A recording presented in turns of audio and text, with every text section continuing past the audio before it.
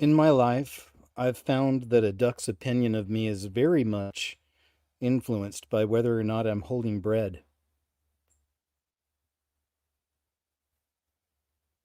Depression is merely anger without enthusiasm. Recently, another world's oldest man has died. This is beginning to look suspicious. What happens if you eat yeast and shoe polish? Every morning you'll rise and shine. Recently, my neighbor made me a green hamburger to celebrate St. Patrick's Day. I asked her how she colored it, and she said she didn't know what I was talking about.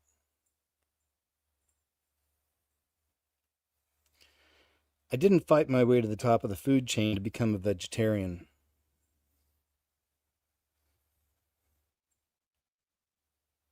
There's people in this life where I have to wonder if their family tree is a cactus because everybody on it is a prick.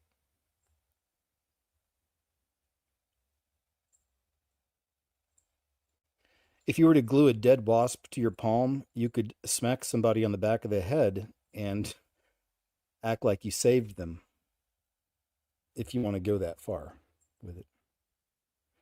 I want to hang a map of the world in my house. Then I'm going to put pins into all the locations I've traveled to. But first, I'm going to have to travel to the top two corners of the map so it won't fall down. Meanwhile, my fear of moving stairs escalates. A while back, I asked the bus driver, "How long will the next bus be?" He replied, "Same length as this one." These are just some thoughts. My name is KJ Osborne, and I want to welcome you, yes, you, to the show. Thank you guys so much for joining me for another edition of KJ's What Happened. We had a great live show last night here on YouTube, a Where Is Your Mind call-in show. Great guests, and I always appreciate you, man, really. Even if we have technical problems, and that happens sometimes, whatever, just the fact, you go out of your way to call me, just to talk or to jump in, just to chat. I really appreciate it. So thank you. Had great guests last night, as always, and I hope you had a chance to see the show. I uploaded it already to Rumble and BitChute also. So please check it out. Oh, a little update too. I mentioned this last night. So for those that didn't know, my website, it's called Who is KJ Osborne. I started it in 2015. So I've had this website for a decade. That's so crazy to think, but I've had it for 10 years. And in all those years, I really didn't have too many problems with, hacks or anything or malware. But about 6 or 7 months ago, it really started in thick, and it's still under attack. But I just didn't have the proper things in place, to protect it. I didn't realize. And these people or person or whoever it is that's been doing this, they really jacked the site up, man. They removed all the award notifications from my movie. It was one of the first things they did. It's not very nice. Removed a bunch of videos, man. Around 100 videos are gone. And then you add to that the videos that are gone because the scariest movie ever is gone because everything was connected to my site. So it's been a lot of work, man, but I'm restoring it. I've been working on it now for a few weeks, and it looks like it's finally secure. You've got to pay for it. You got to pay for all this stuff, malware and everything else, but whatever, man. I did, thanks to my supporters, I'm able to do stuff like that, and it looks like we're in a good place now. So I'm rebuilding it slowly but surely. It's still there, and it's been there all along. It was just being gutted, slowly but surely. Really weird, man. Just not cool, not cool. But either way, man, it's good now. So thank you. I've been restoring. I uploaded like 10 new videos yesterday or the day before. Yeah, I think it was the day before. So been going through and finding everything I can, which isn't easy, and uploading. I found an old classic of mine that I always liked called First the Statues and Then the Churches from 2017. I was like, yes, it's like digging for treasure, having to go through these old computers and trying to find these clips and everything. So either way, man, that's all been good. So just in case you didn't know, and there are a lot of people that just go to my website. I've noticed that on the numbers from the site. So if you're one of those people, sorry it was so screwed up for so long. But like I said, we're good now. All right, so as far as this week goes, I've got Uncensored coming up on Monday, always on Rumble, 2 p.m. Central Standard. Please do check it out because there's a lot of stuff there I want to show you that I can't show you here. And, oh, my new video is coming up this week also. So just one more shout out to that Subscribe Star family and the Rumble Wells and all who support the videos and shows in whichever way you choose. I'm solely supported by you, and thank you for keeping me in it so long. Okay, enough about all that. Thanks, Tamara, for being here. Good to see everybody coming in. And let's go ahead and jump into the show. A lot to get into, so let's not... Oh, boy. Give me a second. I'd already set this up before. I don't know why this does this sometimes, but we got it. There we go. That should have taken care of that. All right, good. First story, Gen Z says it's unprepared to enter AI-infiltrated workplace. It's pretty amazing. Remember forever, so they Mexicans going to take our jobs, you know, all that. Well, no, it's AI and robots. That's the real concern, and because it's coming in quick. And this youngest generation sees it. They understand it. Trade schools are thriving right now, which is really cool to hear. The high school I went to had trade schools in it. And military recruitment is up as high school students choose new paths towards jobs and careers. Yeah, interesting too how it falls in just in time for all the biblical wars forming, and we know that there'll be some kind of a draft, I'm sure, at some point. But it's interesting how this is all working perfectly. It's like the young ones see what's happening to the job force, to the workforce, AI, robots, seeing all this stuff changing and moving and coming in. So of course the military is going to look like a much better option, you know, for a lot of people. And that's what the system wants and needs, right? It's like we got these wars coming up that are forming right now.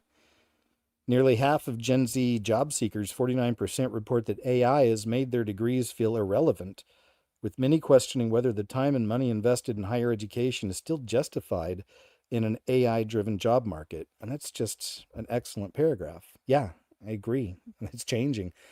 As artificial intelligence floods the workplace, nearly half of Gen Z job seekers say their degrees have already been made obsolete by the rise of generative AI tools like ChatGPT, and they're wondering why they even bothered hitting the books in the first place, right? Because, and we've seen this too, that over the last few years, more and more students have been using ChatGPT and AI to complete their assignments. It's a waste of time and money, according to respondents to a new report which found 49% of Gen Z job hunters think their college education has lost value thanks to AI. You're not wrong, kids. Welcome to the end of days. Gen Z now makes up a third of the audience on X, driven by authenticity, free speech, and memes, is the claim. This is Mavi. Let's wait. We'll do some Mavi later. I like to do those later in the show. So let's just jump ahead. The United States is set to launch a satellite straight out of a James Bond movie capable of beaming solar energy anywhere on Earth. Etherflux has secured $50 million in Series A funding to develop a constellation of modular satellites capable of harvesting solar energy in space and transmitting it to Earth. That is like something out of a movie. Unlike previous concepts that envisioned massive solar panels in geostationary orbit, Etherflux proposes a network of smaller modular satellites in low Earth orbit.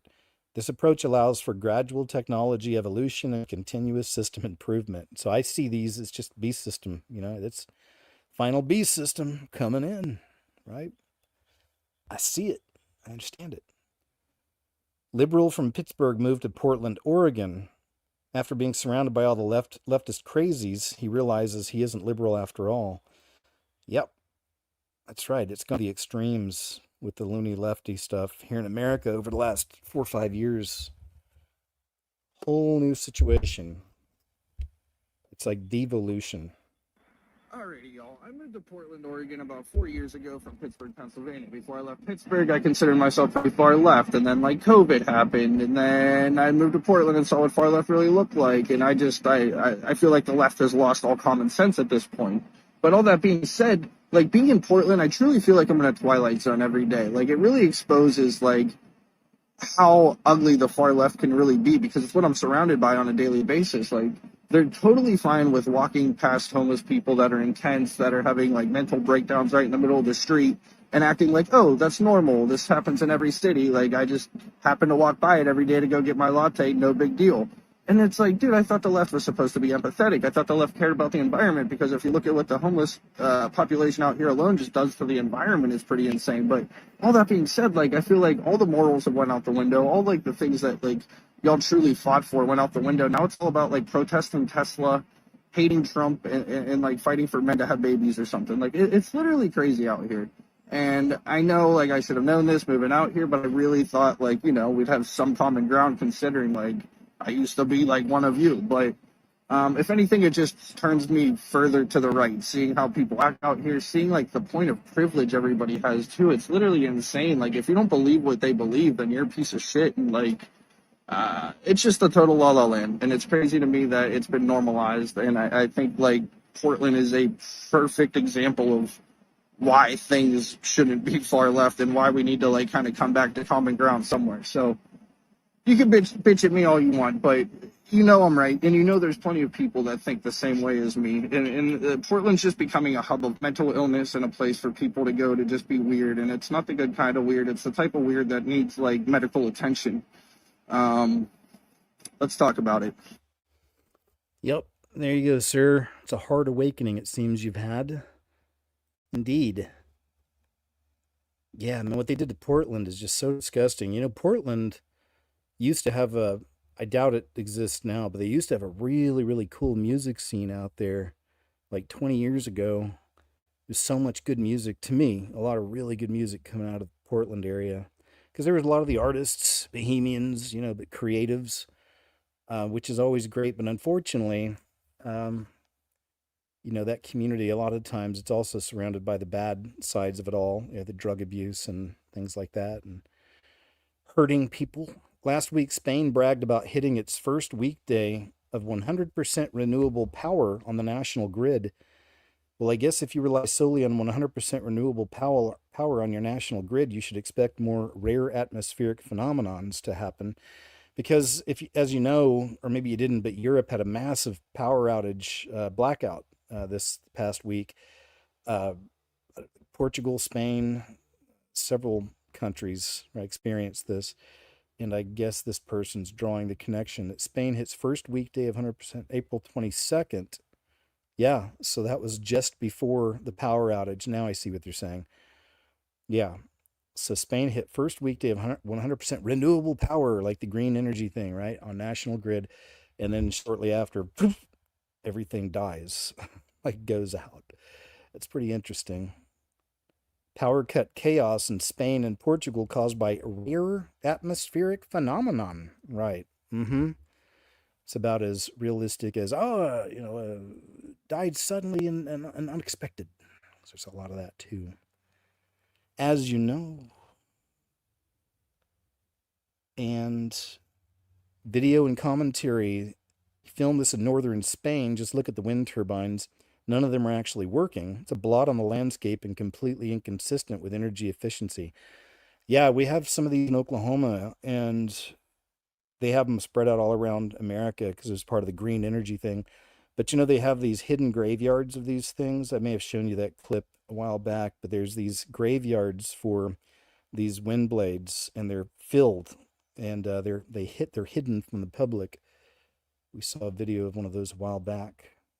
This is in Spain. Well, I'm in Spain, and I've stopped on the motorway because I've seen something remarkable. These windmills, as far as the eye can see, as far as you can see, hundreds of them are doing absolutely nothing. They're not turning, they're not generating anything. I don't understand any of this anymore. None of it makes business sense or common sense. This is utterly insane what we're doing to the planet. And look how ugly they are. This beautiful landscape. These things are doing nothing. Well, call me old-fashioned, call me a conspiracy theorist, but this ain't right. This ain't right at all. Another Ponzi scheme. Indeed, sir. Indeed. Yep. Like I said, we've got them in some parts of Oklahoma. And years ago, and when I first saw them, I thought they looked kind of cool. I didn't know what the deal was until I found out. Here it is again from Spain. First weekday of 100% renewable power, just days before, or was it the same day? I can't remember. No, I think it was a few days after that. It says, as we mourn the great Pope Francis. Huh? Oh, this is from Rabbi Shmuley. It seems that Cardinal Pietro Parolin, Cardinal Secretary of State, may be the next Pope. The reason I put this up, this guy, Rabbi Shmuley, there's a whole rabbit hole on that guy if you're interested in that kind of a thing. But it was mainly about the new popes. The next two popes, Jonathan Kleck covered this recently too. The next two popes fall right in line with they're both named Peter, right? Little Rock, Black Pope, Final Pope, whatever. But it's all lining up as some old prophecies have said. Shmuley, Rabbi Shmuley, quite the rabbit hole. If you are interested in that sort of thing. Man, this is a cool one. It was from, this is an old school cool video from 2012, back when I was just getting started on my path with being on YouTube and covering, strange, unusual. It's how it all started off, and it just kind of evolved into what it is now. But so I always, even back then, loved the strange clips. But here's a really cool one. Some of you may remember this, but something is feeding off the sun. It's hard to say what it is, but take a look at this. There's no audio, but check it out. There it is. Look at that. Looks like tentacles or something. Did you see that? Looks like a tentacled creature or something walking on the sun. Look at that. Looks like tentacles. It's like there's a bunch of little ones there. Oh, same thing. Isn't that weird? What in the heck could that be? And it's enormous, whatever it is. Right? It's got to be enormous. Is it feeding off the sun? We've seen tentacled creatures nowadays up in the skies. The Dementors. Whatever you want to call them. Been some amazing footage of those things. I don't know if it's not saying it's the same thing. It just reminds me. So there you go. Old school clip 2012. Definitely made the rounds back in the day. It was a real popular one. This is from Benjamin Rapture Ready, and it's just, if anybody, because I've seen people say, "Oh, the Rapture, it's not in the Bible." Yeah, it is, all over the place. So you can check out Benjamin Rapture Ready. This would be a good one to share for people who say that. But right here, and and there's more. So there's this. And then I think there's a whole second page too. I think so. Yeah. Second coming verses, which is a difference. It's a difference between the second coming and the harpazos. So this is a really good one, just for educational purposes. If you ever want to share that with somebody who claims that it's not biblical, you can send that to them. And it's not to be like, yeah, I'm right. No, man, we care about people. I care about people. And, you just want them to know. It's important. A Muslim man says he's buying churches all over Florida and converting them. Oh, boy. We bought 3 churches so far, converted them to masjids. And now we have one we are buying with a school to make it, because we have to serve the same people. The people who were part of that community, one day they will be Muslims. So we'll make it into a masjid and an Islamic school for our children and their children, inshallah. 100 years ago, they invaded the Muslim world and they built missionary schools and destroyed Islamic schools and masjids. Today, we bring the favor back, turn their churches into masjids and their schools into Islamic schools. Bring the light of Islam to here. We're able to buy ready to... Oh boy. Yep. And this is just one example. Spreading quick. Spreading quickly. I pray they all find Jesus. Well, here comes the authoritarian police state. Check this out. From Itty Bitty Terra. Trump tells the Atlantic he runs the country and the world. Now let's talk about this executive order. Strengthening and unleashing America's law enforcement to pursue criminals and protect innocent citizens. And from the looks of the executive order, it looks like he is building a standing army. This executive order hands military power to local law enforcement. Now, when Biden was in office, nobody liked this idea, but now, all of a sudden, people are okay with it. This will authorize the transfer of excess military equipment to local police departments, increases federal funding for law enforcement, and provides legal protections for officers that are accused of misconduct.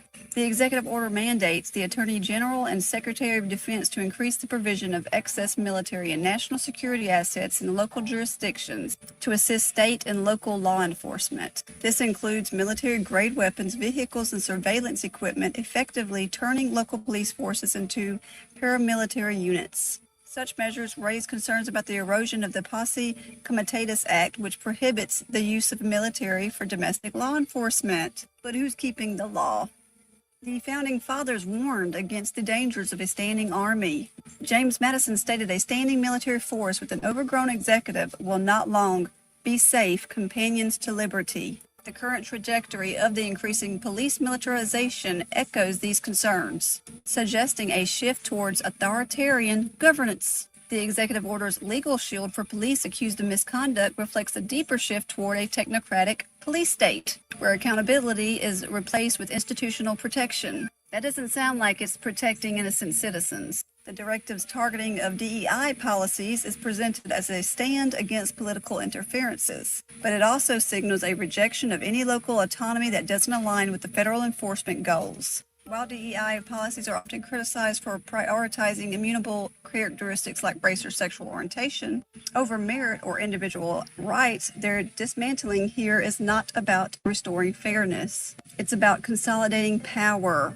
And doing so, the executive order sidesteps both civil liberties and federalism, making it clear that the goal is central control, not a freer or fairer society. In short, Trump's plan does not just militarize the police, it pseudo-federalizes them, makes them unaccountable, and installs them as a politically protected enforcement class within a growing surveillance infrastructure, which is just another step into Agenda 2030. Not only that, but listen to what he said.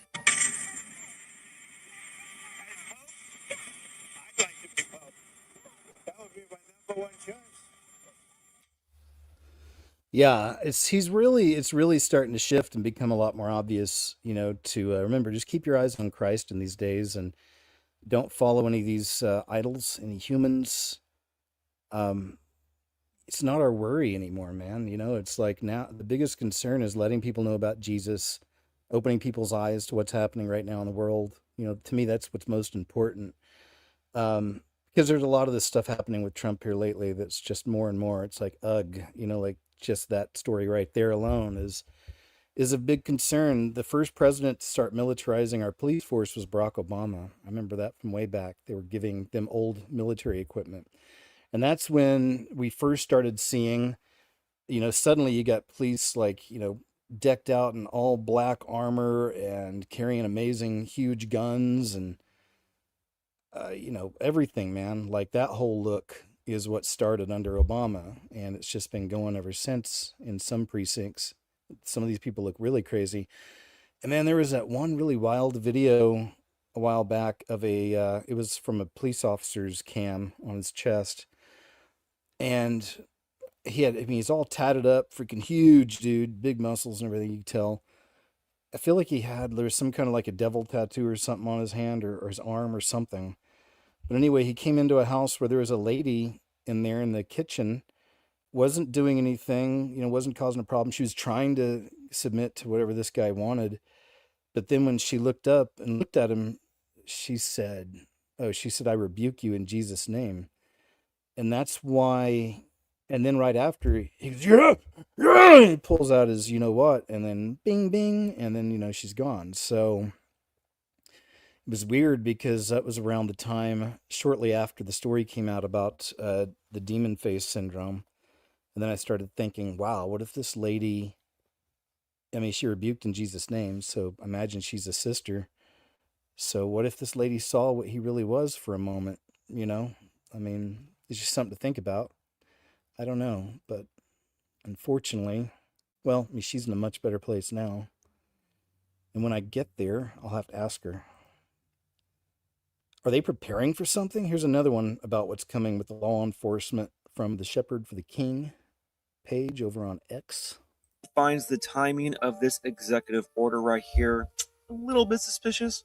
Just a little suspicious. Where this executive order was signed by Mr. Golden Dawn on April 28th, strengthening and unleashing America's law enforcement. Please tell me I'm not the only one who finds this verbiage right here unsettling. Because I'm not sure about you guys, but when I hear the word unleashing, I cannot help but think that it means something bad. And again, I'm not sure about you guys, but the first thing that I imagine when I see this word unleashing is me thinking about somebody holding back a rabid Rottweiler, and they are kind of speaking in a kind of villain voice going, unleashing the beast. But hey, that's just me. So yeah, back to this executive order of unleashing America's law enforcement to pursue criminals and protect innocent citizens. I again just find the timing of this executive order a little bit suspicious. Because at the same exact time that we have this executive order unleashing law enforcement, we have the fears of empty shelves looming over us all. But at the same time, we witnessed Spain and Portugal experience a widespread blackout. That could be a sign of things to come. But at the same time, we saw a major U.S. bank, which was Citibank, hit by a nationwide outage as users reported issues with credit cards. It actually wasn't just credit cards, they were also locked out of savings accounts. And at the same time, we had this going on where thousands of LA County workers flooded the streets in protests. Then on top of all that, we have this situation right here with India and Pakistan increasing. Like things weren't crazy enough. And oh yeah, I almost forgot to add this right here, how Texas House of Representatives passes a bill to criminalize political memes. This was House Bill number 366. And this bill would imprison anyone who posts a political meme for 1 year if the meme does not have a government disclaimer. Now, before I move on, let me just throw in my little opinion here with this House Bill 366, because on the surface level, it looks good because they're trying to combat AI-generated, political material, but within it, it can also attack individuals like ourselves who post funny little political memes, things that are not real, right? So it opens the door to, again, abuse from the government. It is stripping freedoms away. This is a prime example of the Hegelian dialectic, problem, reaction, solution. So what's the problem? AI generated pictures and things that can really be scary with fake information or, false information. So then what do? They bring in a solution to then combat that problem, which then restricts our freedom. So again, take a step back and look at the bigger picture. So again, there is a lot going on right now, and I just find the verbiage of unleashing America's law enforcement a little concerning, and also the timing is a little bit suspicious. And not to mention this idea of pursue criminals and to protect innocent citizens, right? It sounds good and lovely, but the question that arises in the future, what will be the definition of a criminal? Because again, as we saw right here with House Bill 366 in Texas, if you post a political meme, you could also be deemed a criminal. Therefore, since you're a criminal, America's law enforcement will be unleashed on you. Ooh, yeah, are you ready for the unleashing? Kind of hurts my voice. But with that being said, only unleashing that we should be concerned about as brothers and sisters in Jesus Christ is unleashing the Holy Spirit in our lives. Kind of makes sense, right? But kind of like the idea of unleashing the Holy Spirit in your life to walk in the Spirit with the fruit of the Spirit, love, joy, peace, patience, kindness, goodness, faithfulness, gentleness, and self-control. I don't know if that verbiage works, but I'm trying here, okay? Now, with that, I want to leave you with 2 Corinthians chapter 10, verse 3. For though we walk in the flesh, we do not war according to the flesh. For the weapons of our warfare are not carnal, but mighty in God for pulling down strongholds, casting down arguments and every high thing that exalts itself against the knowledge of God, bringing every thought into captivity to the obedience of Christ. So as you just read along with me straight from God's word, take every thought captive. The spiritual war takes place in your mind. That's right, man. Thank you very much for the report. The Shepherd for the King channel over on X. I saw just briefly a message here in the chat, but I just want to say too, and an apology, because I've mentioned this before. I definitely don't see all my messages and, you know, emails and all the other stuff, you know, just telling you, because, and unfortunately it's because I've had to spread out so much over the years. When I was all like in one place, you know, on YouTube years ago, I was real good about, you know, responding to emails and all the messages and all my social media, you know, whatever on at the time.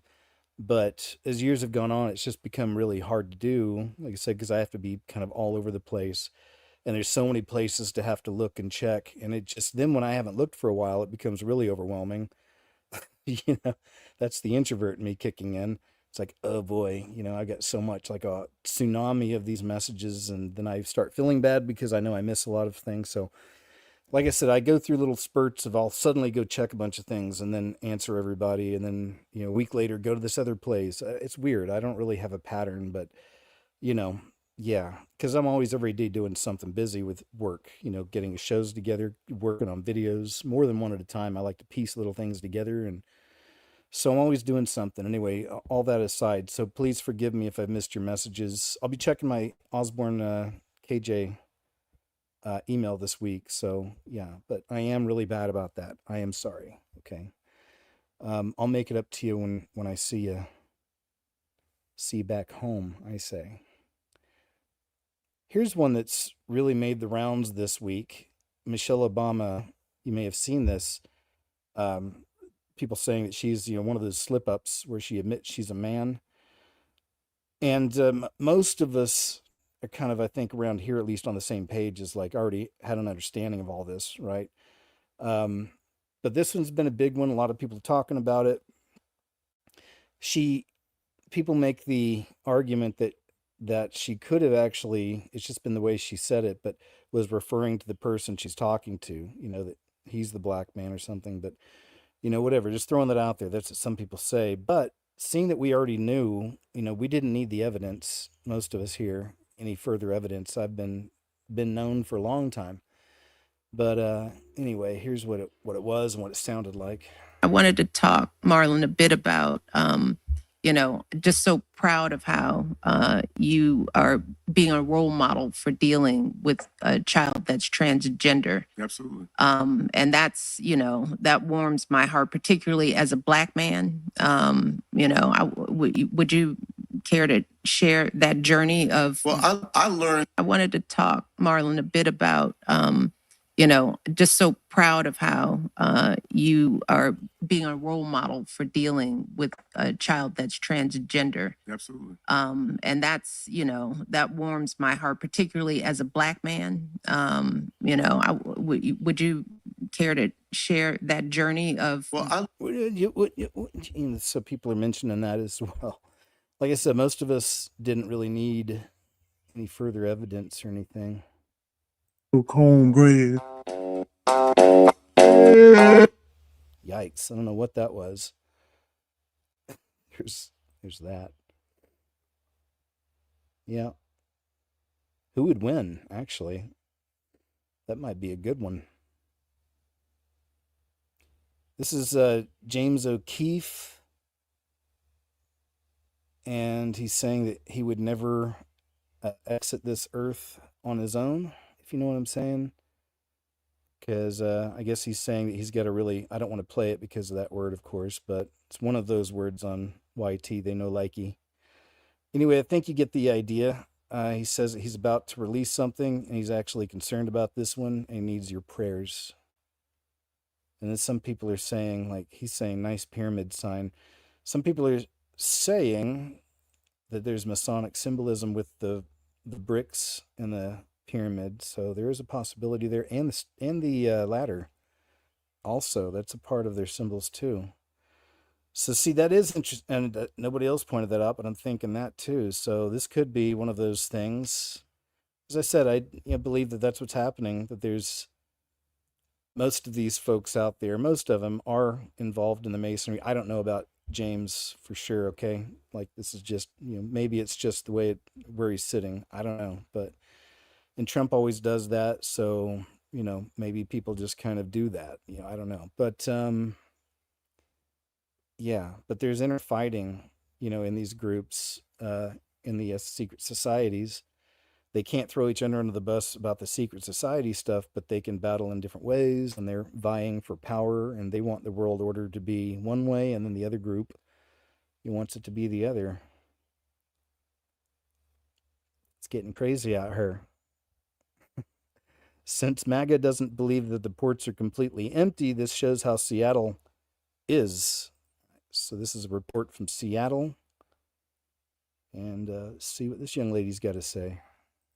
All right, well, so if you go to my other videos that I've now threaded through here, right, I've walked the whole fucking port of Seattle, starting from the Coleman docks down to the second set of cranes, and there are no shipping containers. It is empty. And also, if I stand up on here, or I even, was able to, there are no ships in the harbor. There are none. Actually, okay, there is one ship, and I don't know if you guys can see this very well because of the fence, but there is one ship that's docked over there, and I think that there might be some shipping containers in the next harbor over. I'll find out, but this whole harbor, which is usually bustling and full, is empty. The only thing that's in there is some cars. It's not a false lie, and I'm sorry that you needed to be shown, but yeah, no, this harbor is empty. This harbor is empty. Yeah, I posted 2 other videos as I've made this crawl. I've walked almost a mile to show you guys that this is empty. But yeah, the harbor is empty. Boom, boom. Alrighty then. So there's one report. I've for the last couple of years have always said that I believe in having at least a couple months of preparations, and I do. Like I said, I've did it so long ago, some of my stuff might be running out, like the canned foods. I'm not sure. I need to go look at everything, but that's just for me, and I would suggest other people do it, especially now, because we're probably going to see empty shelves and all this, and who knows how long that'll last. Will that be truly the beginning of the end in a way? Like it'll never come back again? Or could it get course corrected, within weeks or a few months? That's the hope, right? So just in case, it's a good idea to have things already on hand. You can get it cheap, bunch of rice, bunch of dry beans. One of the best things ever right there. Combos, good and cheap. Like I said, you can get a lot of it. And, a lot of canned foods. I'm into Spam. I got beanie weenies, all that kind of stuff. But anything that I could get that had a pretty good shelf life. FBI is reassigning the agents from the iconic photo of them all kneeling. This was an Egyptian thing. I did a video on it, if you didn't know. The Egyptian and the fist up. It was straight out of ancient evil Egypt. So here's this. Remember these people? It's crazy. Crazy, I tell you. Madness. Marines perform boarding exercises with jetpacks and landing on a high-speed ship. 33. I'd shown this one. This one's been around for a while, for at least a year or so, I think. Look at that. Isn't that cool looking, though? That'd be so fun, don't you think?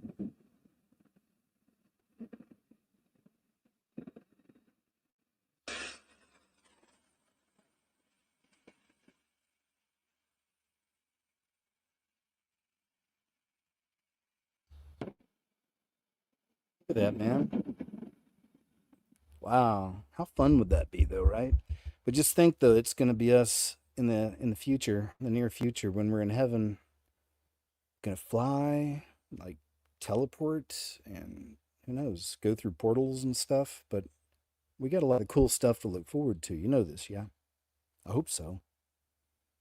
It's going to be great. Bitcoin theory. Dun, dun, dun. Who is the real creator of Bitcoin? Is the question. So this picture right here, what does that look like? Bitcoin logo. This logo right here was from a game called Space Quest. Came out in 1991. Here's where it gets spooky. So that game came out in 1991. Okay. On the development team, Hal Finney himself was on the team. Explain who Hal Finney is. Who is Hal Finney? Hal Finney is the first person to receive a Bitcoin transaction on the blockchain ledger. The very first person. If he is Satoshi Nakamoto has 1.1 million Bitcoin. Mm-hmm.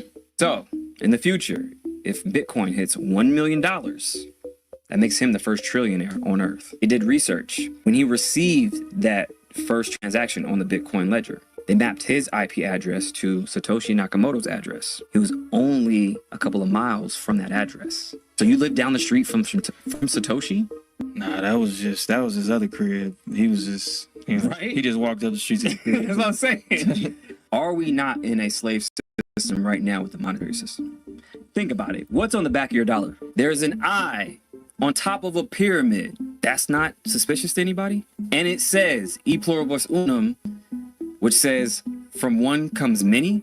Sounds like a cult. That sounds like a cult. Are we not in the mark of the beast system right now? We've been in the mark of the beast. I think cryptocurrency is the exact opposite. I think it's to free us. It's decentralized. You become your own bank. You don't have to adhere to the system right now. Completely circumvents the Fed, circumvents, IRS and everything else. Trump just passed a bill, the first crypto bill, to where the IRS was going after DeFi platforms and everything else, to where, because he has a DeFi platform. So of course he's going to sign into law, breaking that chain to where going after DeFi platforms and everything else. He just signed that first crypto bill. That's the first one. Hal Finney himself. He's in Scottsdale, Arizona. Love Scottsdale. And he's frozen. Hold on. He's frozen right now. He's frozen. Nah. In cryogenic stasis or cryogenic form. Good one. This guy has got an awesome channel. Let me see if this is his. No, somebody's sharing it. Oh, it is. No, it is. That's him. Oh, this picture. Right. The Maverick Approach page over on X. He's another one I found over the last few months. Just really liked a lot of the stuff he's putting out there. This is very interesting. Yeah, Bitcoin has been actually rising quite a bit over the last couple weeks, and it's almost at 100,000, which is pretty crazy. But there's people in the know that are forecasting it to get up to 1 million. Some people say up to 25 million. It's crazy, man. It's a whole new world, it's coming anyway, the digital currency. And he made great points about what it does. It does circumvent all these agencies. Nobody knows what you've got or how much. It's kind of awesome. I think. I love all that. That's what I really like about, like, PayPal is really cool like that. Cash App, they all kind of circumvent the old system. You know what I mean? And it's cool to use now. And in the future, it'll be used against everybody, the technology. But for now, it's like, the young generation will never vote liberal again, this young lady says.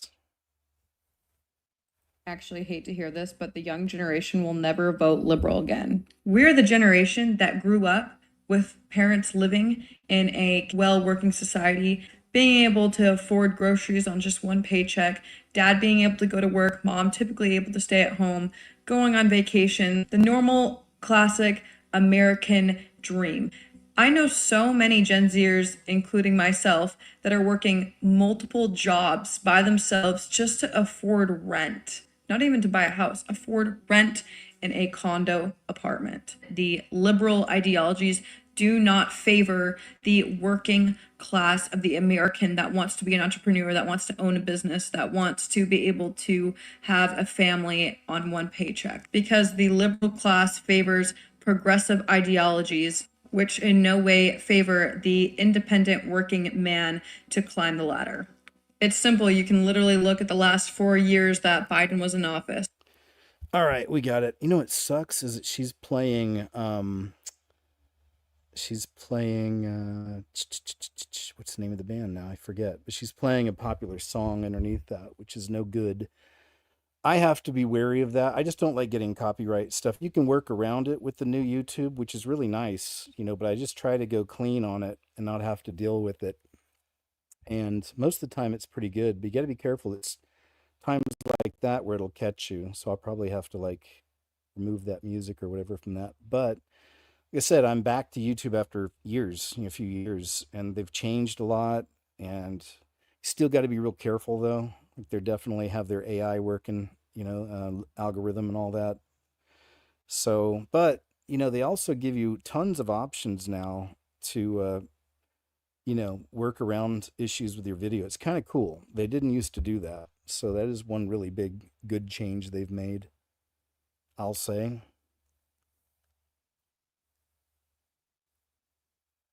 So, oh man, you know what? Let me read the note.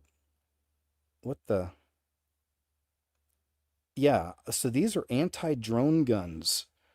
Most people, judging by the responses online, most people had never seen this before. I'd never seen one of these things before till this week.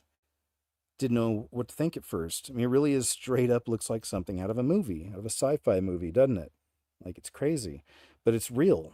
It's like an actual anti-drone weapon. Come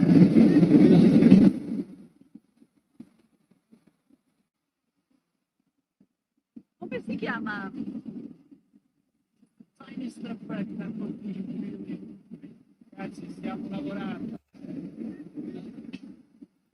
So yeah, so we got that, but I think there's footage. Yeah, look at this. Italian army tests anti-drone jamming gun. That's from November 2nd, 2020. So this thing's been around. That's pretty cool. I feel like there was some footage. I may have saved it. Let's see. Let's see what's next. I think I may have got some footage of them testing it. All right, check this out. Coincidence? Question mark? Or no? This may not be news to some of you, but I just found out a very interesting, complete coincidence about the Obamas and the Clintons.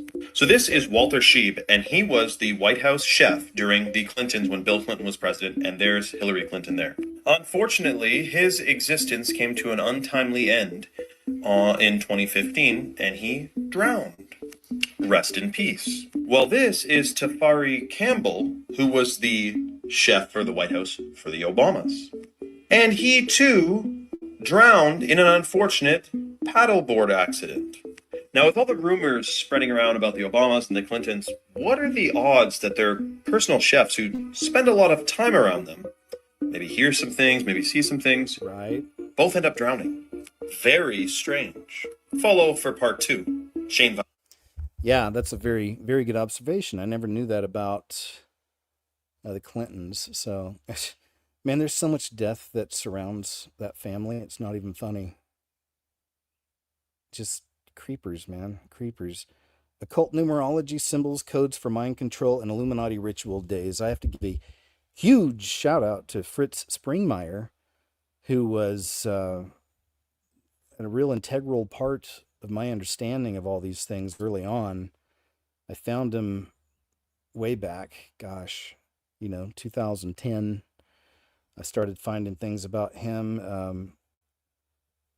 Somehow got my hands on one of his books about deprogramming Illuminati mind control victims. Anyway, man, so it's been a long road. I've listened to him for a long time. He was actually in jail for many years. I don't know if y'all knew that. Got set up by the system, that's a whole other story. Wait, yeah, it was. That's right, because a couple of them, because Kent Hovind also spent time in jail, right, for a while. And he's great. If you never listened to Kent Hovind, if you want to understand, like the real history of the world and all that, just check him out. And among other things, he's just great. Kent Hovind, Hovind. We got Fritz, who really is a legend in the truth movement, legendary. And we will just kind of jump in a little bit and we'll just play some. He's so good. All right, check it out. And they were teaching us in graphic arts in college to make these kinds of symbols. They use pyramids and stuff. So you can't conclude when you see an occult symbol that the person who made it knew what they were doing. They might have just been following the trend of the world, so to speak. So numerology serves many purposes. It serves magic, astrology. It serves for codes for mind control, for fixing destinies and dates, finding out if one is lucky. So I have one book which I don't sell online. It's Ezekiel 6:3, which gives ritual days. Essentially, to sum it all up, essentially every day of the year, there is some kind of ritual that can be done. But then there's also certain dates that are actually Illuminati ritual dates. And I will tell this for you, for those people that are trying to, like if you have a neighbor watching to see if they go to a ritual. Not always are rituals held on the exact day that you would think that it was going to be held. They might be, and some rituals are held on a little bit slightly off the date. So here on the left-hand side, we see two lucky numbers in the Chinese, 168 and 888, because even numbers are lucky for the Chinese. And there's, in the middle, you see a way that the occult can pair numbers. So like A, J, and F equals 1, B, K, T equals 2. If you get into understanding secret societies, we're talking about Freemasons, Odd Fellows, you will find across the board that the foundation for these occult groups is the Kabbalah. Gematria, which is Kabbalistic numbering, is very important within Kabbalah. So basically what I've just told you is like the foundation, the secret hidden knowledge for so many of these groups all goes back to Kabbalistic number systems. Freemasonry grew out of operative masons. If you look around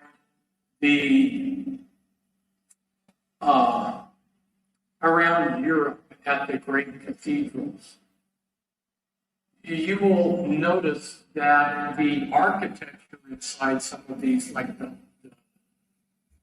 Cologne, the architecture inside these cathedrals is absolutely mind-boggling. And the numbers and the numerology is absolutely mind-boggling. Because remember what I said previously, they believed that you could understand the mind of God by understanding the magical significance of numbers. So the trade guilds that built these sacred churches put a lot of numerology into these churches. But there was also some other aspects of these churches that at this point I will bring out to you. Almost across the board, the Catholic Church, which was the church in Europe for years, as most of you know, they picked pagan occult holy sites to place the churches on. Not only are these Catholic churches placed on pagan ritual sites, but the original pagan altars are underneath the Christian altars down below. They're still intact. And not only that, but in most of these places, portals for spirits. Now we're getting all that right back to the ark. The portals, underground portals are there in Man, I told you. I mean, he's great. I believe, mind-blowing information all the time. So check him out sometime. Fritz Springmeier, Meier. Really is legendary. Been around forever. He was imprisoned on false charges in 2011 for 8 years in order to silence him. Isn't that crazy? So yeah, check him out. And Kent Hovind. Shout out to Kent as well. I think he's still on YouTube. Justin Bieber is getting the Kanye treatment. Let's check some of this out here. I don't know if Justin is new around here, but the music industry, well, let's just say the music industry is all about worshiping the devil.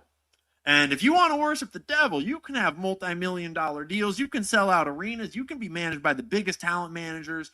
But if you want to worship Jesus, yeah, that's going to be a hard no and a smear campaign. And it's just, a little weird that every creative person, a type of people famous for thinking for themselves, that they all have the exact same political beliefs, that they all parrot the exact same scripts, and anyone that steps outside of that script gets the same treatment. But apparently, when Jason didn't get the $1 million loan, he turned on them. And suddenly you wind up with all these hit pieces where Jason is smearing Justin and saying things about Justin that aren't true, because those rumors overlap directly with a coordinated, highly sophisticated smear campaign orchestrated by deep power players inside the music industry. The FBI actually came and snooped around a whole bunch and investigated Justin relative to Diddy, and they found nothing and left.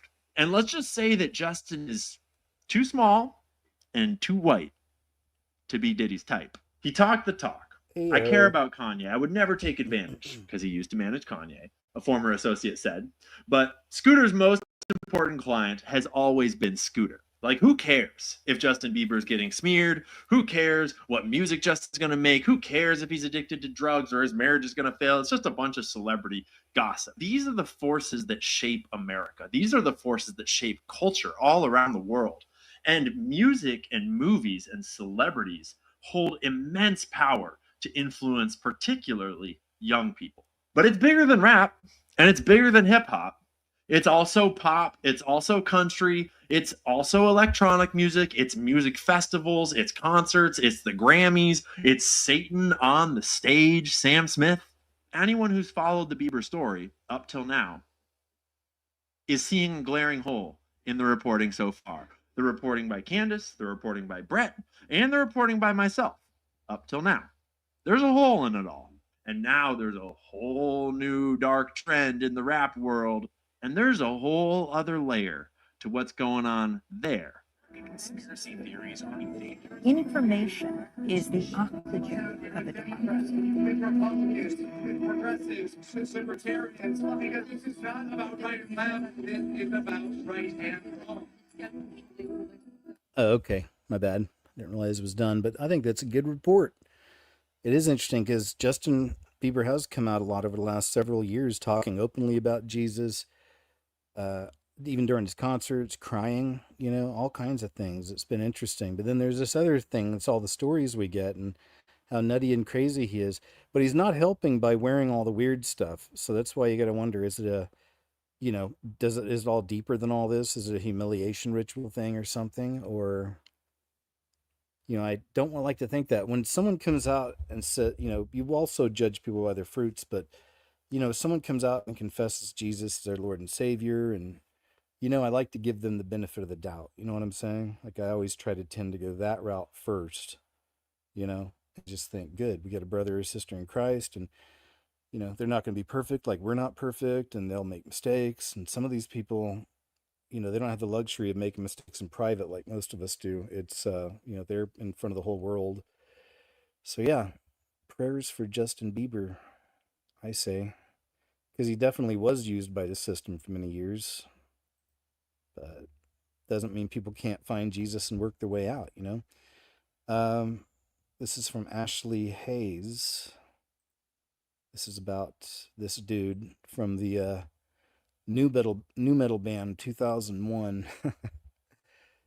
But he's proclaiming to be the Mahdi, which of course is garbage. But the Bible told us there'll be days like this. There is certainly one son of perdition, but there'll be many, quote, antichrists that'll be popping up. And we're seeing it. It's crazy. The successor of the Comforter, the successor of Simon Peter, the successor of Muhammad, the successor of Jesus Christ. I am the true and legitimate hope. I am the proof upon the Christians. I am the son of the Muslims through my father, and the son of the Christians and the Jews through my mother. Honestly, y'all, at this point, if anybody says that we're not in the end times, this is a picture of them. They completely have their head in the sand. Because not only do we have the blatant lie that the body of Jesus was found in hidden chambers, which is a direct fulfillment of prophecy that we see in Matthew 24:26, he is in the secret chambers, believe it not. We are now watching Matthew 24:24 unfold in front of our eyes, for false messiahs and false prophets will appear and perform great signs and wonders to deceive, if possible, even the elect.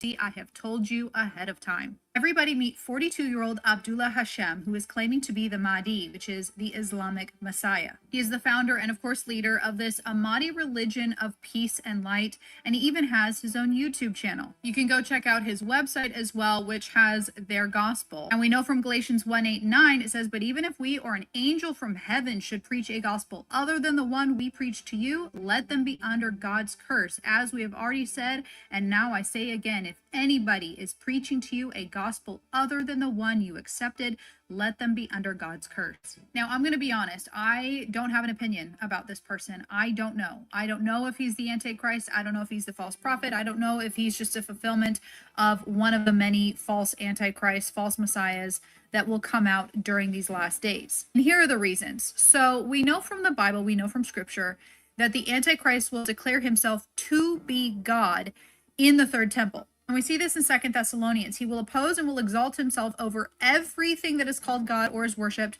so that he sets himself up in God's temple, proclaiming himself to be God. We see this again in the book of Daniel. And at the temple, he will set up an abomination that causes desolation, that is him declaring himself to be God, until the end that is decreed is poured out on him. In order for a Muslim to declare... Sometimes wonder maybe that has something to do with when the Antichrist, the lawless one, the son of perdition, when he's here in the flesh during that time, and then he emerges with the AI god that Elon Musk is creating in Memphis, right? All places.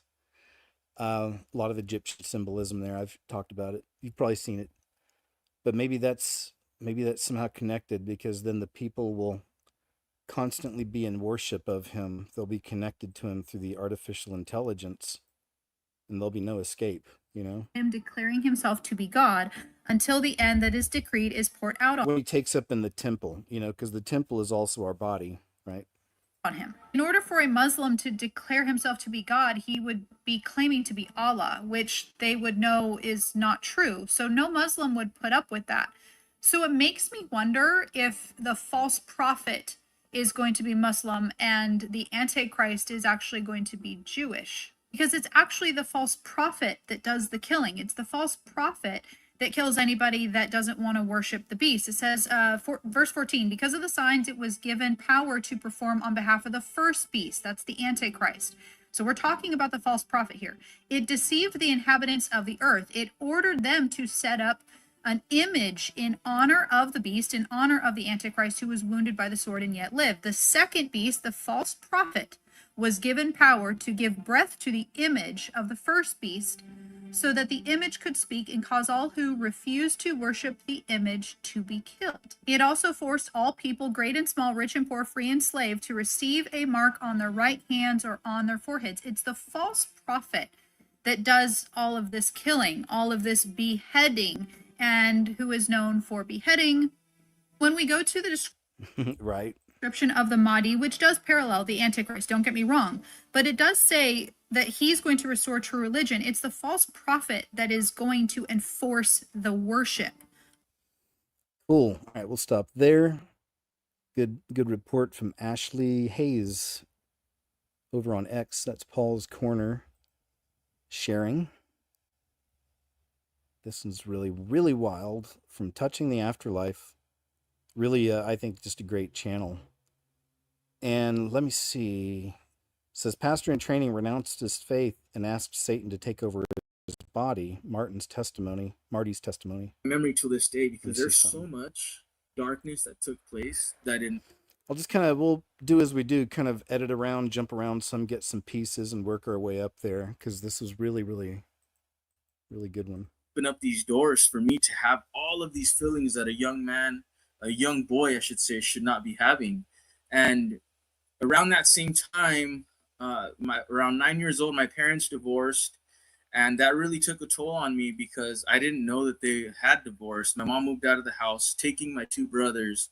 And it was given to me in a very abrupt way. My father thought that that I knew that my parents had divorced. So we were eating dinner, and he ended up sharing with me how, your mom and I left each other and we're not together anymore. And I kept a straight face, said, yeah, Dad, I've seen that. And shortly after, I remember just going straight to my room and crying and weeping. And I just didn't know how to feel. I wasn't shown how to register my emotions. So my mind was going wild. Everything was going crazy in regards to my emotions internally, and having no one to really talk to about it. My father turned to drugs and to cope with everything. And my mother began looking for a man to fill his shoes. So I seen my mother throughout the next couple of years of my life searching for a husband, searching for a man, but she never sought the Lord. And my father turned to drugs. He turned to feeling things in his heart that only the Lord can fill. And he was numbing himself instead of allowing the Lord to break the chains off of his life that were keeping him entangled. And as I grew older, my mom ends up finding a man to fill his shoes. And yeah, thank you. Let me check something out here. 7 days ago. Yeah, I think maybe I did then. Somebody recognized this from last week. So I think this probably one I just added that Saturday morning or something. So we probably did see some of it.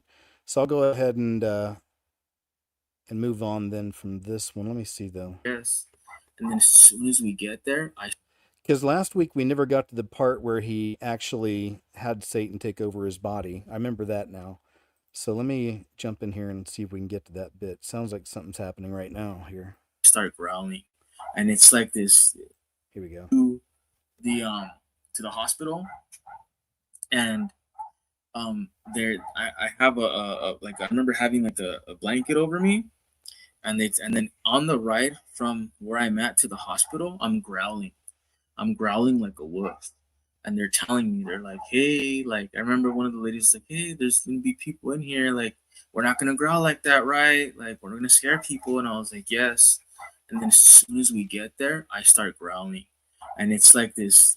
It's just it's demonic. It's this deep growl that I had. And when I started doing research into this after everything happened, there is a sect of Satanism that's called the Lycan sect. Lycan means wolf, and they go really deep into their sacrifices. And so there was a connection in that, in calling upon Satan, in the witchcraft, in the wolves. There's a connection in it. And I'm growling, and I'm growling, and I have this deep growl, and then the CHP finds out that I'm a missing person because they call him. And then my wife's on the phone. She's not my wife. I tell her, you're not my wife. I'm married to a celebrity. Completely crazy. They take me to the psych ward. And as I get taken to the psych ward, I remember being in the psych ward, and I thought in my mind the demons are telling me like they put me in like a big room, and it was like closed, heavy door.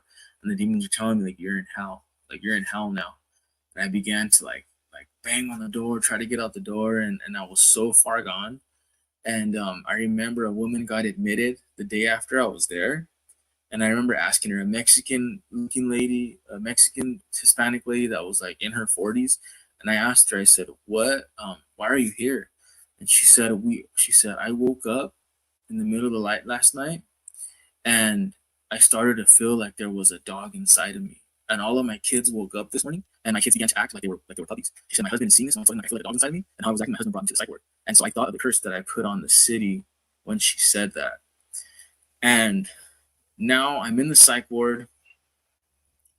I'm so far gone. Everybody, like I posted, a lot of videos on social media. And in these videos, you can see my face contorting and it's demonic possession. Whoa. And a Christian cannot be possessed. So let's keep it doctrinally sound. Once you invite the Lord into your life and you become born again, and the Holy Spirit comes upon you, he falls upon you and he fills you, a demon cannot enter in. The light will always overpower the darkness. But since I had renounced Satan after being a believer, or renounced the Lord, and invited Satan, that gave way to demonic possession. So in these videos, you just see me like shaking and like doing things, and my face is like contorting, and it's demonic possession all the way. And people were seeing these on social media, as I was posting these videos. So my reputation's ruined. My family is scared. My wife is scared. The doctors are telling my wife, the psychiatric doctors are telling my wife, we're going to keep him here longer. And there is so much dark matter in your husband's brain, in his mind. He's too far gone. He's never going to be able to provide for you again. He's never going to be able to support you in any way. And, he's not going to be able to help you out. So like, this is how he's going to be for the rest of his life. And that is man's wisdom. Man's wisdom does not ever consider the spiritual side of how God can heal you. So I'm in the psych ward. I'm waking up to faces that look like demons rushing towards me. And I'm on psychiatric medication. I had 700 milligrams of Seroquel. So if anybody knows what that is, it was like a horse tranquilizer. Like I would be drooling from taking it. And that's the state that I was in. Whoa. And I don't. So I allow my family to get a hold of me because a psychiatric patient has rights. So I give permission for them to get a hold of me. I'm like angry and I'm like saying all these things and I'm just completely out of my mind. They want to keep me longer. I end up leaving the psych ward because I requested it. My dad and my grandfather picked me up, and I remember after they picked me up, they were looking for a men's home to put me in. So all right, I'll stop there. Still plenty to go if you guys want to go listen to the rest. 111, nice. Touching the afterlife, man, that was really interesting. And of course, I'm glad he worked. Congratulations! Of course, I'm glad he worked his way out of it. This is a really cool one. Remember Blockbuster video stores? Remember the old days, Blockbuster video stores? Even better than that, remember the family video stores that a lot of us grew up with, like just around the corner, maybe a mile from home.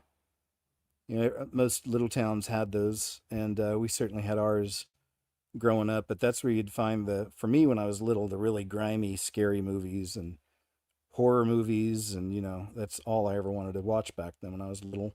But my dad encouraged that. I've mentioned that before. They kept me in church every Sunday, but he'd even wake me up on the weekends, like on a Saturday night, if there was something scary coming on Cinemax or HBO or something, So we'd watch scary movies. Anyway, Blockbuster employee predicts the future in an old home video. Mom, I gotta go. Yeah, I just pulled up at the house. All right, I love you too. Bye. Got promoted. Congratulations. Thanks. What movie did you bring for us tonight? Oh, I got this movie called Making a Little Video or something. Yeah, a little home video on the camcorder. Thanks. Well, what's the movie? This movie called Jackass, the movie. It's supposed to be pretty funny, I thought. Oh, yeah. I haven't heard of that one, but. It's supposed to be funny, I don't know, but. Okay, you seem a little bummed. I thought you'd be excited. You got promoted. No more rewinding videos for you. That's good, yeah. I think they're going to get someone else to start doing the rewinding. They're not doing as much anymore now that the DVDs have kind of taken over. Oh, yeah, you're right. I don't know. I feel a little bummed because I've been promotion and everything, but I feel like I don't know if I'll have the job forever because, you know, no one rents like tapes anymore. So they just have DVDs. And I kind of feel like, you know, everyone's using the internet now. And I kind of imagine like, you know, people sending emails, people probably send movies in the future and just watch movies on the internet. And congratulations! That's right. You nailed it, sir. That's exactly it. It's where we are now. Streaming services. That was some interesting it's an interesting little bit in the movie Idiocracy. That was the first time we'd ever seen apps on a television screen. But in Idiocracy, there's all these apps on the screen, and you know, it's just like now, right? Netflix, Hulu, whatever. And I actually, some of my videos have been just banned and removed so many times, and whoever hacked the site removed all my banned videos. So I've been going through and just putting them back up. I removed the banned list, and now I just put them up on the site. But yeah, you should go check those things out. Some of the banned videos. General Milley isn't the only treasonous, corrupt military guy. Dozens of active duty military were just busted running security to hide and protect a secret underground gathering of foreign terrorists in Colorado. From Extreme Reality Check. Let's check this out. Perspective here, 300 law enforcement officers. What brought about this kind of requirement, this kind of need? Oh, and my point was that I just put up one of the videos that's been taken down so many times called We Are the Idiocracy now. So anyway, you can go to my website or go to Rumble, KJ Osborne channel, and you can find all these restored videos. Need to be here with that show of force. So this is an underground illegal nightclub, okay? And what was happening inside was significant drug trafficking, prostitution, crimes of violence. We seized a number of guns in there. We had active duty service members who were running security at the club and involved in some of these crimes. All right, that's all we really needed to know, sir. That's a real shame. Active duty military, but could be a lot of the people, gang members infiltrating the American military or something like that. I don't know. Maybe. Check this out from this teacher. American high school teacher describes the state of our education system and the younger generation. Lay it on us. I'm not gonna lie, I'm here for one reason only, and that's to say this. This generation of students, kids, whatever y'all want to call them, they're cooked. There's no hope. I done did all I can. I done tried my hardest. I'm a teacher. I done tried my hardest. I teach high school. And I have no hope. Like, I'm not even trying to, like, nothing about this is funny. I'm so serious. Like, disrespectful, addicted to phones. No need to, or want to follow directions. No respect for authority. Like, there's, like, all of this is out the window. Like, there's none of that. I genuinely question every day if I want to have kids of my own because of how cooked this generation is. I pray for y'all kids. My kids are gonna be weird. They ain't gonna have friends because they could never. Never. I'm not. That's really messed up, but it makes sense too. Like the last generation. Every generation getting more and more programmed by the system. But at the same time now, there's so many people have been waking up because knowledge is just so easy to gather now in so many ways. And over the last so many years, there's been a real awakening, and people are really starting to understand the system and maybe not have everything, but they have enough, information. And again, all of us are on different levels, and I'm still learning new stuff all the time. You guys still learning new stuff. Never ever get to a point you're like, yeah, we got it all figured out. This is exactly, because there's always nuances. You know what I mean? Anyway, this is really interesting too, about the Vatican, Pope, all that. Happened at the Vatican. I saw it. We were supposed to meet with the Pope, and I went and I met with several cardinals, I think the good cardinals, and I saw stuff that I had never seen before. That night, we were with, I don't even remember who they were, but they were the most Christ-like, cardinals and preachers or whatever they were. You could tell everybody's guard in that group, everybody's guard was up. And all of a sudden, and I'm not kidding you, the room dropped 10 degrees. And I happened to be looking at the door way across this huge room. And here comes this guy. So he was the main guy that, you had to get by if you were going to get to the Pope. And I said, holy cow, who is that guy? And the whole group of really nice guys turned around and looked at him. And one of them turned back and went, oh, you can feel that? And I said, oh, yeah. And they were like, oh, good sense on you. Oh, no, he's leading the opposition. So he's the guy, I think, that was helping thwart Benedict. But it's exactly what we saw in 2016. It's what we're now seeing in the EU, where the people with power are just taking people out. Yeah, I don't know about his interpretation of all that stuff, because I would say that the thing he saw is, the same thing the Pope is, the same breed. And I'm sure the Pope, whatever it really is much worse, but anyway. It's like, yeah, the Pope's the good guy, and this guy's trying to take him out. It's like, well, I don't know about all that, sir. Let's check this little bit out. Oh, yeah, this is a great one. This is something I learned. I wish I knew this a long time ago. I wish that I had learned this long ago, that there's no need to wake up and eat breakfast. There's not a need for that.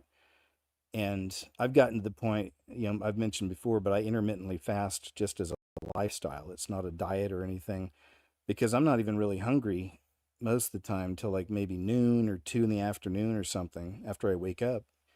I just drink water all day long, and then I drink coffee in the morning, and I'm good, And then a lot of the times what I can pull off is just one meal a day. So I'll eat something, 2 o'clock, and then I'm good. Then at night, it's just snacking on maybe cashews, like nuts and bananas and just stuff like that. Little things, little snacks. So anyway, enough about me. Let's go ahead and check this out.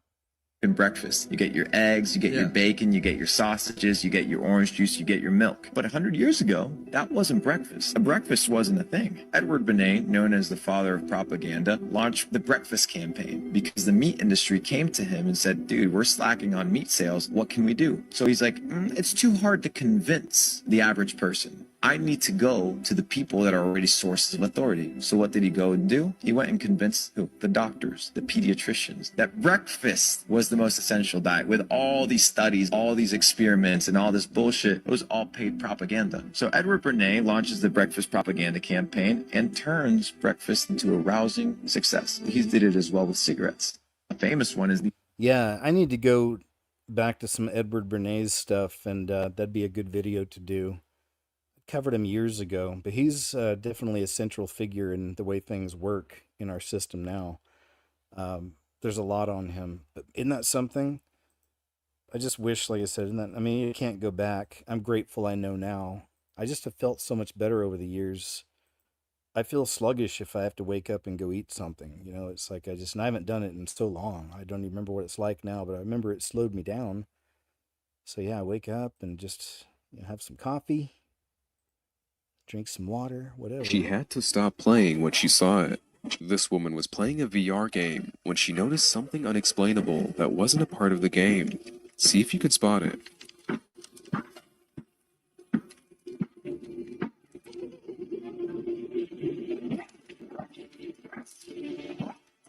Look at that. Now, normally, a VR headset will scan a room and project the game onto the solid objects in the room, but in this case, her headset was detecting what appeared to be a tall hooded figure that wasn't actually there. She's sure she set up the game correctly, so was there really an invisible hooded figure standing in front of her, or was this just a glitch? She had to stop playing when she saw it. It's really interesting, makes me think of the little demons in AI, or maybe just some demonic people behind the scenes putting this kind of creepy crap in. I don't know. But that's not fun. It's not fun to see in your virtual reality world.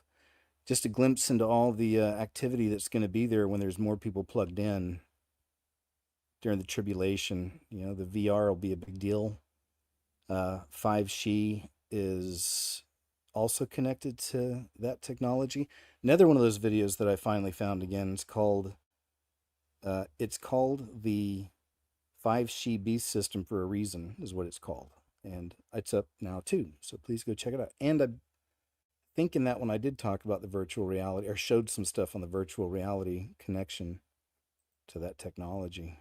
I first got to the NBA and said I wanted the cross to be on the logo. One, I had a target for being the #1 pick. But then saying that I am a believer, the target went from like that to my whole body became a target. We're going to try to destroy his testimony. That's what I've been having to fight. And that's a tough fight. It is a tough fight. Man, that's just so encouraging because I feel like so many people think, oh, well, if I'm going to be a Christian, then that means I got to become a pastor. And I'm like, yeah, we need pastors.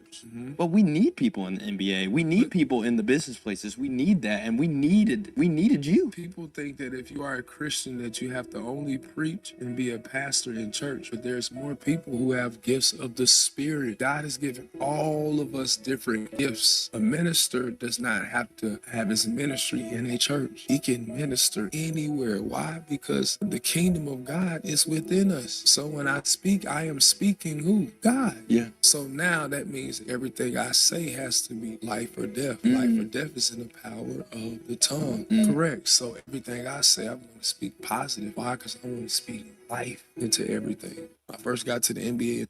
He's so awesome. That's great. And some people are not going to want to hear this, but in the Christian faith, we believe that we're all born into sin. We're all sinners. The moment that Adam bit that apple in the Garden of Eden, we all became kind of condemned to sin. And the way Christianity works is it's a decision to accept Christ into your life and to accept Christ into your heart. And so naturally, my nature is one of sin, and that's all of us. And I believe that it's our job to try to do the right things and to try to walk in the light instead of the darkness. So that's what I meant when I answered that question. I think we are all rotten at the end of the day and trying to do the right things. Some people. Good stuff, man. John Jones. It's hard to know if you like being in Hollywood or doesn't like being in Hollywood, I guess. There's things I really like about it and things I really don't like. Yeah. Right. And I wish they didn't have to be together, but they are, right? Like, it's kind of life. You got to take the good with the bad. But I really like making movies and I like telling those stories. And so, I deal with it. There's things I don't love about this business, a lot of them. It can make you kind of crazy. And there's stuff that's just no fun for me. Like, events and shows and stuff like that. Some people really know how to have a good time. I wish I did. I wish I was out there like, great, we're going to hit it. And I'm going to, you know what I mean? Like, as if I had that attitude, I'd probably be happier about it. Yeah. You know what I mean? Yeah, dude. I'm always trapped inside of myself. Like, some people are like, you don't like being in a crowd. I'm like, I have a crowd inside of me right now. There's a crowd in my head is busy enough. Right? 30 people in here and we're out of hors d'oeuvres. So I got enough fucking problems on the interior right now. Because they always get pictures of you where you seem like you're like the dwarf that like is kind of like the backup dwarf, like you're on the side, you're smoking, you're like, what is that guy? I don't know that character, man. Is he pissed? He's a little pissed. Yeah, he's an understudy. He's the understudy dwarf. Okay. And not dwarf, like you're a regular heighted guy, but it's like, and I shouldn't have said dwarf. I shouldn't say anything, but it was like, I don't know. And it's like they only put this chronology out of you that makes you seem like you're kind of bummed. Well, here's the thing. When somebody's taking a picture of me, I'm bummed because usually I'm with my kids. I'm trying to go somewhere. And then there's 4 guys who are like, hey. And I'm like, hey, man, every time, can you give me some time? I'm trying to be with my kids. Do you mind? Can you know what I mean? So the look on your face is kind of like, and then they go, wait, not taking the picture. You go inside and you're having a good time. But it's this selective experience of like, take a picture of somebody every time they're feeling irritated, they're going to look irritated. Especially if you're the one irritating them. It's hard to know if you like being in Hollywood or doesn't like being in Hollywood. Pretty good stuff. View Vaughn. This is crazy. I don't know about mermaids, but I can show you a merman. My old family Bible from the 1800s. It's starting to come apart a little bit, but it's got a dictionary in the front. Look at, there's the Sphinx with his nose. But let's get to what we're looking at here. This is where it gets interesting. All right, so we're going to the section on false gods and the worship of idols in this Bible. We're going to page through a few of these pages here. Egyptians. And here we go. Half man, half fish. This is Dagon, the fish god. Marine Kingdom. He's the god of the Philistines. And also, you see his hat. Nimrod. You also have Nimrod over Wow. here wearing the same fish hat. And Double look, cone. there's Molech accepting child sacrifices. So yeah, there's Dagon, Nimrod wearing the fish hat. You know who else wears the fish hat? There's a better look at him. Vatican. I'll show you. It looks like some Catholic bishops might wear one. And oh, the Pope, he's wearing one. There you go. There's a merman in the Bible, Dagon. You can do a little research. He's mentioned a couple times in the Old Testament. I think in Judges and I think in Samuel. Feel free to do your own little bit of research on that. It's kind of interesting, though, that they're talking about the elite eating, mermaids, and the Pope who wears a mermaid hat is expiring. Strange times we live in. Indeed, sir. That's from Mark the Messenger. You should check him out. He's like, do you know about Jesus Christ? And I said, Lenny well, Kravitz. I've heard of him, but what? And he started to tell me, this is a kid now. He starts telling me all about Christ and all this scripture and things, and was, just talking to me and reading to me. And it's quite interesting because you have these two young boys just sitting there talking and having this great conversation about God and love and Christ and all of this. And that night, I can't explain it to you, but the presence of God was in the room. Not just, I'm talking about something really heavy and thick, and the two of us felt it. It was something that just kind of came over us. And we were both crying because whatever Yep. this presence That's what was so happens. overwhelming that it just hit you in your spirit. That was it. No explaining, no.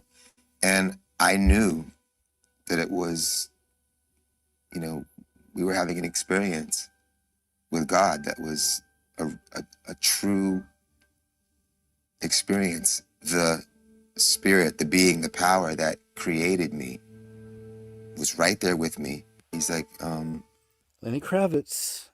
I hope he knows Jesus. I don't know. I never heard him say that. Blackout chaos. Spain declared national emergency as massive power blackout struck Portugal and panic buyers stripped the shelves bare.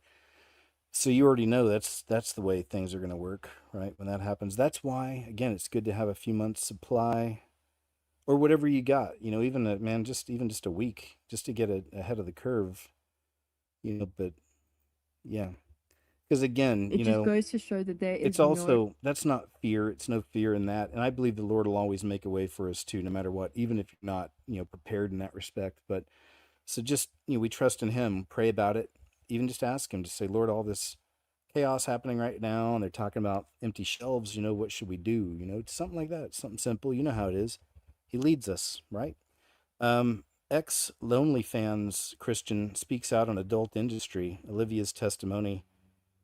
I don't think we watched this last week. No, I don't think we did. All right, so let's check some of this out. Oh, they didn't section it off. All right, let's do this. We'll jump in. Raising my body, and yeah, because of that, I started doing it for money. And I just think it's really interesting that OnlyFans has only been around for about not even 10 years now. 2016 it was made. So that's not a very long time we've had this kind of website. And the fact that it is so accessible, all you need to do is send your ID in, and you can be selling your body naked for money. And they sell it that it is such an easy cash grab. It is so easy to make money, but it is not true.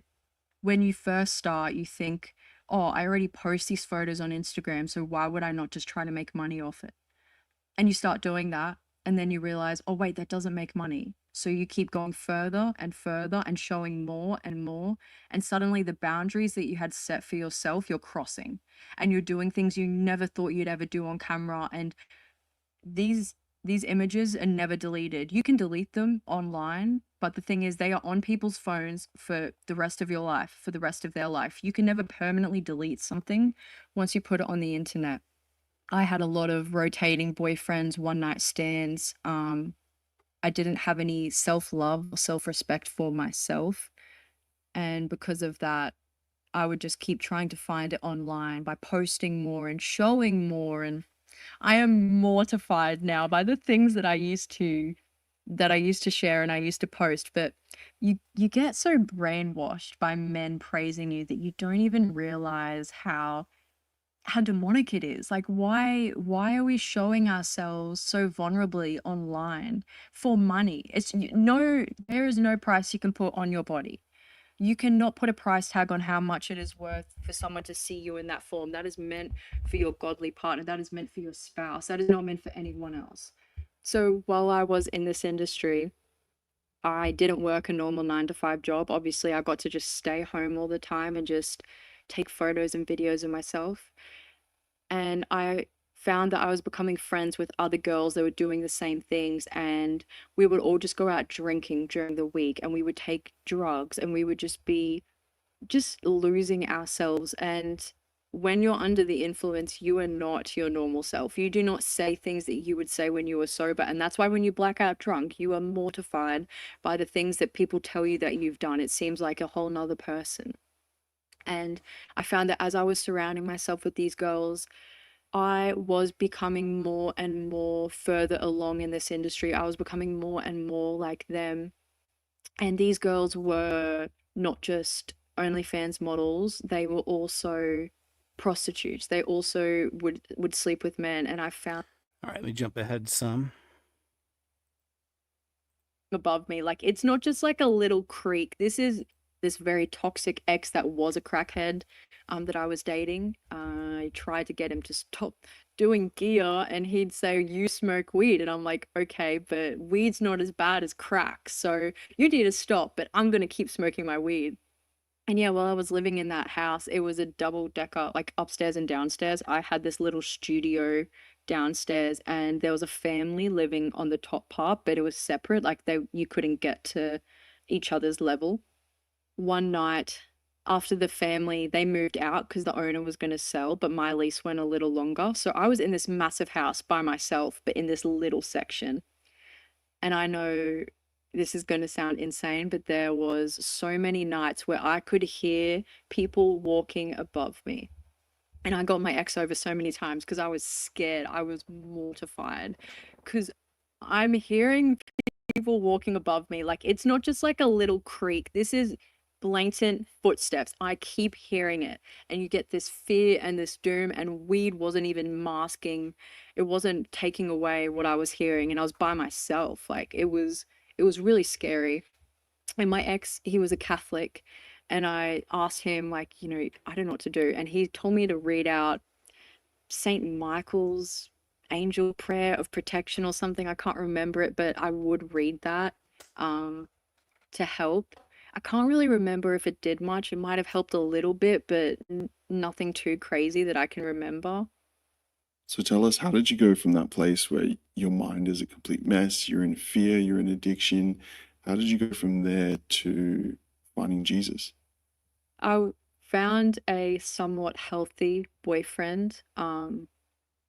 He called himself a Christian, but he wasn't a Christian, and we dated for a few months, and I needed someone to help me pay rent. So we moved in together after like 3 months of dating. And I thought he was just the best thing ever because it was the most healthiest relationship I've been in since my past. Like, my idea of healthy, the standards were not that high. So I had stopped smoking weed at that point because, he now was my sense of coping. He was able to handle my emotions somewhat, so I didn't really need to smoke weed as much to try to mask that. We're going fine, and he brought up doing OnlyFans again because I had started working at pubs. I'd gotten off that site for maybe about a year. The reason I got off that website, and I said this to him, was because I ended up hating sex. I ended up hating my body. sex became work to me. So whenever I would want to be intimate with someone, I'd feel like a camera was on me and I'd feel like I was working like a 9 to 5. The way you feel going to a 9 to 5, that's what sex felt like to me. It was no longer enjoyable, and my partners would realize that because you can notice a switch, you know, when someone doesn't actually want to do it. But I felt like I had to do that for them. That's why I got off it like a year before that. And All right, I'll go ahead and stop there and let me see if we can get up into some of the good news here. work, and I'm saying, what do? I live with this man. We have such a way that you don't even realize it. Like, my grandma passed away a few months ago, and that was the most tragic experience I've had since being saved. And I felt my flesh want to smoke weed because I was like, okay, I have an excuse now. But I was like, no, I'm done with that. I'm not going back there. So I guess I'll go and stop there. We'll move on, but you get a little bit of the gist. I always like to share enough, and I always hope you guys will go check some of these people out. This is Deliverance Down Under, another really good channel with testimonies. And I hope you go check it out. I felt a touch on my left. Man, here's I love this one. A former ISIS leader has an encounter with Jesus. Check it out. There's been so much of that. We've seen a lot of that with Jesus in the Middle East. You know, speaking to Islam, to a lot of people in Islam. At that moment, I felt a touch on my left shoulder and a voice that says, I forgive you. And, he didn't understand. He did not understand how could that be possible? Because I heard Allah is forgiving and merciful. But we cannot know His forgiveness till the day of judgment. So I said, who are you that forgives me? And I feel forgiven today. And He said, I am the way, the truth, and the life. I did not understand what that means because I had never heard those words. So I said, what is your name? And he said, Jesus Christ, the living God. At that moment, ex-leader, man, ex-leader of ISIS. That's pretty amazing to see that. Beautiful. It's time for Lefties Losing It, and let's start with a musical flavour. And it seems that leftism destroys everything. Even the biggest superstars like Beyonce and Katy Perry have become figures of ridicule in 2025. Let's start with Katy, who, fresh from pretending to be an astronaut, is now being mocked for her cringe performance in her latest concert tour.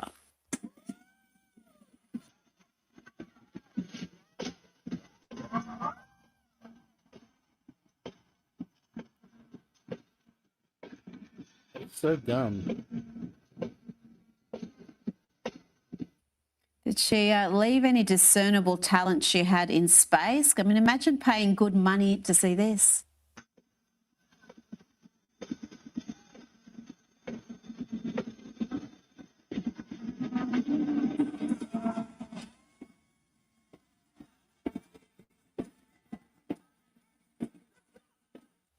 Now with the mocking tongue too, but gosh, I don't know. You see stuff like that, and you really have to start wondering. There've been so many videos of, you know, people saying they'll the claim will be Katy Perry glitching, you know, things like that. And you've seen these eyes doing weird stuff. She had a breakdown at one concert and collapsed on the ground during a live show. I mean, there's been some weird stuff with her, you know. So who knows? If this is still the same one. I don't know. She never had much of a voice, but if that's how she dances nowadays, I think we can give the concert a miss. You can't auto-tune whatever that was. Now, I do wonder, where did it all go so wrong for Katy? Perhaps it was on election eve last November when she posted this. Hi, guys. I'm with one of my favorite senators. This is Kamala Harris. She's going to be, well. Or perhaps it all went pear-shaped when she posted this on election day. It's her and Orlando Bloom chumming it up with Kamala and Doug.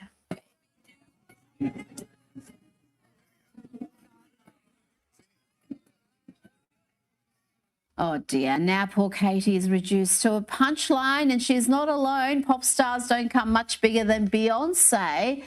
But then she went all Kamala on us. Remember that woeful speech she gave at a Kamala rally when people thought she was going to perform? They thought they were going to get a Looney free bin. concert. Instead, they Hide heard Chubbs. Beyonce mention a bunch of suburbs in Texas. Texans and Houstonians from Third Ward,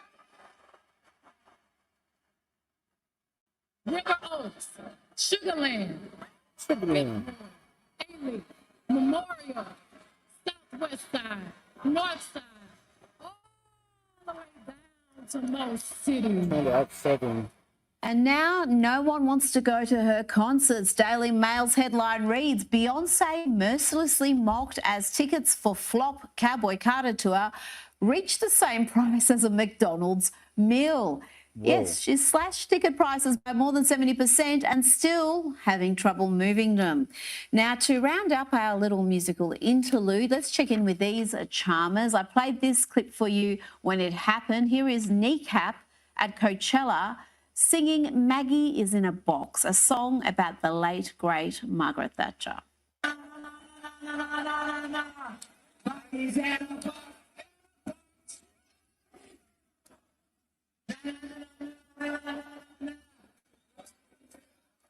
Well, they've gone from that degeneracy to this. Now Kneecap are openly praising the savage mass murdering terrorists of Hamas.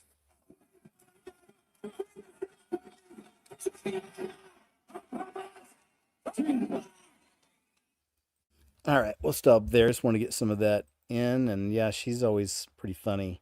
Rita Panahi. Check this out. It's on Sky News Australia specifically. Great reports there, I believe. That to me is just... Is Trump our last president? Oh, let me see. I think she had a couple points to make on this. Chelsea Bedell. We're going to be caught up in the air to meet him in the clouds and be with him forever. And so it's just really cool to see how, you know, I was shown something as a child, not knowing what it was at the time. I was just excited because I knew that I loved the Lord. I became saved as a young child. And I got to see that I was going to be a part of this event. And so many years later, I found the rapture of the church in the Bible in 1 Thessalonians chapter 4. And I want to read it to you guys because I think that we all should be renewed in that. And I haven't read it in a little while. I know that it's something to be true, and I know it's going to happen. I know it's going to happen in our lifetime because I was a part of that. And so I'm speaking right now to a generation along with myself that's going to be a part of that. And we're going to be caught up. I saw it. We were a part of it, y'all. So, but this particular verse, the rapture of the church, something that I saw as a child happen while I am alive, okay, in this verse, it is one of the two verses that talks about the word Trump. And so let's read it together. 1 Thessalonians chapter 4. I know some of y'all can literally just mouth it as I speak it, but 1 Thessalonians chapter 4, verse 13 says, But I would not have you to be ignorant, brethren, concerning them which are asleep, that ye sorrow not, even as others which have no hope. For if we believe that Jesus died and rose again, even so them also which sleep in Jesus will God bring with him. For this we say unto you by the word of the Lord, that we which are alive and remain unto the coming of the Lord shall not prevent them which are asleep. For the Lord himself shall descend from heaven with a shout, with the voice of the archangel, and with the trump of God, and the dead in Christ shall rise first. Then we which are alive and remain shall be caught up together with them in the clouds to meet the Lord in the air, and so shall we ever be with the Lord. Wherefore, comfort one another with these words. Yes.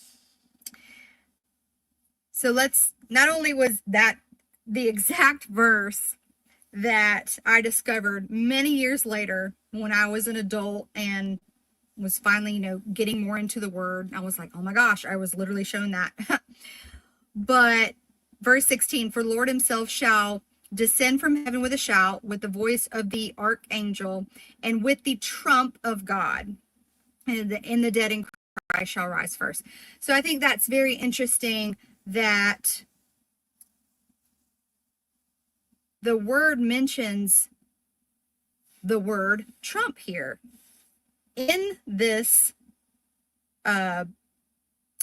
few verses that is speaking of the rapture of the church. The other verse that mentions the word trump is 1 Corinthians chapter 15, verse 52. And it says, in a moment, in the twinkling of an eye, at the last trump, for the trumpet shall sound, and the dead shall be raised incorruptible, and we shall be changed. So this is another verse referring to the rapture of the church. And it's very interesting to me that they use the word trump and not. All right. Thank you, Chelsea Bedell. YouTube. Yeah, interesting points.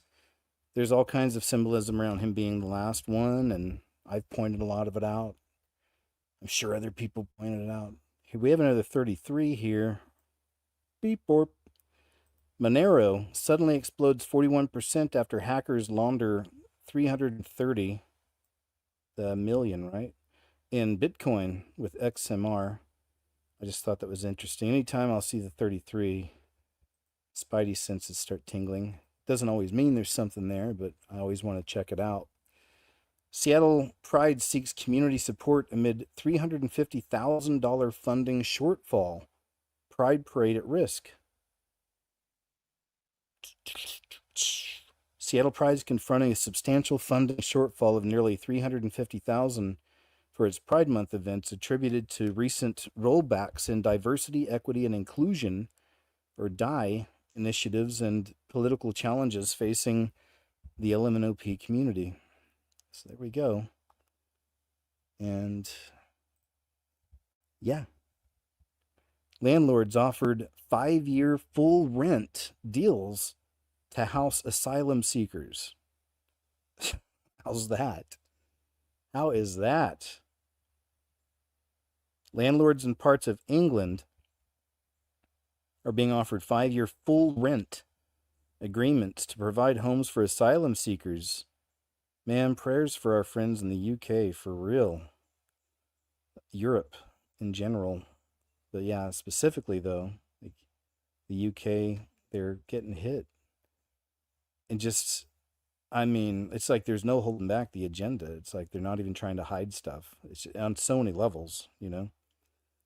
For asylum seekers, according to a new report, in a move that could offer a welcome income stream for property owners, Serco, a private contractor working on behalf of the Home Office of where? Hell? Is seeking landlords, investors, and agents with suitable properties in the Midlands, Northwest, and East of England.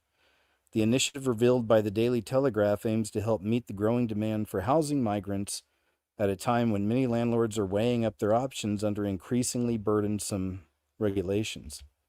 Serco invites landlords to lease properties under long-term agreements.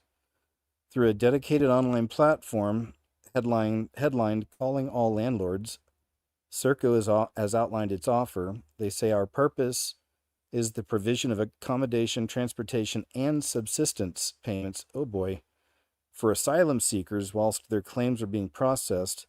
We are responsible for over 30,000 asylum seekers in an ever-growing portfolio of more than 7,000 properties. Our operating model is based on leasing properties from a wide network of landlords, investors, and agents, with Serco acting as a tenant. We want to work with you and will consider all types of properties in the Northwest, Midlands, or East of England. These include traditional HMOs, family property, former care homes, residential, and student accommodation. Landlords interested in participating are encouraged to complete an online form or contact Serco directly for more information. Unlike conventional lettings, the scheme offers the advantage of guaranteed rent for a substantial 5-year period. So that's going to be very tempting for a lot of people. 5 years, probably up front. This time that I got up, I told my brother about the. This is from Touching the Afterlife, another channel I really like a lot. And another really cool testimony. Ex-Mennonite dies and enters heaven and is shocked at what God says. So let's we'll bounce around a little bit on this one. Let's go back around here. This is a really good one too. Check out Touching the Afterlife if you like these types of things. Now you guys are going to be enemies for life. And so I thank God for healing that relationship shortly after. But let's get into the radicalism. I was like Saul in the Bible, using the word of God to cut other people down. I would go out in the streets with my family and with other people in other churches, and we would protest and stir up hateful interactions with people. And I was radical. And I thought I was doing God a favor by hitting people on the head with the scriptures. And I have my Bible with me, gifted to me by a good friend. But it's interesting how the sword of God, the word of God, can be used to hurt people too. It wasn't bringing people to God. It wasn't helping them repent of their sins and experience the love of Christ. I was using it to condemn, and I wasn't lifting anybody up closer to God with it. So my family, I'm going to share some details on this platform that I haven't shared anywhere else. But my family quickly became at odds with the church we were at. They were wanting deeper connections. They were wanting more mission-oriented focuses. And my mom and dad gathered all of us young people at the time. My older sister had gotten married, and we had shunned her because she had left the faith, quote unquote, at that time. So, you know, it's 2014 going into 2015, and my family decides to go to Mexico for a few months. And so my mom and dad, we all go to Mexico. We sell our farm in America, and we're just traveling in Mexico.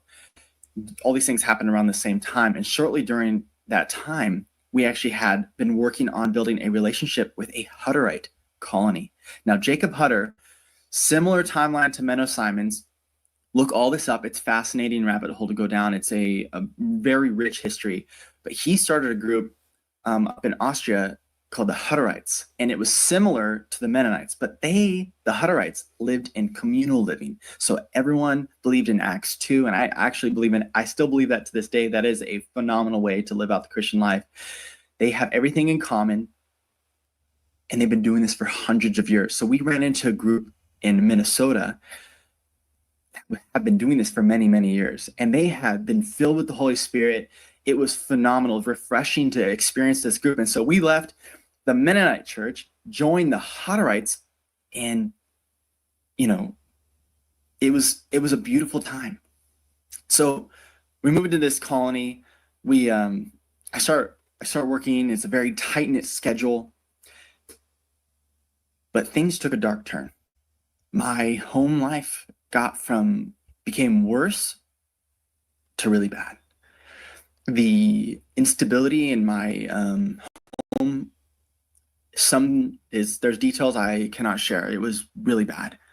Looking at what my mom was going through, she's a woman that I love so much dearly, and there's a redemption story through this all. But my mom at that time was going through a lot, and unfortunately, it led to some pretty bad events that happened in the home, and there was some separation. And my mom left for a while. It was chaos. And at that time, I'm still bedwetting every single night. And I need to share this detail as well, but I had experienced night terrors for most of my life. Oh boy. And these dark forces would visit me, crushing me, and we call that night paralysis. Mm-hmm. And the only way they would ever leave is by me saying the name Jesus. So Jesus is the only name that can drive these dark forces away. And so I would wake up in a cold sweat at night. Sometimes my bed would be soaked, and I would have this demonic force trying to sit on me. And the only thing I could say as I would exhale would be like, Jesus. And then that force would leave. And so here I am going through these attacks. Here I am in this colony working a ton of hours for free. But yet I got my lodging covered. There was activities. It was like this utopia that was really beautiful on the outside. But inside, I started struggling with darkness. The inner fight of my soul was raging. I was fighting against that dark, and the light was inside, and we were just going back and forth. And so during that time, I had something happen to me that I hadn't really experienced before, but it was songs. Songs started being birthed out of my soul. The cry of my heart started pen to paper. And I remember one of the first songs I ever wrote, it was like, this may seem a little crude, but it was similar to the urge to use the restroom. When you feel that urge, you go and you don't wait. And so writing music was very similar at that time. I would feel the urge in my... All right, we'll go ahead and move on here a little. Jump up a good bit. There we are. It's time for judgment. And it was like, let it begin. And these big screens popped up and my life started playing from the very beginning. I see his tiles and they're like, goes from my side and goes into the front. He says, you need to face of the earth. And I remember seeing, but I exited. All right, this is sounding cool. Sounds like you had a dream or vision here. All of a sudden, an angel shows up right next to me. And he says, it's time for judgment. And I just remember thinking, well, I'm already dead. Sure, let's go. And I didn't say any of that. I didn't look at him at that time. But I exited. And I started lifting off the earth. And I remembered going through 3 different levels. And on those levels, there was, as we left the earth came into view. And it was from a distance, but as we passed through these levels, I remember seeing all these demonic forces that were pouring down onto the face of the earth. And I remember thinking, like, there is a war going on. Excuse me. And so as I looked at these different levels, as I passed to a level, there was demons on this level and they looked deformed. They had the faces of humans, but some of them had horns on. Some of them were malnourished. Some were very, very strong looking. They were slate grayish looking. I couldn't see a lot of details, but they were crying out saying, don't go with him. And they couldn't look at the angel that was next to me. They couldn't look at the angel next to me, but they were saying, don't go. And they were reaching out for me. And I remember thinking in my head, like, you can go with them and stay with what you know on earth, or you could go with this angel, be obedient and go to judgment. And something in me wanted to go to be with what I was familiar with on earth, but I knew I needed to be obedient to the call. And it was strange having this feeling of free will in the spirit realm. But as I was leaving the earth, levitating off of it, the 3 levels sort of went into the face of the earth. And I remember seeing the earth was covered in like this blanket, and it was thousands of demons running across earth in this big, like, uncoordinated but yet mad fight against the light that was shooting out from earth. There was these like light beams that were like sun flares almost shooting up from the face of the earth, and when one happened, they would all dogpile on top of that flare, and oh boom, another one would show up in like South America, and I could see a big view of earth from a distance. And I remember thinking there was a fight against good and evil, and I knew that God, the angels, were underneath that, and it must have been the children of God. And later on I've concluded that those like the prayers of the saints that must have been shooting up, and the demons were trying to stop it, but they couldn't stop it because the light is stronger than darkness. Shortly after, we kept flying into the sky, and the earth sort of receded from view, and I hit a wall of water. And it was roughly around 8 feet thick. That's an approximate. I couldn't measure, obviously. I was suspended in it, but it was a wall of water out there in the firmament. And it was very confusing why I was in this wall of water. But now the angel goes from my side and goes into the front. He says, you need to release all that is within you. You have to release all the air that is within you to go where we're going to go.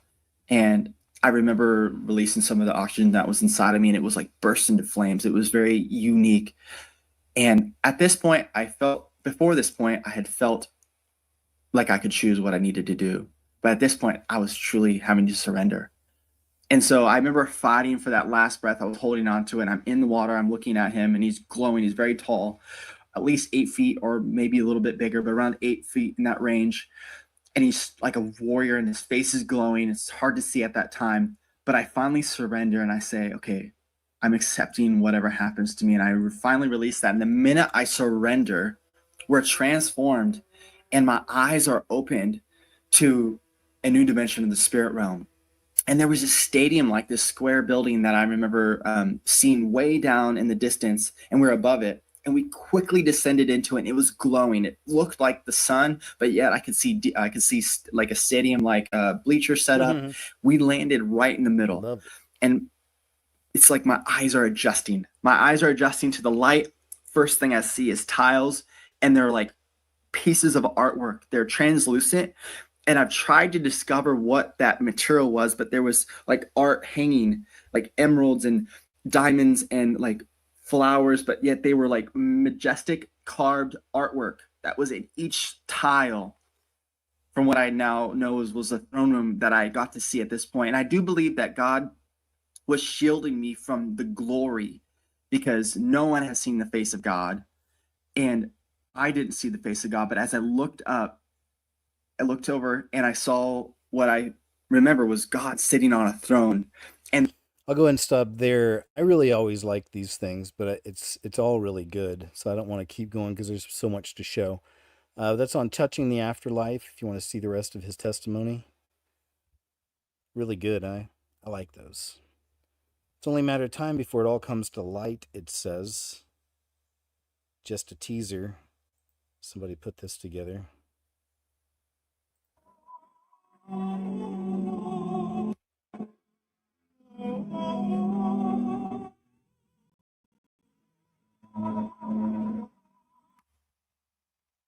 Tall whites.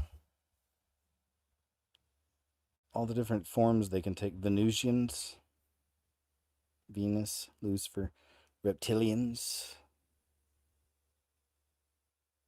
Lyran, Syrian, from Sirius, Anunnaki, Andromedan, all demonic fallen angel tricksters.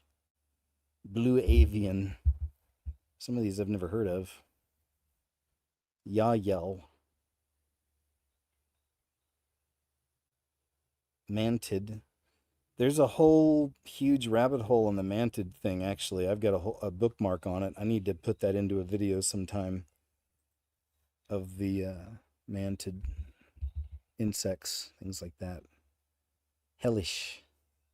Jonathan Kleck's got the best explanation of it, I believe, but I find kind of my own little bits. Occupied Michigan. This is pretty crazy, man. This is footage of occupied Michigan in America. This is happening right now. I better not play that. I'll just sing. Okay, that's enough of that. But look at that. Look at the numbers, man.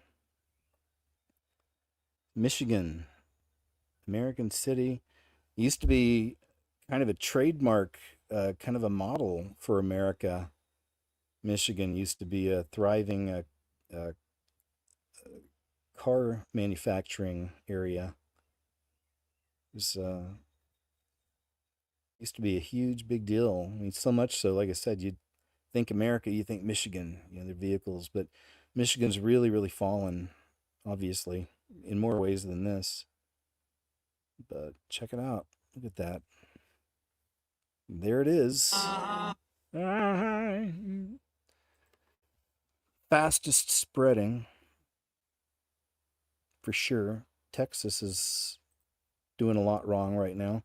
Here's the new Canadian Prime Minister, Mark Carney. If you didn't know, there was an election last week, I guess, in Canada.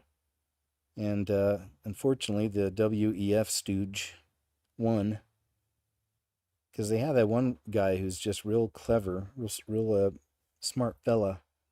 Can't remember his name now, but I've shown you clips of him. He was the representative for the conservative side. New Canadian PM Mark Carney says we have an enormous opportunity to bring climate change into the heart of every financial decision. How wonderful is that, guys? We can deliver net zero world that you've demanded and that our future generations deserve. Right. Right. Okay.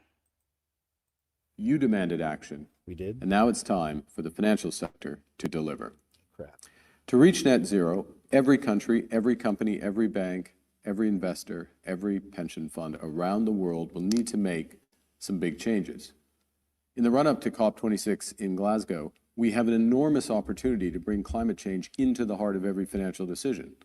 And our plan will manage the risks from climate change while helping to seize the opportunities from a newer, greener economy. The UK has been at the forefront of innovation for centuries, brimming with ingenuity and a can-do spirit.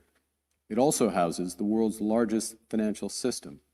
And by bringing them together, we can deliver the net zero world that you've demanded and that our future generations deserve. The world's coming to Glasgow. All right, thanks, man. Not. But yeah, it's all, the world is a stage. Here's, Mark Zuckerberg just announced his new controversial Meta AI. Oh boy, bring in the deems. That allows their chatbots to engage with children and even discuss naughty content. It's now live. Oh boy.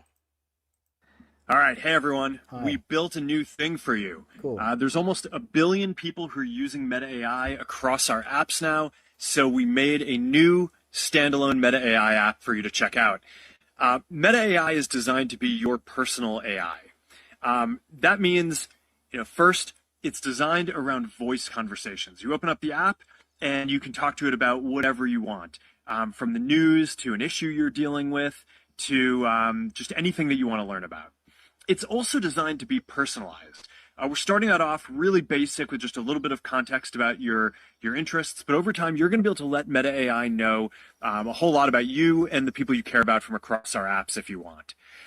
We also designed this social feed, so you can discover all kinds of different ways that people are creating stuff with Meta AI. It's really quite fun to check out. And also, you're going to be able to use the app to manage your Meta glasses and other kinds of AI devices that we're going to be building in the future. So anyway, this is the beginning of what is going to be a long journey to build this out. But, go check it out. Let us know what you think. Okay, Mark.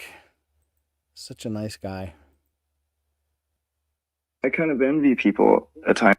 I really like this. This is from Kurt Cobain, of course, from Nirvana. And he was definitely a sensitive, probably an INFP type, INFJ maybe, but yeah, super sensitive type. And you can just tell in the way he talks and what he talks about how he feels. Check this out.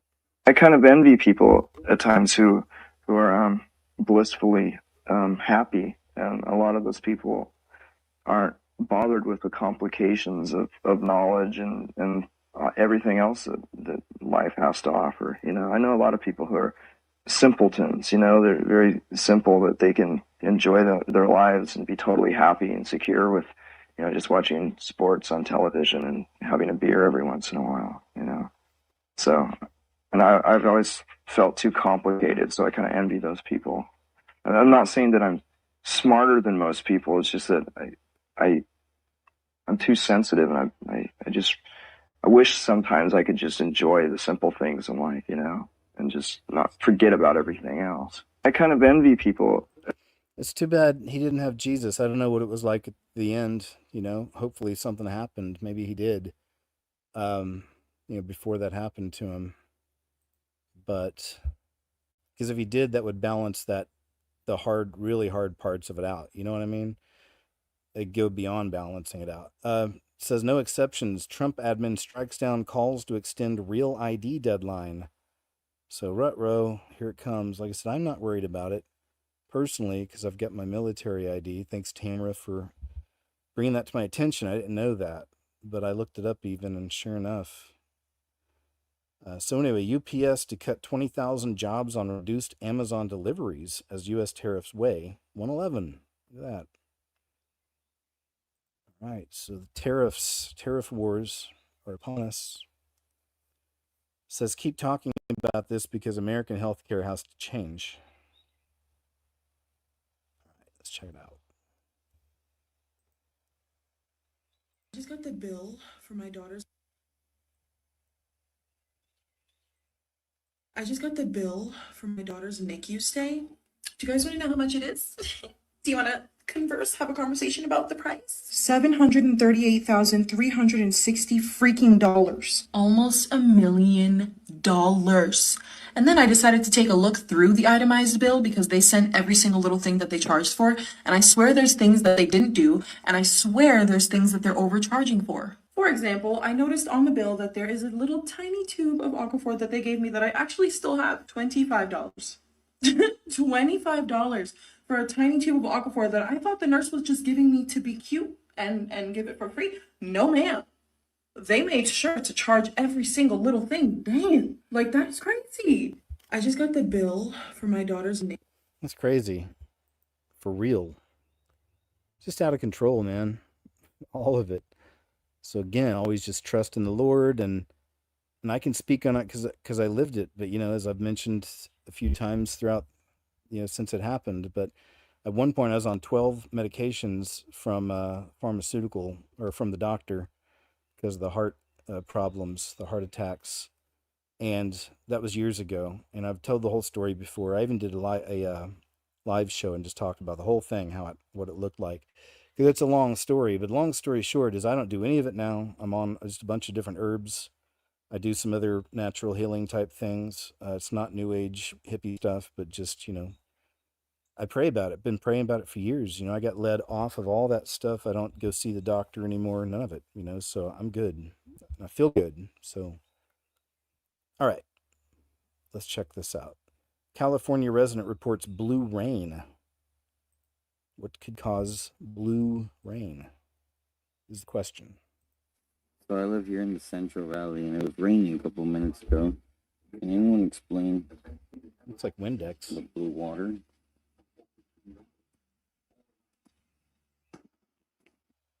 So I live here in the Central Valley, and it was raining a couple minutes ago. Can anyone explain the blue? All right, I don't know, man. That's weird. First time I've seen blue water. Not sure, sir. Walmart's 350-acre corporate headquarter mini-city in Arkansas. Heavy dystopia vibes coming from Walmart. Yeah, let's check this one out here. Looks like they already have a 15-minute city type situation set up. Meanwhile, Walmart is building a small city in Arkansas.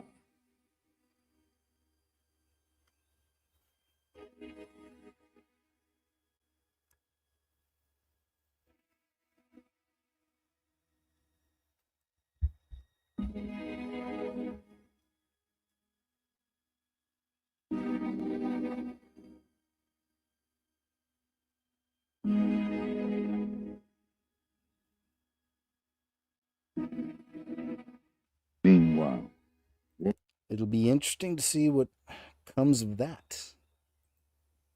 Right? There's a lot of those things popping up. China backs down, drops 125% tariff on major U.S. exports after White House calls Beijing's strategy unsustainable. And that was from just 4 days ago. So there's that. A major shift in the ongoing U.S.-China trade conflict unfolded Tuesday as Beijing waived a steep 125% tariff on ethane imports from the United States, according to Reuters. The move follows predictions from the White House that China's retaliatory duties were economically unsustainable. Okay, then. Thanks for the report. China's factories take a big blow as Trump's tariffs bite. There's a channel, I don't know if I posted it for today, probably, it's called China Observer, and they're from China, and they report on it, like what's really happening. They've been doing it for a while.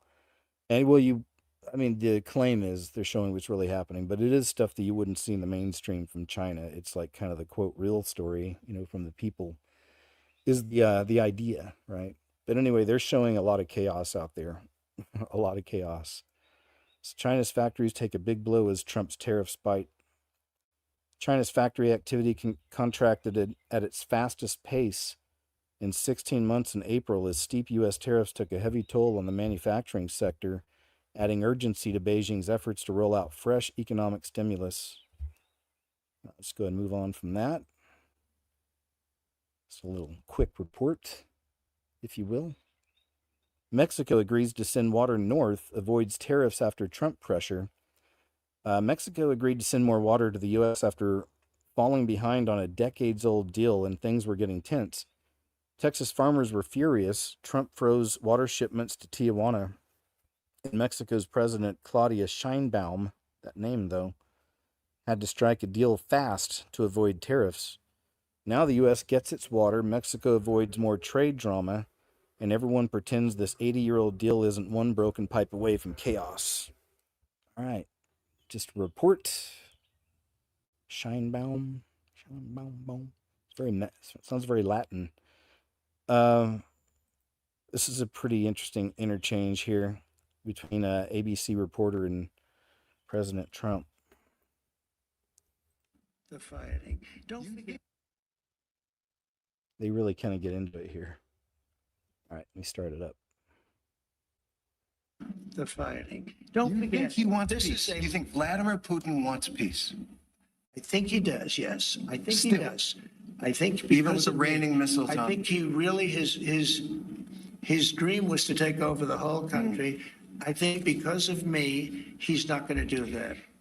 Do you trust him? I think. Do you trust him? I don't trust you. I don't trust a lot of people. I don't trust you. Look at you. You're coming all shooting for bear. You're so happy to do the interview. I am And then happy. you start hitting me with fake questions. You start telling me that a guy whose hand is covered with a tattoo doesn't have the tattoo. You know. all right. I mean, you're being dishonest. No, I'm not. Let me No, I just am say, not, Do sir. I trust? I don't trust a lot of people, but I do think this. I think that let's say he respects me. I believe because of me, he's not going to take over the whole. But his decision, his choice would be to take over all of Ukraine. It's a war that never should have happened. The fighting. Don't forget. There you go. And that's only one moment. I think I may have another one up here somewhere, but it's pretty funny. They kind of get into it a little bit there. From Times of Israel, April 30th, fires force Israel's leading TV station to evacuate studio in mid-news broadcast. If you didn't know, there are fires of biblical proportions taking place in Israel now. Fire official says fires may be Israel's largest ever. European countries sending aid. Largest ever. Motorists forced to abandon vehicles as it hits Route 1 highway. Independence Day events next nationwide. So on Independence Day, they get that. Is there more?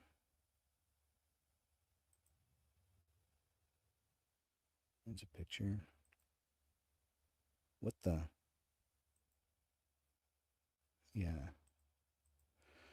Very interesting. Very interesting. Fires of biblical proportions out there right now. Hello, my subscribers, and hello, others who are watching this. It's David Hoffman, filmmaker, with another clip from 1979. Now, this is a clip that Hello, my subscribers, Hi. and hello, others who are watching. This is David Hoffman. He posted this a month ago, but I still wanted to share. I just found it this past week. Just because y'all know that I really like these old school videos. Even the ones they colorize, I'm a big fan. But this is from 1979 in New York City, Wall Street. And this is the guy that filmed it back in the day. That's pretty awesome. David Hoffman's his channel. He does that kind of thing, I suppose. So let's go ahead and check out some of these just chats with these folks and see what people were like back then. Because society has changed. People have changed. Norms have changed in so many ways. And sometimes seeing things like this are a good reminder of all that. It's good. There's a lot of opportunity there. What do you think of the power of society? I think the working class does. There's a lot that they can do. They can organize themselves. What is the phrase information society mean to you? Way of organization, way of determining things, way that the American people are. I'll jump ahead some. Check out another person. It's great. Bureaucracy. Well, I'm sorry. Yeah, I'm a little shaky. Your job. My Before job? cameras, remember, or phones. That's a living. Privacy. Privacy. Loneliness. Ollie! Very good. Very good. First thing that comes to your head. Remember, you're going to repeat exactly what I asked you, okay? Okay. Computer. Program. You have to repeat the word. Computer program. Computer tape. Computer tape. Bureaucracy, Washington. Bureaucracy, red tape. You guys want a little closer to this, okay? Okay. We're not married. Oh, you guys are doing great. Who do you think has power right now in society? Who do I think has the power in society? The rich. Why so? Why? They have so much influence over with the laws, regulations that they impose upon us. You have a lot of paperwork. Do I have a lot of paperwork? Yes. All right, let's jump ahead to somebody else. Computer. Computer. Numbers. Bureaucracy. Taxes. Let's do it again. Okay. Let's say bureaucracy. Okay. Okay. Computer. Computer numbers. Bureaucracy. Bureaucracy, taxes. Privacy. Privacy, loan. I don't know. Instant communication. Instant communication. Fast. Government. What? Government. McGovern? Government. Oh, the government. Washington. Corporations. Business. Your job. My job? Typing. I don't know. Okay, let's jump ahead again. Government? A little too big, I'd say. Need better leadership. Programming. Bureaucracy. Government. Job. Fun. Government. Bureaucracy. Wait. All right, I'm going to stop there. Just want to play a little bit of that. It's from David Hoffman YouTube channel if you'd like to see that and more. I'm sure he does a lot of those. You didn't see. This is from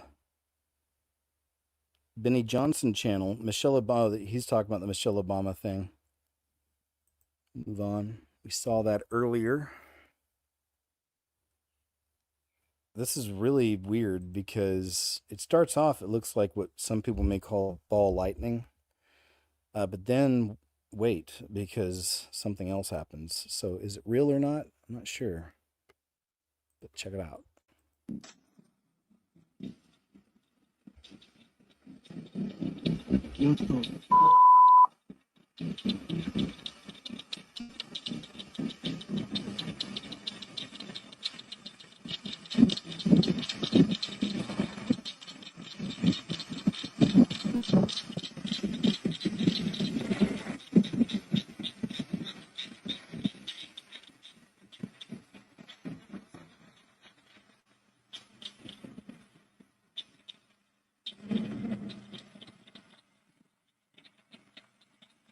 Sound it's making.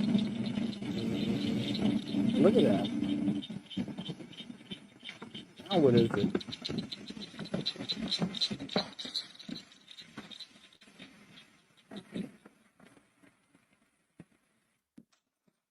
Isn't that crazy? So it looked like it was an orb, like it transformed into some little orb. Black orb. Drone, maybe?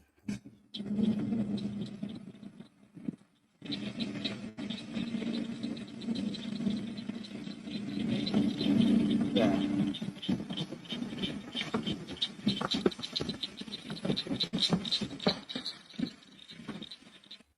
I wish I could get closer to it.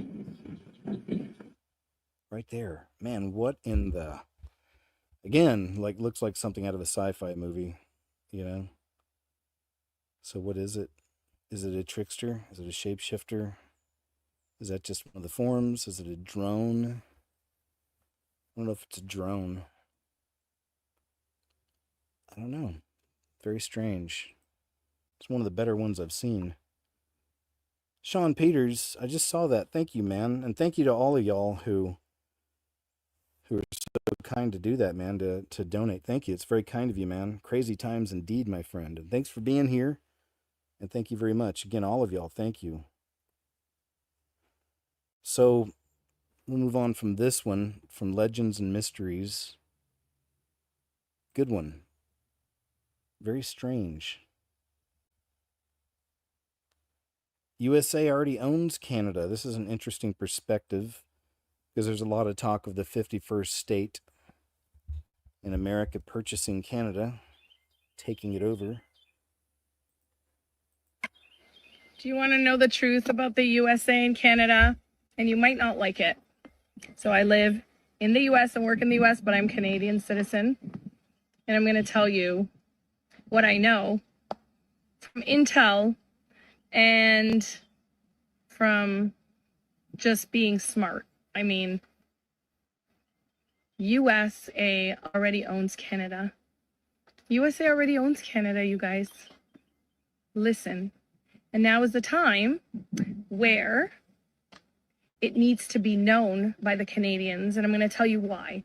So, it's like that little brother that lives in the basement. You know, you let him live in the basement. He smokes weed all day. You support him. You give him money every month. But now they're getting a little too wild, okay? In terms of Canada, they're becoming commie.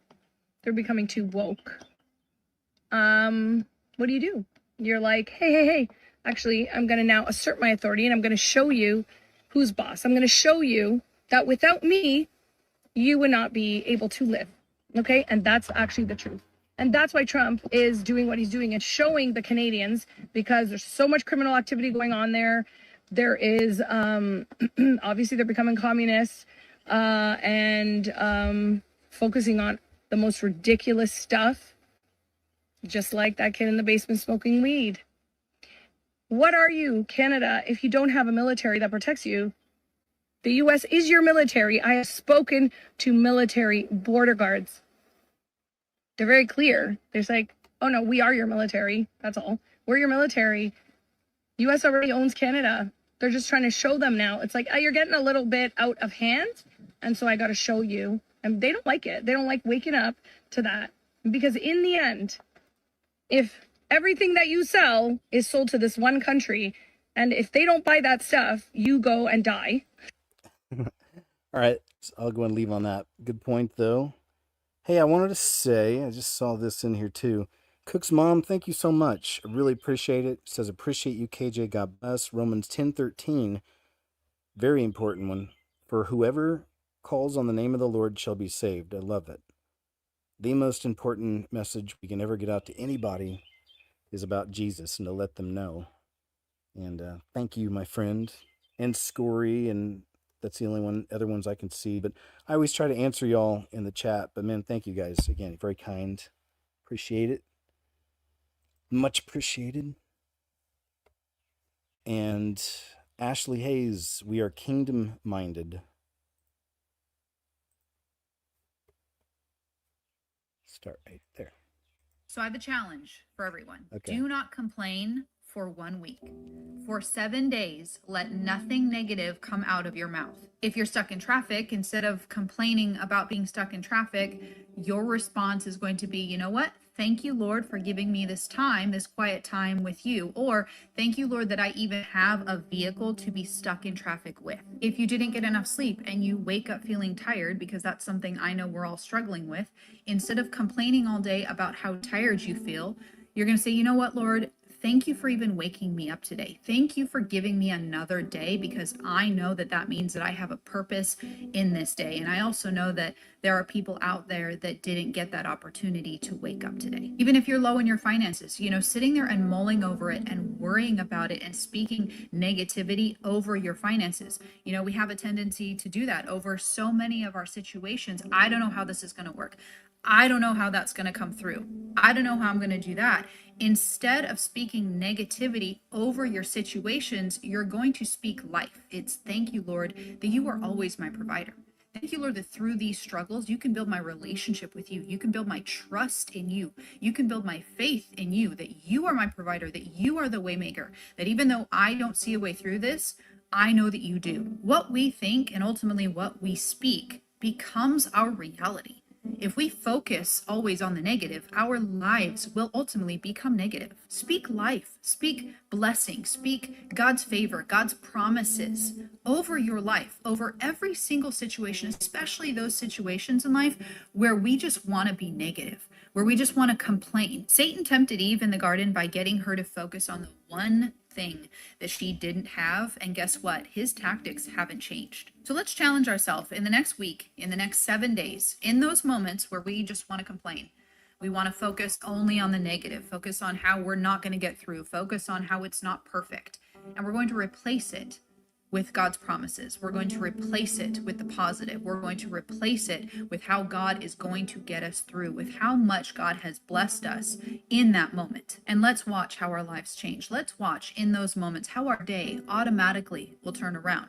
Let's watch how our nervous system will calm down. Let's start speaking life over every situation and not let the enemy win, because that's what the enemy wants you to do. He wants you to focus on the negative. He wants you to focus on how you're not going to get through. He wants you to focus on the fact that even though you have a car and a job, he wants you to focus on the traffic. He always wants you distracted from God's promises, God's blessings, and God's favor over your life. Love it, man. That's wisdom right there. It's a message I want to hear every day. Great reminder. I love it. It's speaking life over everything as opposed to speaking death over it. That's a good concept. I've even prayed, Lord, now, like, please just imprint me with that. I really need that. We all do on some level. I think I do, good in some cases and really bad in others sometimes with trusting him in situations in life, things like that. But mostly I do good, I think, on trusting him, but it's still a struggle sometimes. And so, yeah, I think that's a really good message. Ashley Hayes on X. New this morning, President Trump signed an executive order aiming to slash public subsidies to PBS and NPR. This as he alleged bias in the reporting. The order instructs federal agencies to stop funds for the two. The White House said the outlets, quote, receive millions from taxpayers to spread radical woke propaganda disguised as news, end quote. The broadcasters get roughly $500 million in public money. There you go. Nice to see, I think. China riots erupt as Trump tariffs hit factories, from Newsmax. Widespread unrest has erupted across China as President Trump's steep tariffs devastate the nation's export-driven economy, triggering factory closures, unpaid wages, and massive protest by workers, the Daily Caller reports. Riots and mass protests are spreading across China as economic fallout from Trump's tariffs pushes the nation's manufacturing sector to the brink, shuttering factories and leaving millions of workers without pay. From industrial zones near Shanghai to the remote edges of Inner Mongolia, workers have taken to the streets demanding back pay and denouncing mass layoffs. The unrest comes amid a sharp drop in Chinese export orders, now at their lowest levels since the scramdemic started. Outside an LED light manufacturing facility near Shanghai, thousands of workers protested this week over unpaid wages dating back to January. In central China's Dao County, another protest erupted outside a sporting goods store that had abruptly closed its doors without compensating its employees. In Tongliao, a city in the northeast, construction workers climbed onto rooftops and threatened to exit this world if wages weren't delivered. They were making from us $1 trillion a year. They were ripping us off like nobody's ever ripped us off, Trump said.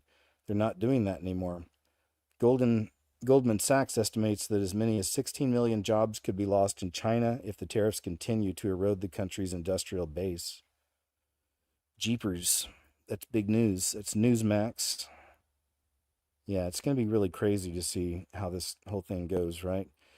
Some smart people are taking the tariffs seriously. This is Costco, and check out the line. It's around their parking lot. It's a short clip, but you'll get the idea. It's fucking wild. This is the line for Costco.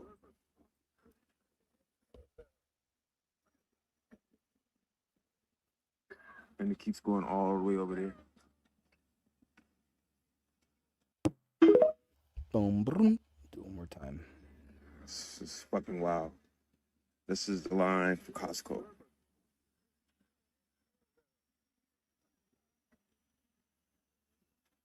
And it keeps going all the way over there. It's pretty wild. There you go. You get the panic shopping happening in some places. Scientists in Russia know what happens when someone man, this is a really cool one. It's interesting. They say scientists in Russia know what happens when someone passes away now. Or do they? They know something. You'll see. Get this. Scientists in Russia have confirmed that they now know what happens to you after you die. I'm not talking about your body. That's just fucking worm food. We all know that. I mean, your spirit, if you like, your consciousness. I read it on the Russian version of Google last night called Yandex. I don't know why this is not all over fucking media right now. I've not slept a wink. So, if you don't know, Russia's largest tech company, Vladtech, have spent the last 10 years creating an interface to your brain that somehow embeds a code into every atom of you. So when you die, they can then locate that code within you, and it's like an Apple AirTag, but on a more expensive, grander level. So they can basically see where your electricity, spirit, and memories go to. And they call it a SIC code, soul identity code or something like that. And what they discovered was fucking mind-blowing. So the first volunteer who passed away, they followed his code, but lost it because it was traveling faster than anything they can record. An hour later, when the computers caught up and refreshed, if you like, the SIC code settled in another galaxy called, I've written it down somewhere, Jade's GSZ140, which is over 1 billion light years away. It's one of the furthest galaxies that we know of. This is life-changing for us all, human beings. I cannot believe no one's talking about this. And apparently the scientists don't know why it stopped there. Do we all go there? Is that heaven? You know, what's it doing there? It's... I'm speechless. It's pretty cool, right? Pretty interesting. Billions of light years away, they say. He says. From TikTok. This is some footage from after the blackout hit Europe. Trains, flights, and cities were all shut down. Spain, Portugal, and France. I'm not sure exactly where this one is, but you get an idea of what happened.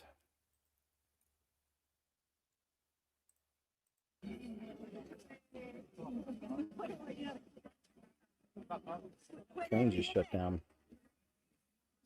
Okay, so okay,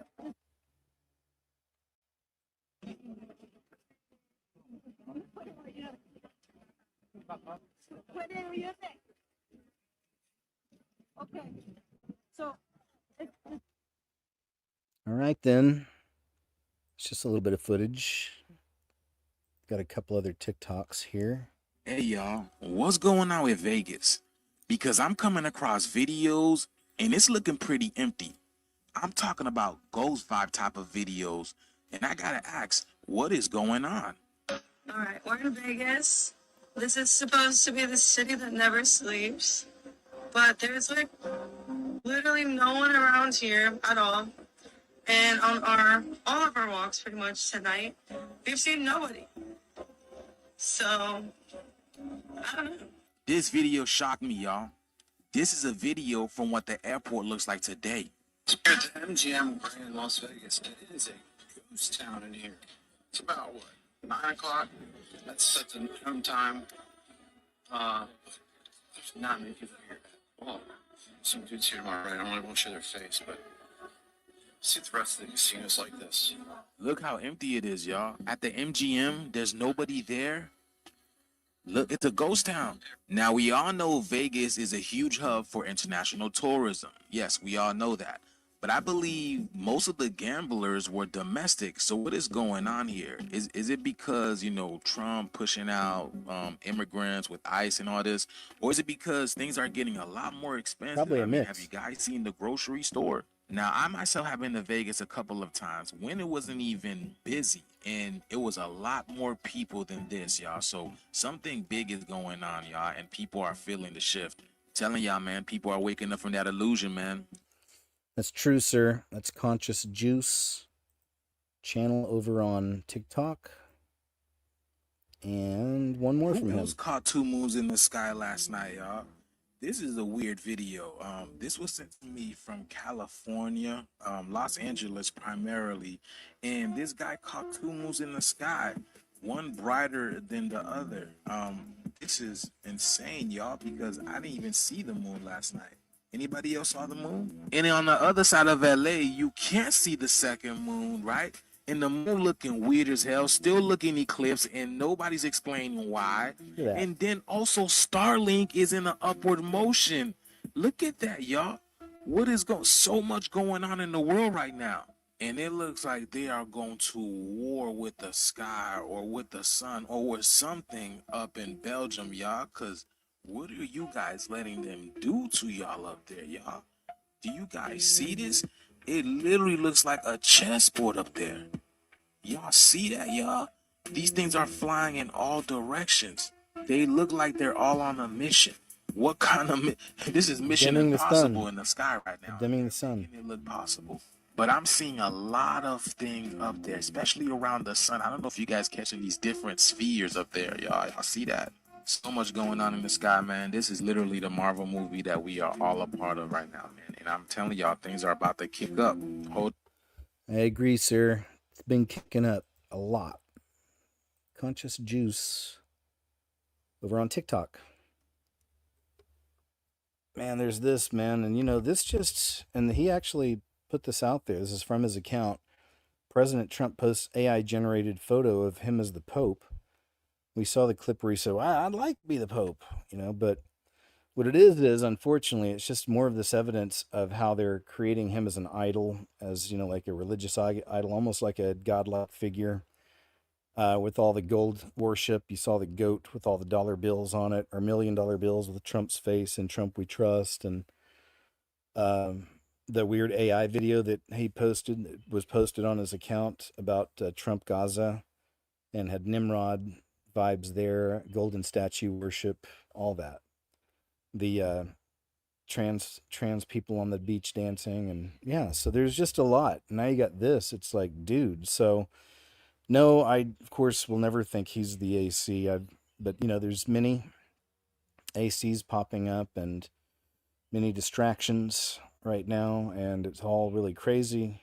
And no matter how many good things he does, and even funny interviews and stuff, you know, you still got to keep your eyes on him.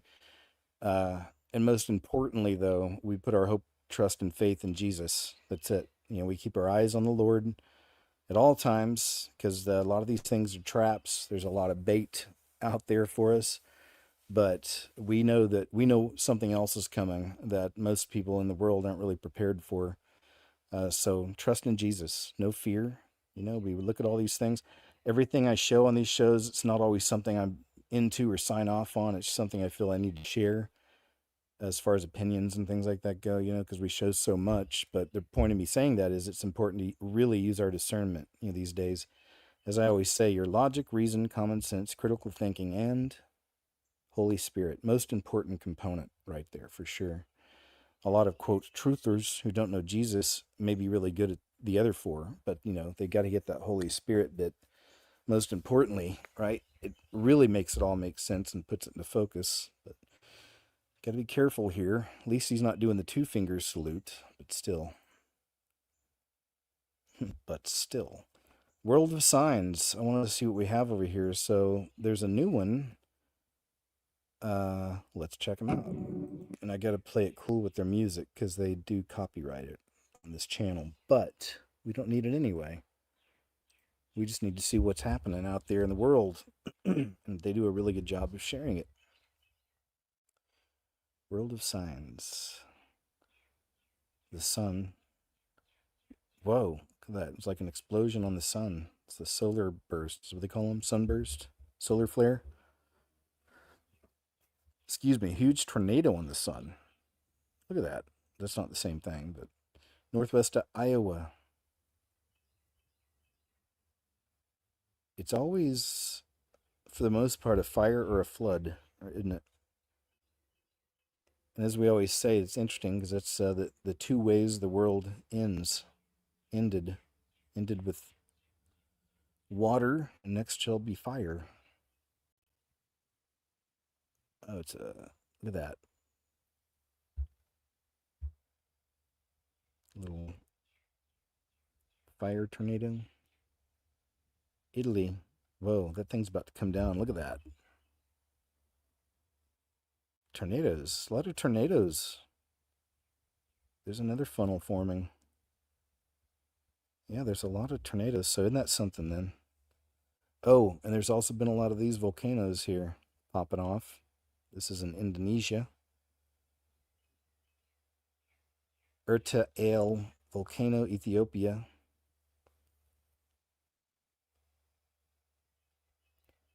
New Jersey. Whoa, yeah, we know about these. The story goes that they arrested a 19-year-old young man for starting that out there. Rio Grande, Brazil. Oh, that's a good capture. Look at that. Quake in Ecuador. Whoa. It's like an action movie. Barely made it out of there. Speaking of movies, I saw one of the best psychological thriller horror movies I've seen in just, I don't even know how long. It's one of my favorites up there now. It's up in the top 10. Called The Rule of Jenny Penn, starring Jeffrey Rush and John Lithgow. It's on AMC, Prime, Shudder. Highly recommended if you like those kinds of movies. If not, please don't check it out. But it's a great psychological thriller, man. So good. So good. I think it's from a short story from Stephen King also, I think. Rule of Jenny Penn really blew me away. San Antonio, Colombia. Man, look at that. Man, get out of there, dude.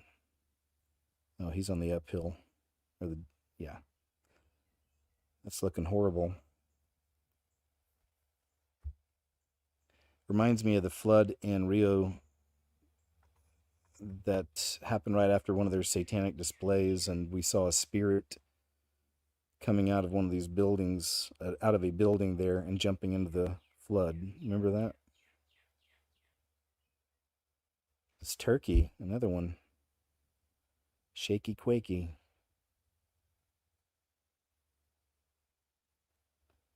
Texas, another funnel forming. Well, it's on the ground. Yeah, there you go. Actually, here's a spinner. We got a spinner. Watch out, cows. Wonder what the statistics are on all the cows that get taken up in those things. We had some scares recently. We're kind of in that season. Actually, we are totally in it because we're in May. And that's when I think it was the worst one in recorded history hit literally, my hometown. It's crazy. Or where I was, where I started up. Caguas, Puerto Rico, another flood. And if it wasn't the worst, it's right up there. But I think it was. I even knew someone that got taken in it. There was a lot of people got taken away in it. Oregon, strange pulsating light in the sky. Nothing to see here. Over the years, we've seen kind of the motorcycles. You hear that? Ooh, they're loud. Over the years, we've seen a lot of those pulsating sky videos from Mavi UFO Alarm. It's pretty. Is that something any of you would want to do? Thailand. Spain.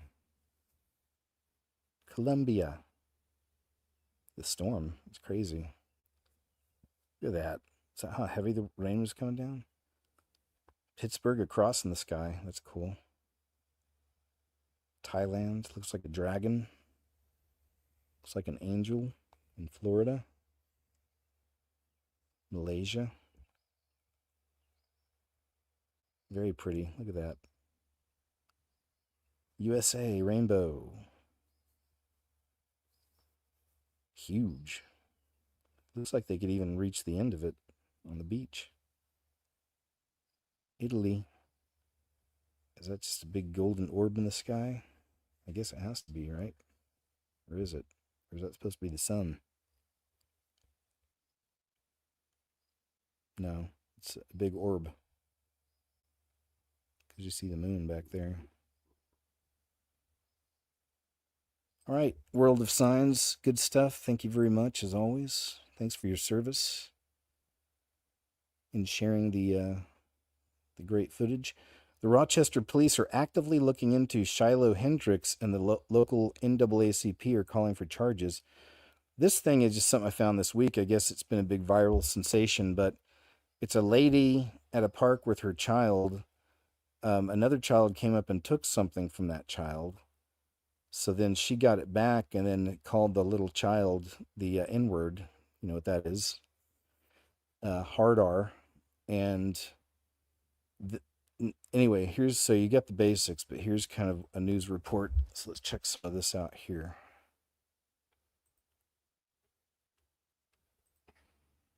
KTTC is reaching out to law enforcement in the wake of a video going viral on social media that was reportedly recorded in Rochester, and many of our viewers have contacted us about it. There's a video circulating on multiple social media platforms that was reportedly recorded at a park in Rochester. The video shows a woman holding a small child making racist slurs in reference to another child at the playground who she claims had taken something that belongs to her child. The person recording the video alludes to the child being targeted as having special needs. KTTC does not own the rights to this video, nor are we choosing to identify anyone until more information comes to light.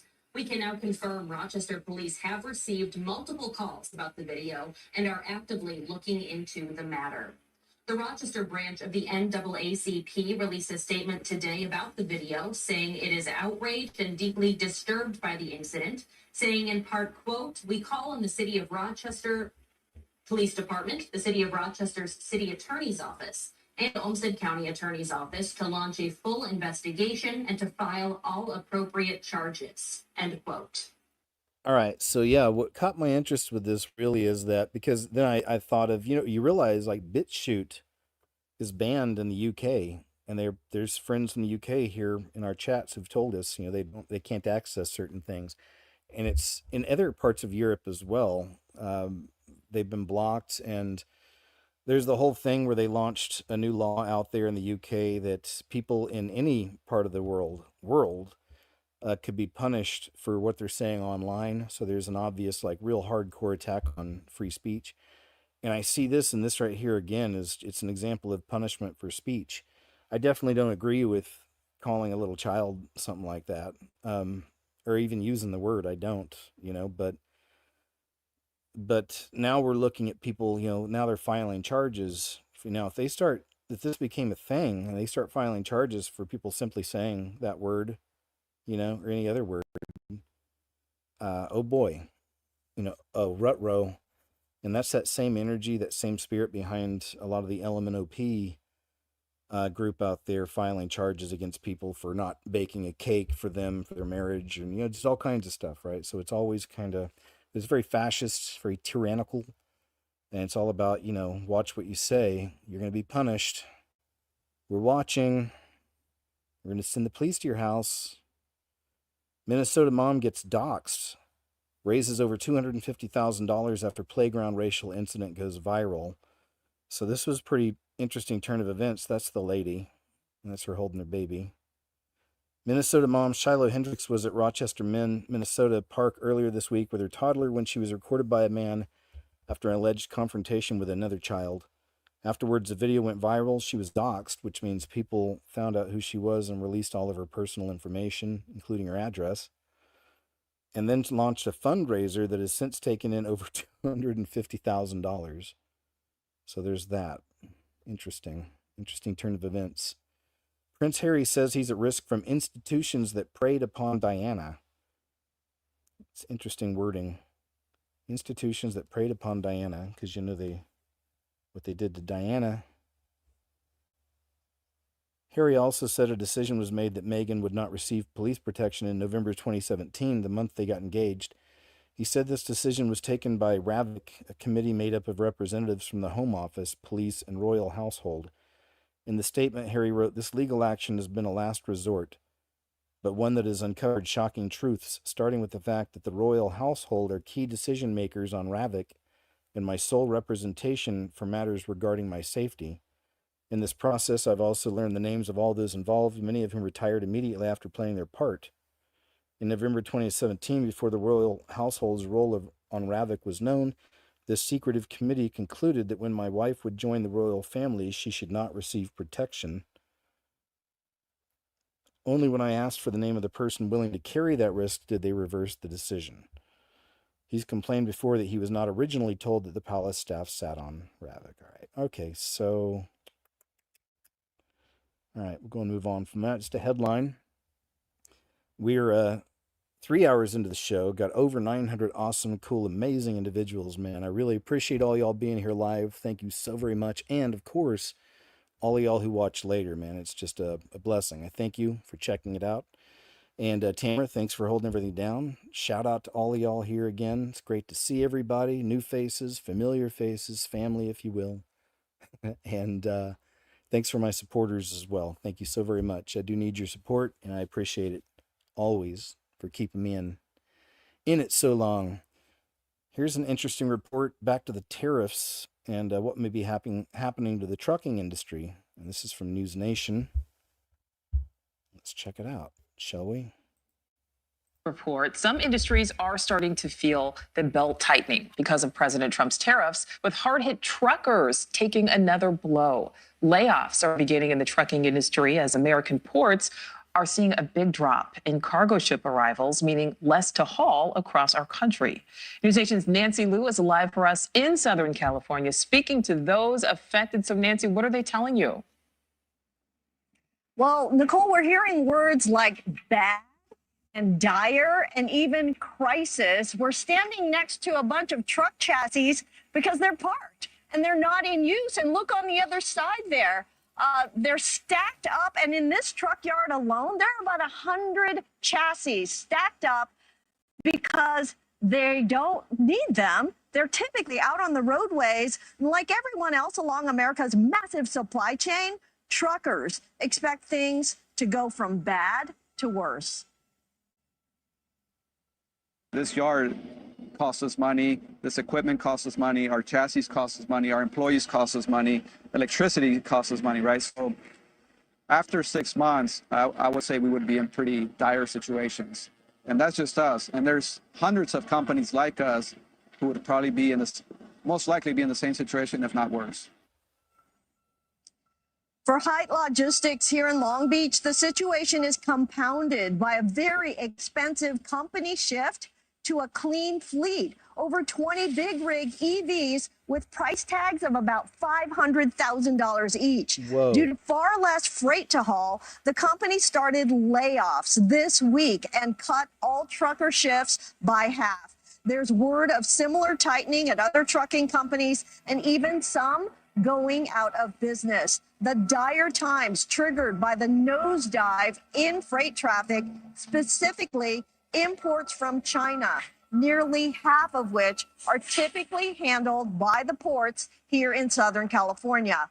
Now, the outlook is grim for the rest of the year, with a drop of 20% in imports overall. But look at this, a monstrous dive of up to 80% of goods from China.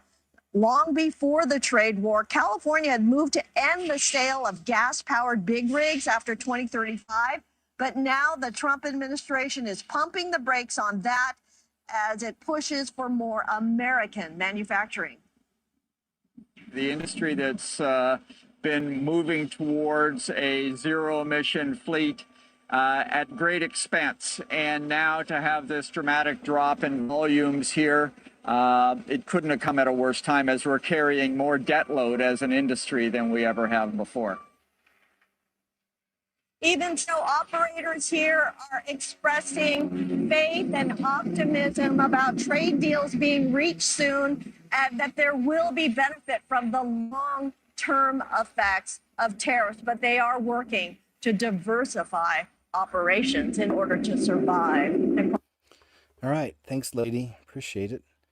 Yeah, it's pretty interesting. And then also I wonder if something will be revealed with all of the storage containers and how sometimes inside of those containers we find, well, you know, individuals. So I don't know how that'll factor in, but looks like it's heating up, man. It's getting crazy out there. We'll see how it plays out. With no fear. Always. Hey, guess what, guys? We got a new walking tree video.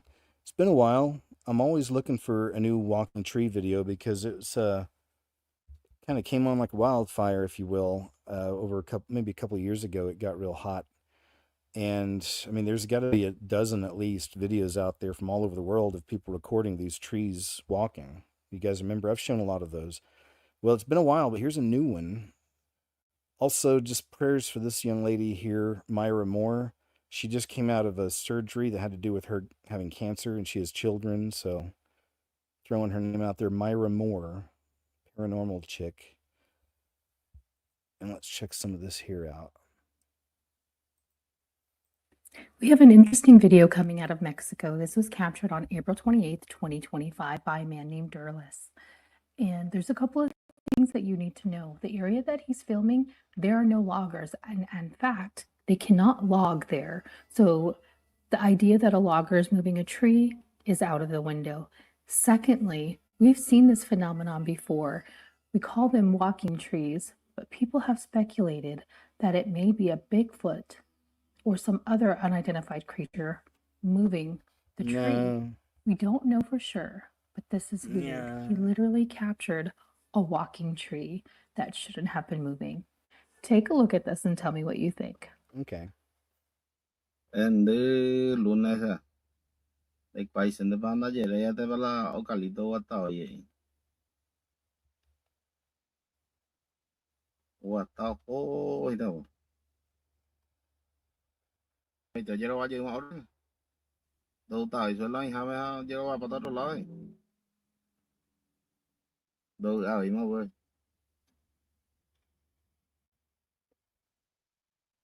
Em mismo lao phải chế không? Thì vậy sao qua tao không?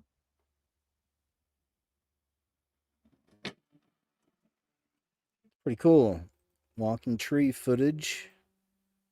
New walking tree. Keep your eyes out. Richard Lighthouse. Everyone is tracked. So everyone in the United States. So if you look, a summary of our main message is number one, everyone in the United States, and it appears to be most of the world, are being tracked by certain satellites. And these satellites are called GPS satellites. And they are the latest technology. All of this is done with a top secret clearance. They have more than 190 satellites under their direct control.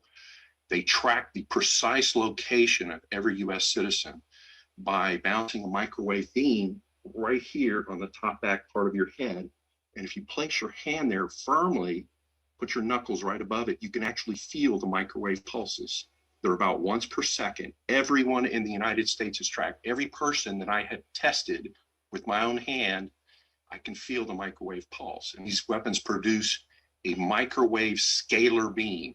In other words, this is a new type of technology that operates under a very mysterious wave. It's called a scalar wave. And it is apparently part of the deep state plan to monitor, track, and surveil everyone on the planet. Oh, okay, great. They aren't particular just to US citizens. We have found that this is a global program.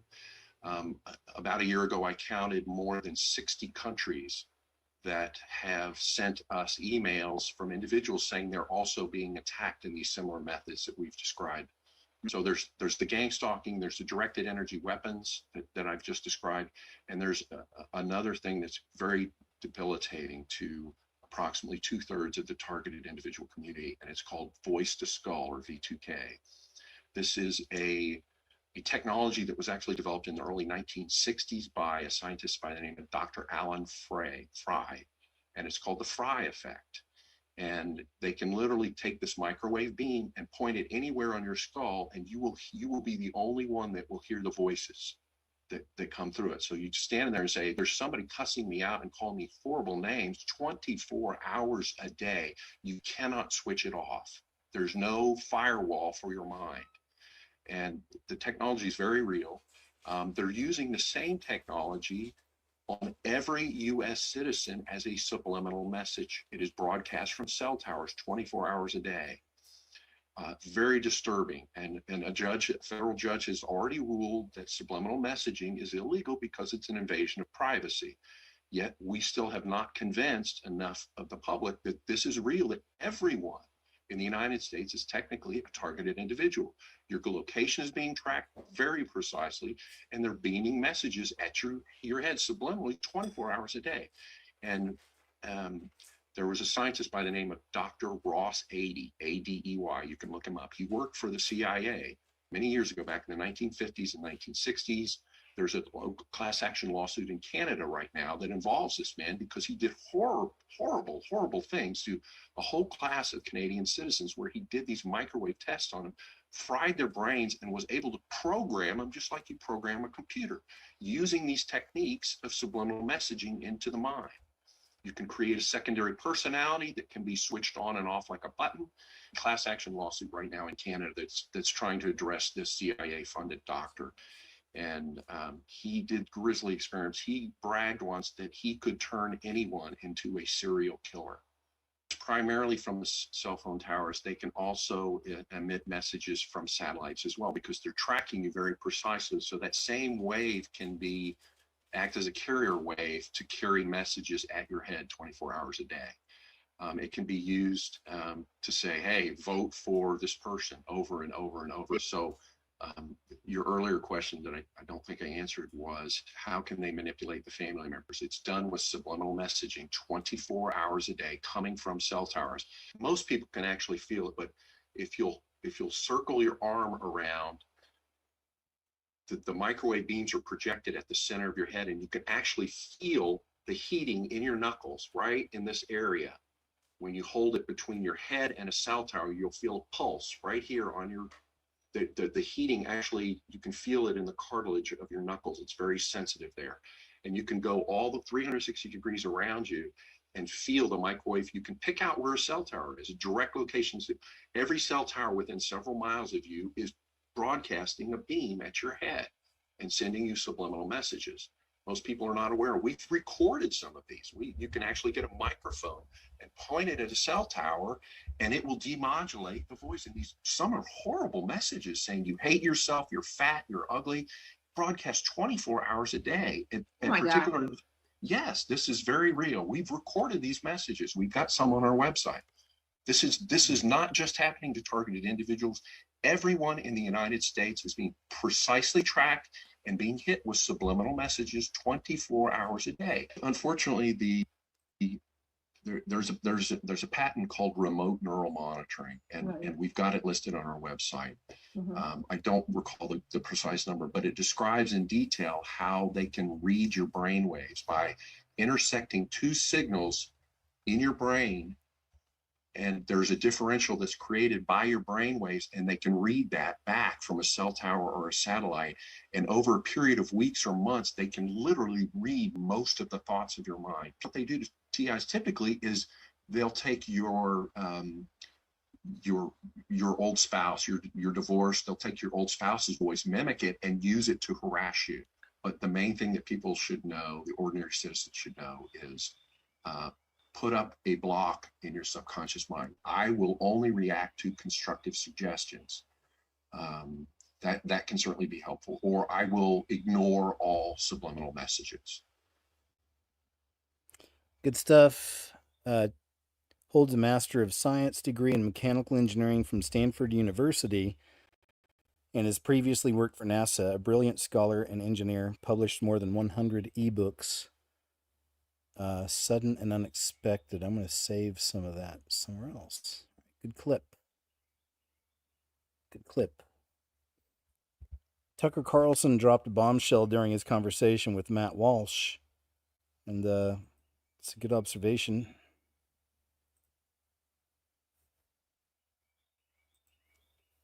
Have you noticed that like a huge percentage of war-crazed Republican senators are secretly gay? What is that? Are they? Yeah. Like, what is that? Which are the ones that are secretly gay? I don't know. The ones who are secret about it. I don't really know if you want people with like truly unsettled, dark personal lives with power. Do you? No. Have you noticed that like a huge percentage? Which is interesting. I've made the observation, especially during the Biden times, how all these creeps and degenerates kept getting positions of power and authority under him. And anywho's, little Billy Gates planning to build a smart city, no way, in Arizona called Belmont. So he's dimming the sun, creating fake food with the poison inside of it, and now he's into smart cities. Doing his bit for Agenda 2030, I'd say. You can't make this stuff up. So Bill Gates wants to build a smart city in Arizona called Belmont. He spent over $80 million buying 25,000 acres in an area west of Phoenix and west of Buckeye, along with other far-left billionaires, like the guy who owns diapers.com. Coincidentally, now there's been an increased risk of wildfires in the areas surrounding the proposed sites. And you guessed it, now insurance companies are starting to cancel wildfire policies in the areas. Sounds familiar to something else, but I'm not saying anything. I'm just giving you some facts. You can't make this stuff up. So Bill... Pretty interesting, little Billy. He's got his little fingers and all kinds of stuff.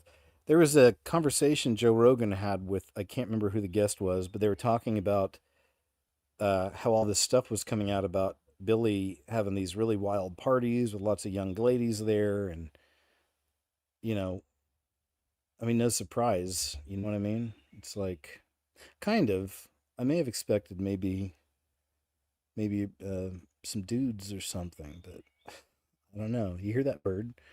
Officials claim Europe power outage caused by rare atmospheric phenomenon, in quotes, right?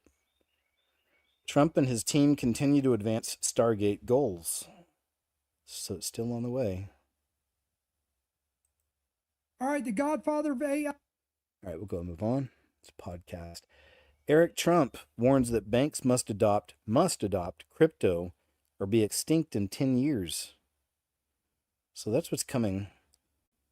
I mean, there's no holding it back, man. And it's all part of that final system and Mark of the Beast time and all that. So please, if you don't have Jesus as your personal Lord and Savior, I hope and pray you will, because you are living in those times, man. And it's getting cray-cray, like really.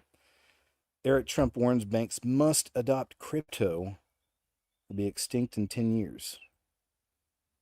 Trump's birthday parade will include 6,600 soldiers, 150 vehicles, 50 helicopters, 7 bands, and thousands of civilians. I mean, again, that goes back to the Pope picture and, the golden calf. Very symbolic. It is, and that's how Ecclesiastes tells us there's really nothing new under the sun.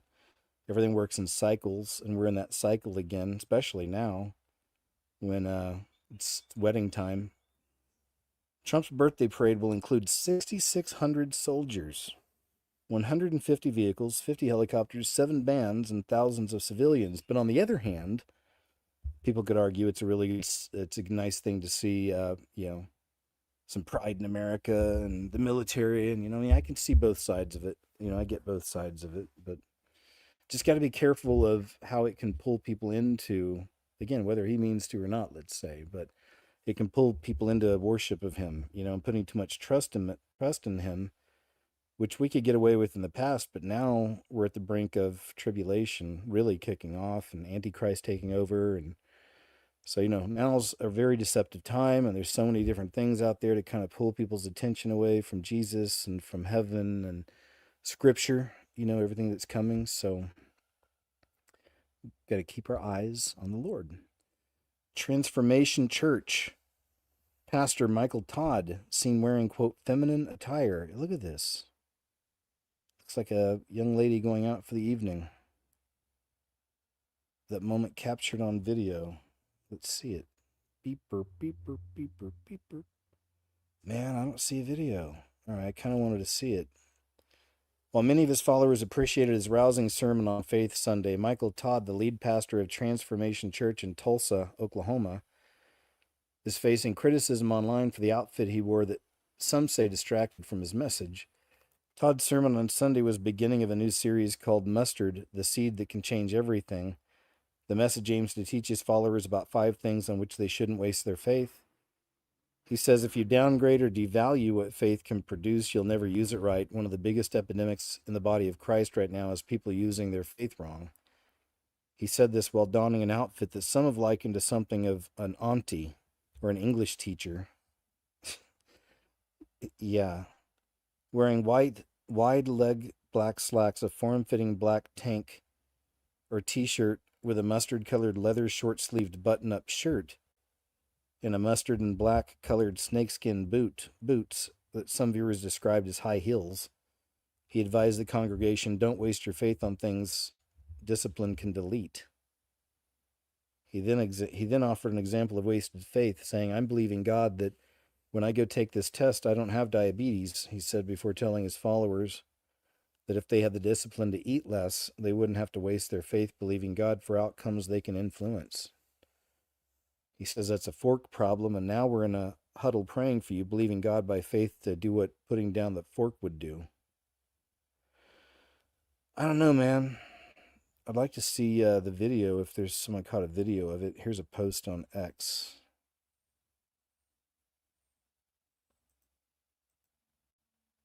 Pastors out here dressing like aunties now.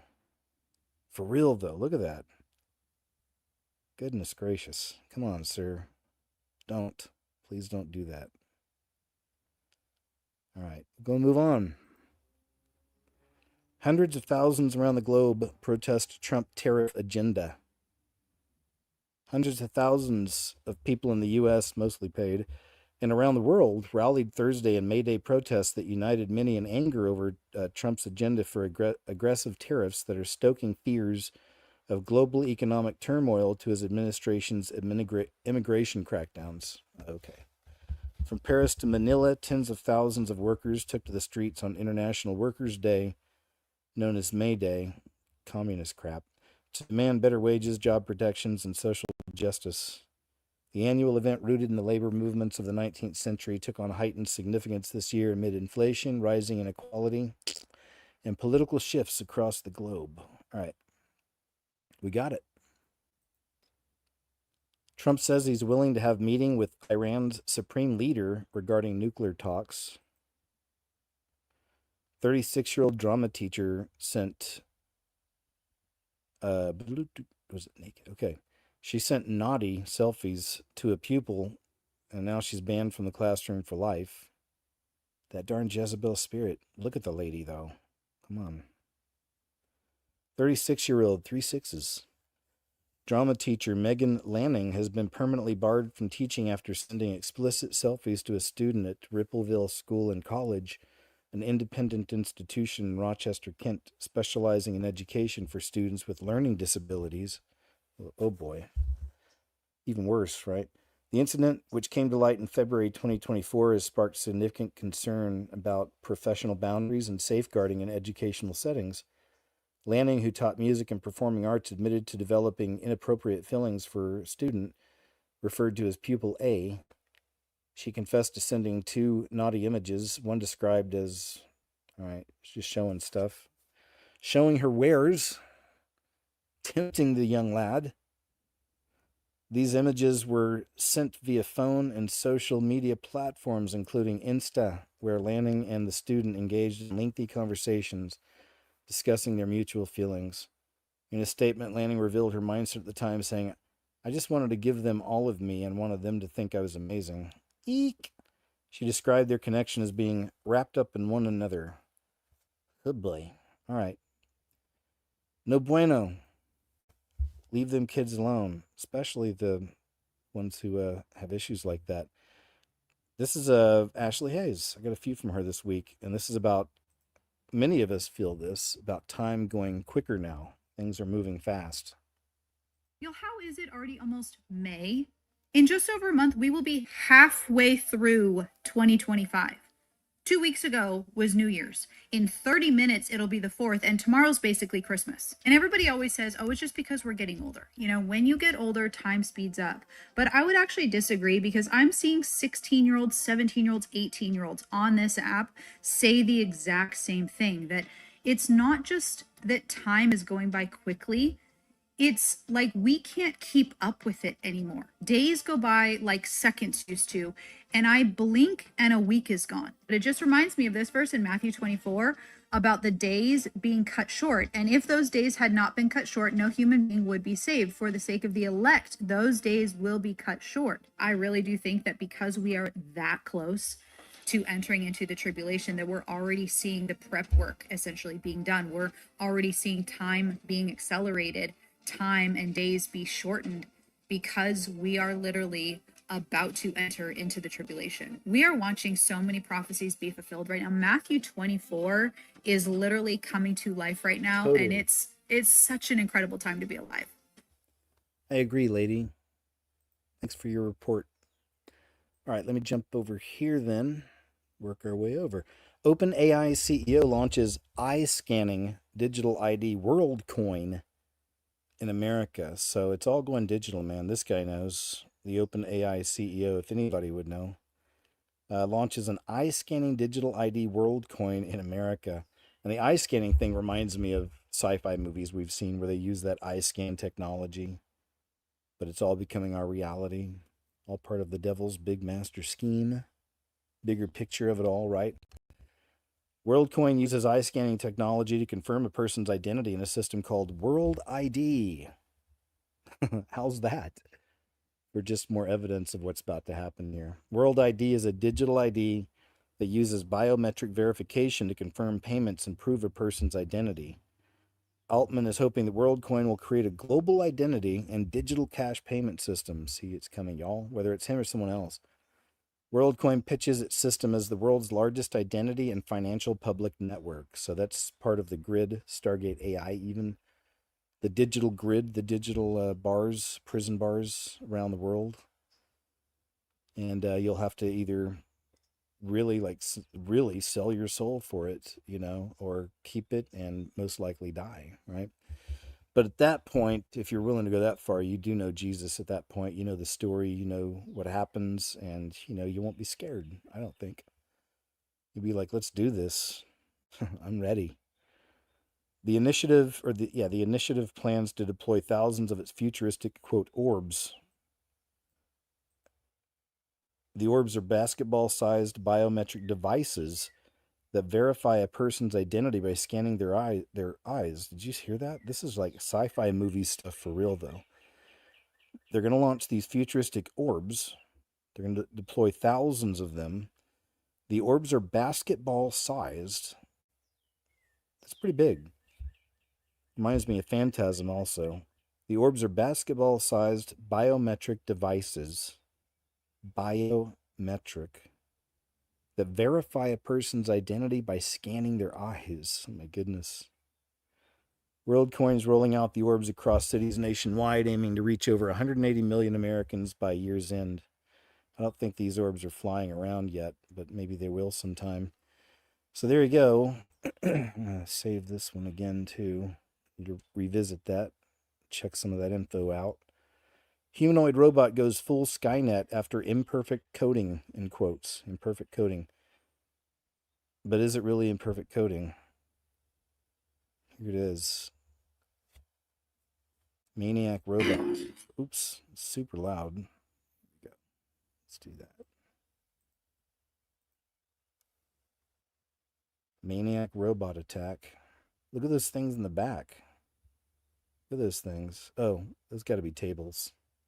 Or grills or something. Yeah. Look at that. Robot angry. The demon just jumped in. Got a shell. got a husk. I don't know if that's what happened, but I always wonder. We talked about husks last night, shells for fallen angels, demons, spirits, wicked spirits to get into. Man, he's going off. He's like really swinging, trying to hit that up and down, up and down. Chill out, robot. Wow, pretty crazy, right? Just imagine an army of those things. Oof. Not satire. It says infamous Kamala Harris 60 Minutes interview nominated for Outstanding Editing Emmy. When the clowns believe their antics are righteous, it's long past time to ignore them completely. You may remember she did a horrible interview on 60 Minutes and just looked like just as she really is. Probably had been even drinking at that point on the show or before it. Did a horrible job. So, of course, 60 Minutes edited hardcore on it. They were called out about it. And now the infamous Kamala Harris 60 Minutes interview has been nominated for Outstanding Editing Emmy. Get it? Like, these people are sick and delusional. The United Nations could run out of cash within months, is the claim. Oh no. Russell Brand out on bail after facing multiple assault charges in the UK courts. Once a regular on Whoa. mainstream TV, now fucking hell. That audio is super cracked, so I can't play that. All right, we're going to move on.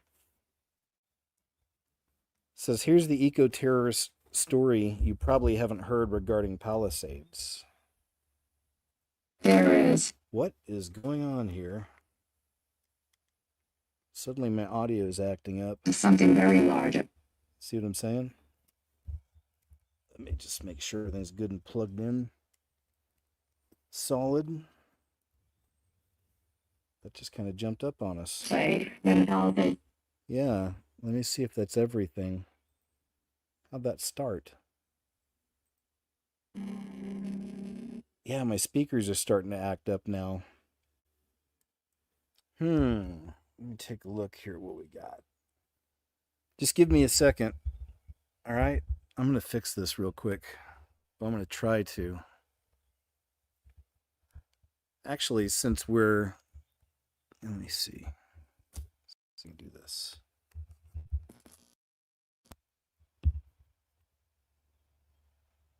Try it again. There we go. Okay, I think I got it. We got some Mavi UFO alarm videos anyway, so we don't need the audio for these. But I got a few clips here and there I wanted to share. Couple from him. Oh, there we go. This is a really wild one. Check it out. Finland. No way. We had a guest on the show last night, J Ma, from Finland. Great chat. Always is. Jay's super cool. Thanks again, J Ma, and everybody else who joined me last night. Had a great time with you. Look at that. I mean, that straight up looks like a ship, right? Obviously. Is it moving or just sitting there?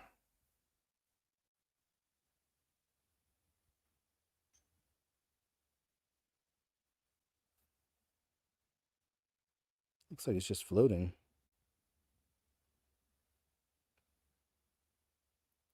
Let's see if it ever starts moving. No, I guess that's pretty much it. All right. I think that's it on this one. From Mavi UFO Alarm on YouTube. Mysterious events and UFOs. Pretty weird capture right here in the beginning. From Iceland. April 7th, 2025. And we have this situation. Like a pulsating orb. Big one too. Right there next to the lava.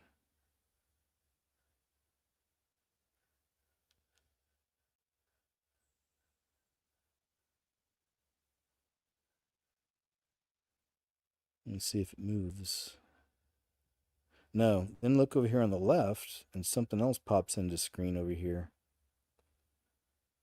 And 3, 2, there you go. So you got this little bundle of lights up here. Entities, perhaps?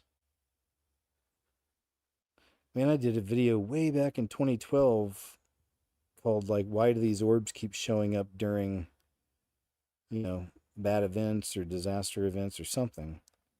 Again, I've lost so many videos over the years, man. I just, you know, it happens. It's part of it. I don't care, though, about the negative side of it. I'm grateful to still be here. Very grateful. So thanks again, all of y'all out there. Even if it's not like a straight up support thing, but just for your prayers and watching the videos and sharing them and, you know, all that, man. Thank you. So here we go. We got a lot of action over here. Over the lava. I think that's pretty much it on that one. All right. Jump to the next. Select clips here. We got one of them with the old ghost lights back, and they're acting up. Big time. Trying to see. What's this one? Nah. Is this the lights? Oh, yeah. There they are. It's a pretty short one, but check them out.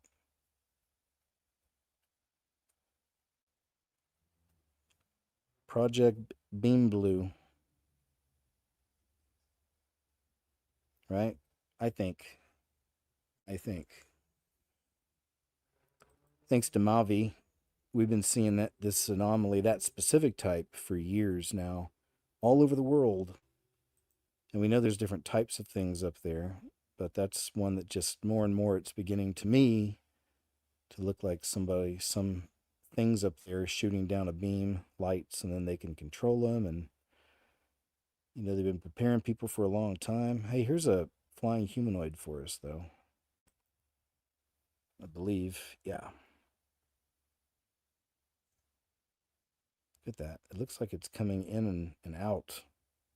And it's morphing and shape-shifting. It's a good catch. At times it looks human form, humanoid. See, look at that. Straight up looks like a humanoid type figure. But it's also morphing and changing and shifting.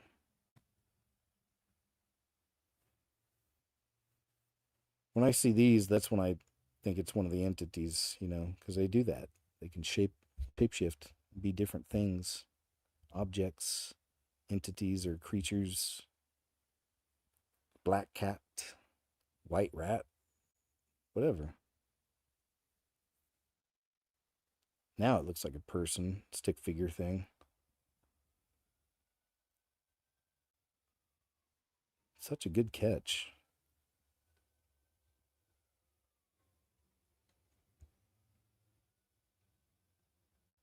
Now it's starting to look like a ship or something. It looks like a whale.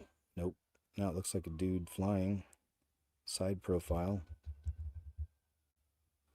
Who knows? It keeps changing, right? See if we get any close-up shots of this madness. And I guess that's about it. All right. So that's a fun one. Thanks, Mavi. Last one.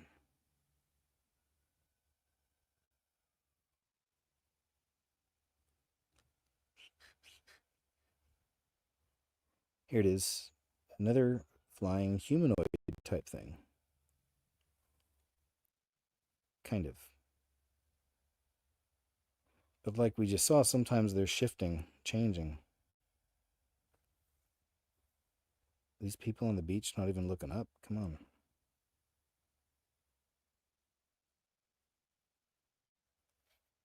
Shows how so many people just get I guess, more focused on just their own thing, their own life, distractions aplenty, and don't really pay much attention. So it's not that far off the water. Look at that. There's the people. They could easily see that. You would think. Right. All right. I think that's it. Yeah. Let's see. You can see it there. And then I think, yeah. I don't really see it now. There. Nope. It's a bird. There you go. All right. Interesting. Good ones, Mavi. UFO alarm. Mavi. Thank you. Security camera captures pair of goblins crossing the road in Mexico. To be strange. Thank you so much. I really appreciate that. Just saw that. Thank you. Good to see you. All right. I don't know if there's any audio on this one. I guess not.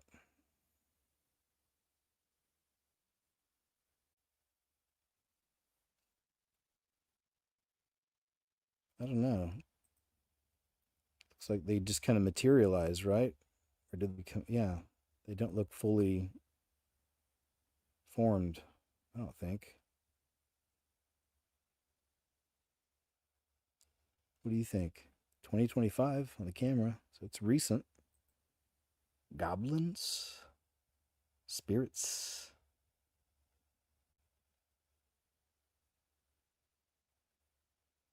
See, that looks like it just materialized. Good one.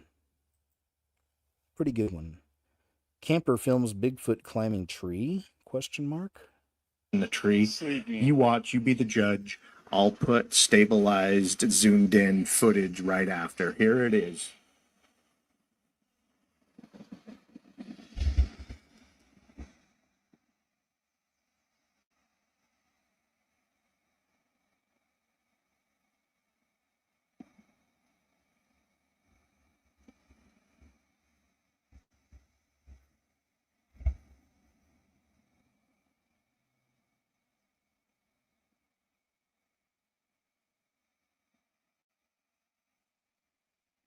Okay, I'm going to show you the zoomed in clip. And then after the zoomed in clip, I will stabilize the zoomed in clip. I just wanted to show you zoomed before I stabilized it because sometimes it's a little clearer. I mean, he's zooming way up there with his cell phone. There's the figure kind of walking around and then boom, up into a tree. It's just crazy.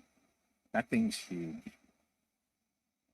And here's the zoomed and stabilized. I don't know what it is. It's very Bigfooty. It's out of the ordinary, unusual.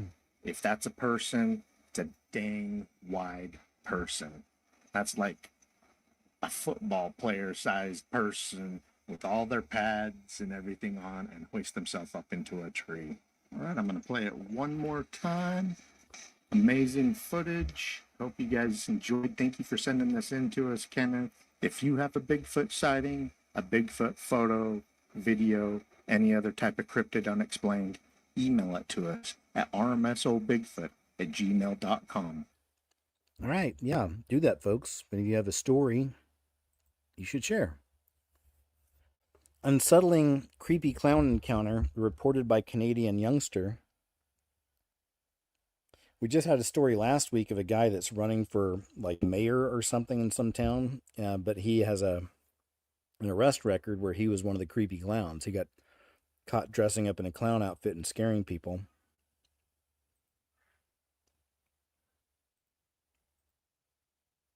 Let's see what this says. The Comets Valley RCMP is seeking the public's assistance in identifying a man who reportedly approached a student while dressed as a clown in Courtenay on April 24th, 2025. They received a report that at approximately 2:35, a student was walking home from school along 16th when she was approached by a man offering her a ride and some candy, Rutro. The man was described as tall, with shaggy brown hair that hung around his face, possibly with bright green streaks near the top or center. Rainbow Child. He had blue eyes, a slight belly, and was wearing black shoes, brightly colored clothing, a black clown nose, and had his face painted with light white makeup. Gross.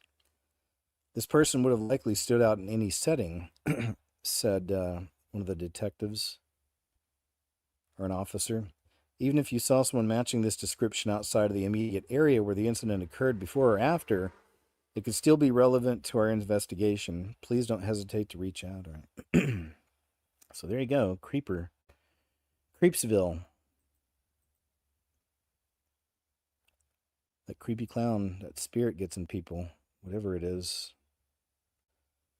In Darlington, a real estate that was planned to house illegal immigrants is currently on hold. The new homes were taken down after an unknown assailant plowed a dumpster truck through them. The British have had enough. They're fighting back, it says.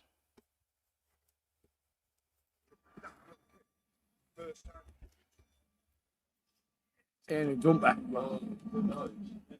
That all out there, all cracked up. 7 houses have gone.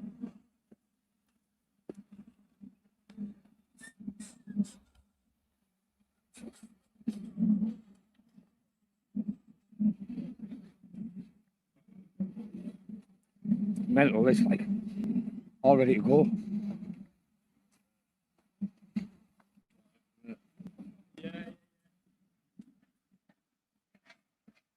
Nothing there, all fucked. Completely fucked. Oh, that is mental.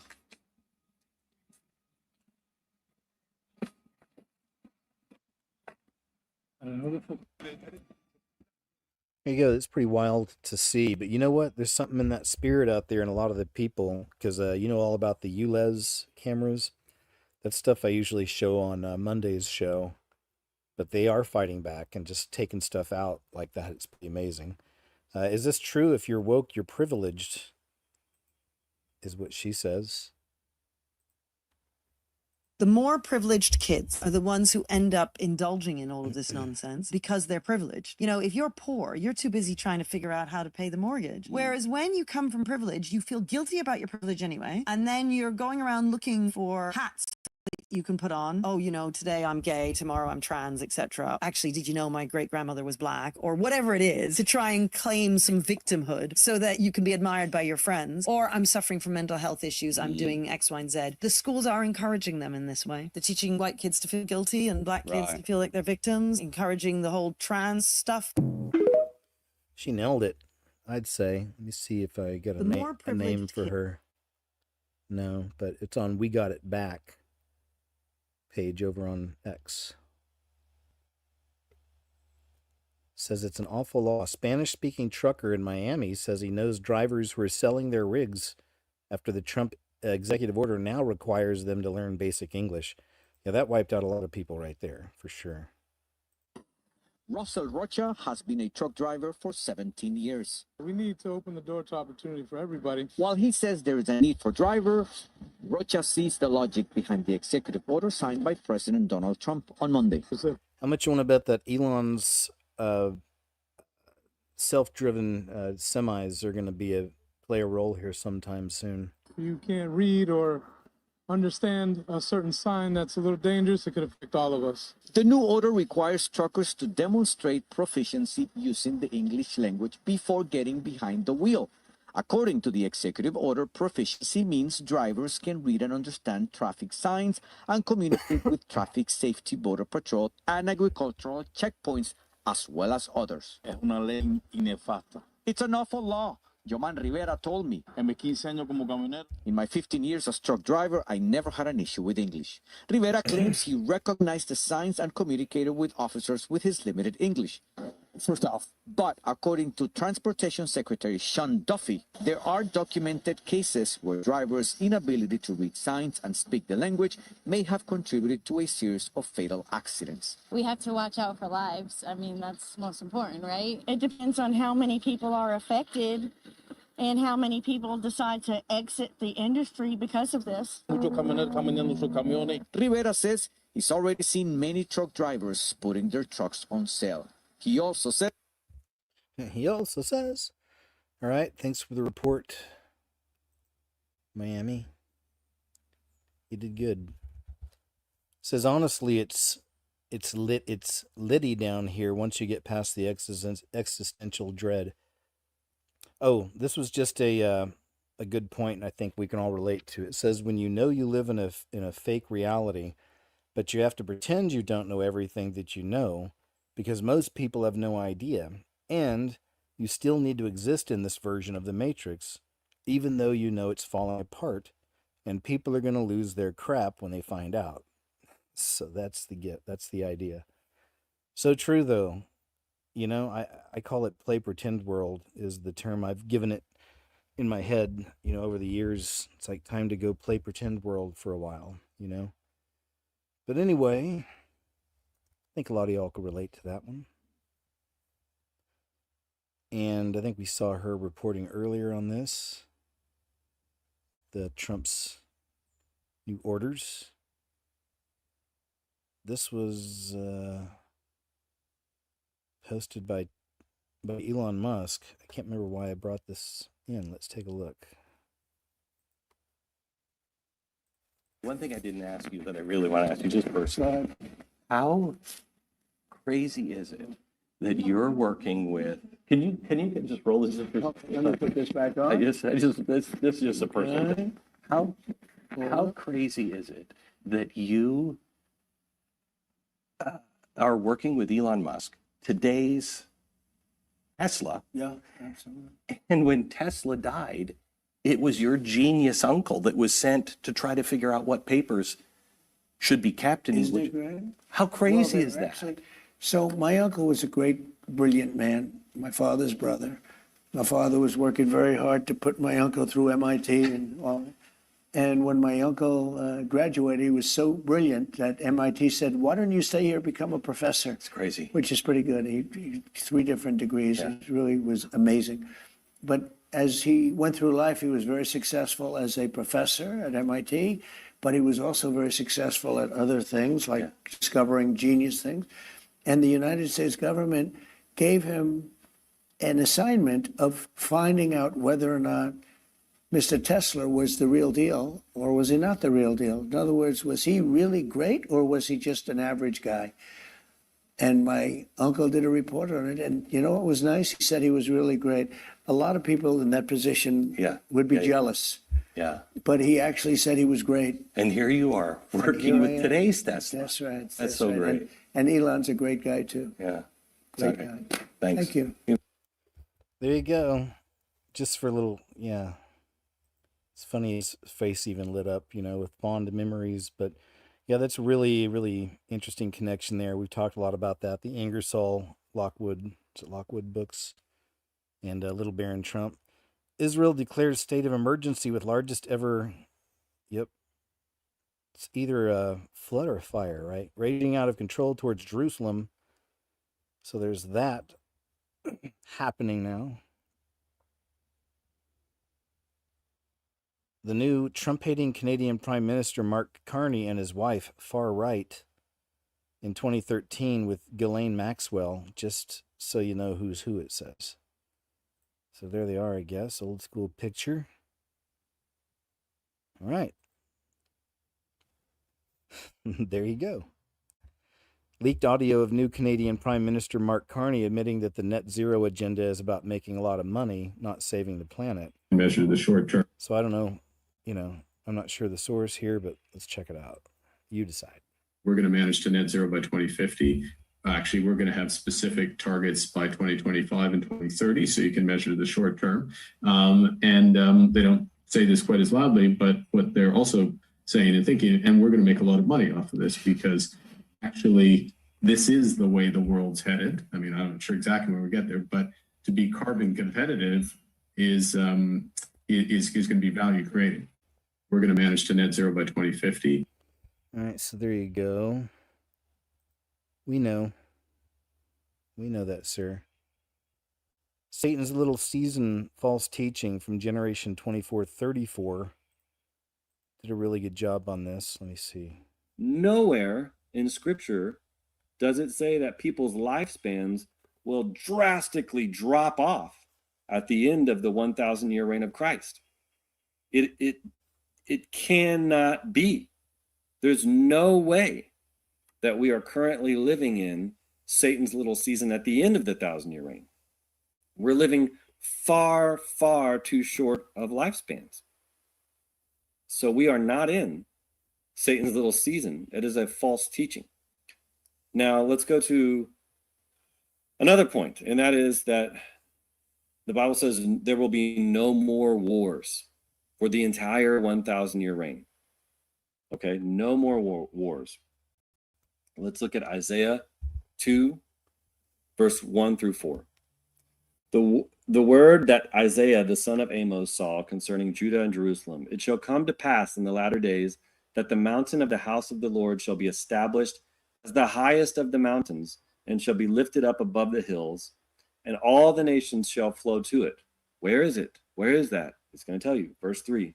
And many peoples shall come and say, Come, let us go up to the mountain of the Lord, to the house of the God of Jacob, that he may teach us his ways, and that we may walk in his paths. For out of Zion shall go forth the law, and the word of the Lord from Jerusalem. Jerusalem. That is where the mountain of the Lord, that is where Jesus will be ruling and reigning from. Jerusalem. Jerusalem. And it says in verse 4, he shall judge between the nations, and shall decide disputes for many peoples, and they shall beat their swords into plowshares, and their spears into pruning hooks. Nation shall not lift up sword against nation, neither shall they learn war any more. Okay, even if they tried to hide history from us, we know that there have been wars going on for hundreds and hundreds of years. There are wars going on now, and there are wars that have been going on for hundreds and hundreds of years. There are written accounts of it from eyewitnesses and participants and our own family members. My grandfather was in World War II. I have his medals. I sat with him and talked to him about fighting in World War II and what that was like. Back in the 1940s, my great-grandmother's family participated in the Civil War. And I have heard some of those stories passed down directly to me. I'll stop there because it's 50 minutes long. He talks a little bit in the beginning. I'll play some of this too. Satan's little season. And this is thank you guys. I see the thumbs up. Thank you, Carol. Thank you, Yelly, Donna. So there's a false teaching, a false doctrine going around, and it is that we are currently living right now in Satan's little season, which is spoken about in Revelation chapter 20, verse 3. And I want to read that verse to you right now.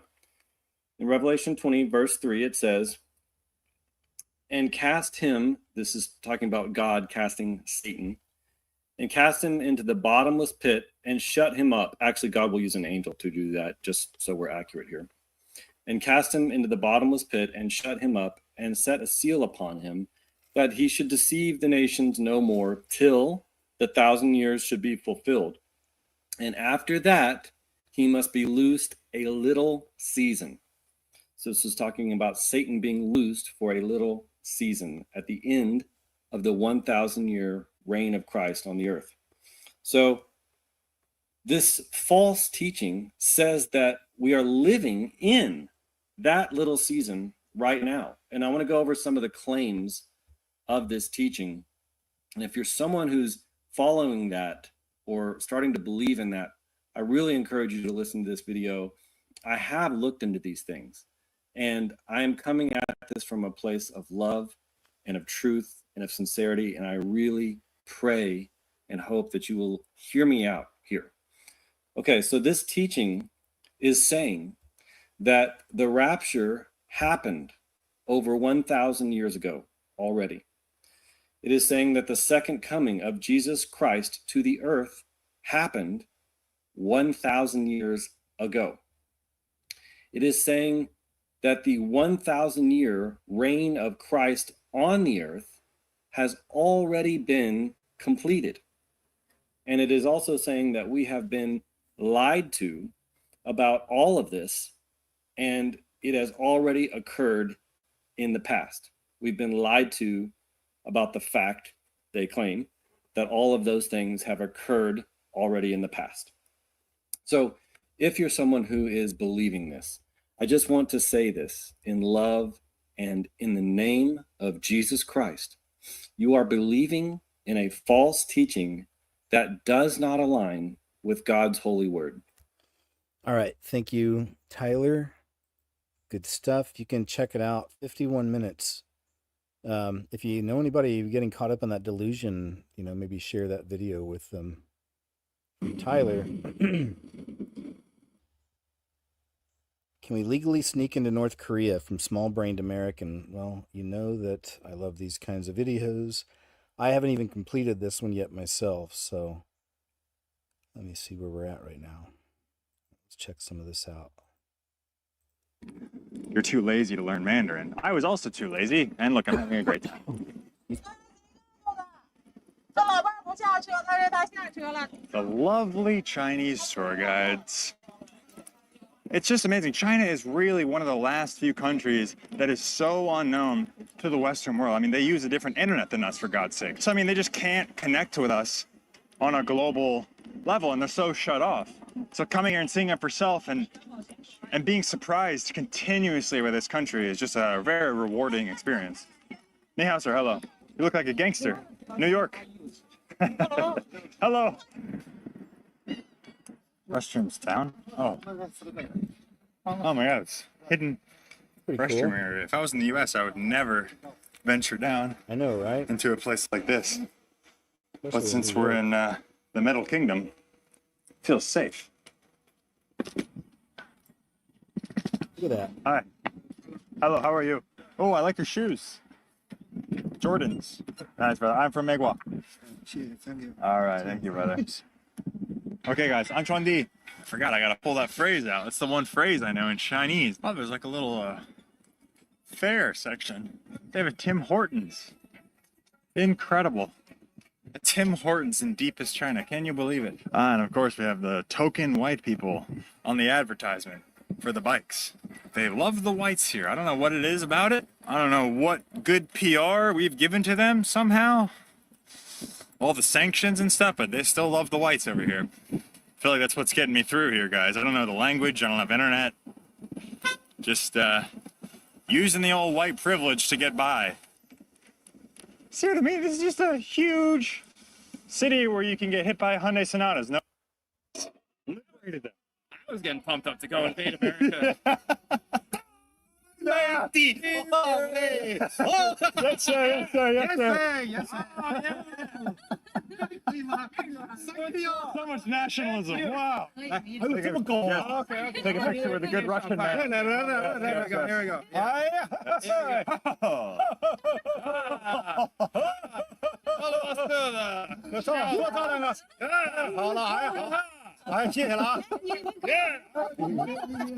Amazing. Wow. Bye-bye. Thank you. This is liquor, right? Yeah. That's incredible. I found a magnet, too. What? Oh, thanks. Wow, very honest man. Thank you. All right, guys. This is North Korea's Bridge to Nowhere, a mega project funded by China to connect the two countries, to promote commerce between the two great communist nations. But the silly United States of America placed sanctions on the Hermit Kingdom because of all the essential nuclear testing they were doing to become the world power they deserve to be. And this stands as a testament to the failed state of North Korea. One fence keeps us out of the Hermit Kingdom. Crazy. Right on the border of it. We have a guard tower over here, I'm sure. High-tech surveillance state happening. Wow, there it is. The house are... All right, he's got the Beijing bikini. Very good. Very good. There they are. Apparently they're on a break right now. Surprise, surprise, communists don't like working. Far east, on the border of China and North Korea. Are you a tour guide? Yeah, tour guide. Oh, nice. I took the group from Malaysia and Singapore. That's cool. Can you tell me some free information about the Great Wall? Free? Yeah, for free. Okay, later. Later? Okay. All right, I'll go and move on. I just want to play a little bit of this. I don't have to watch the whole thing. It's Small Brained American YouTube channel. Does a lot of interesting little trips like that.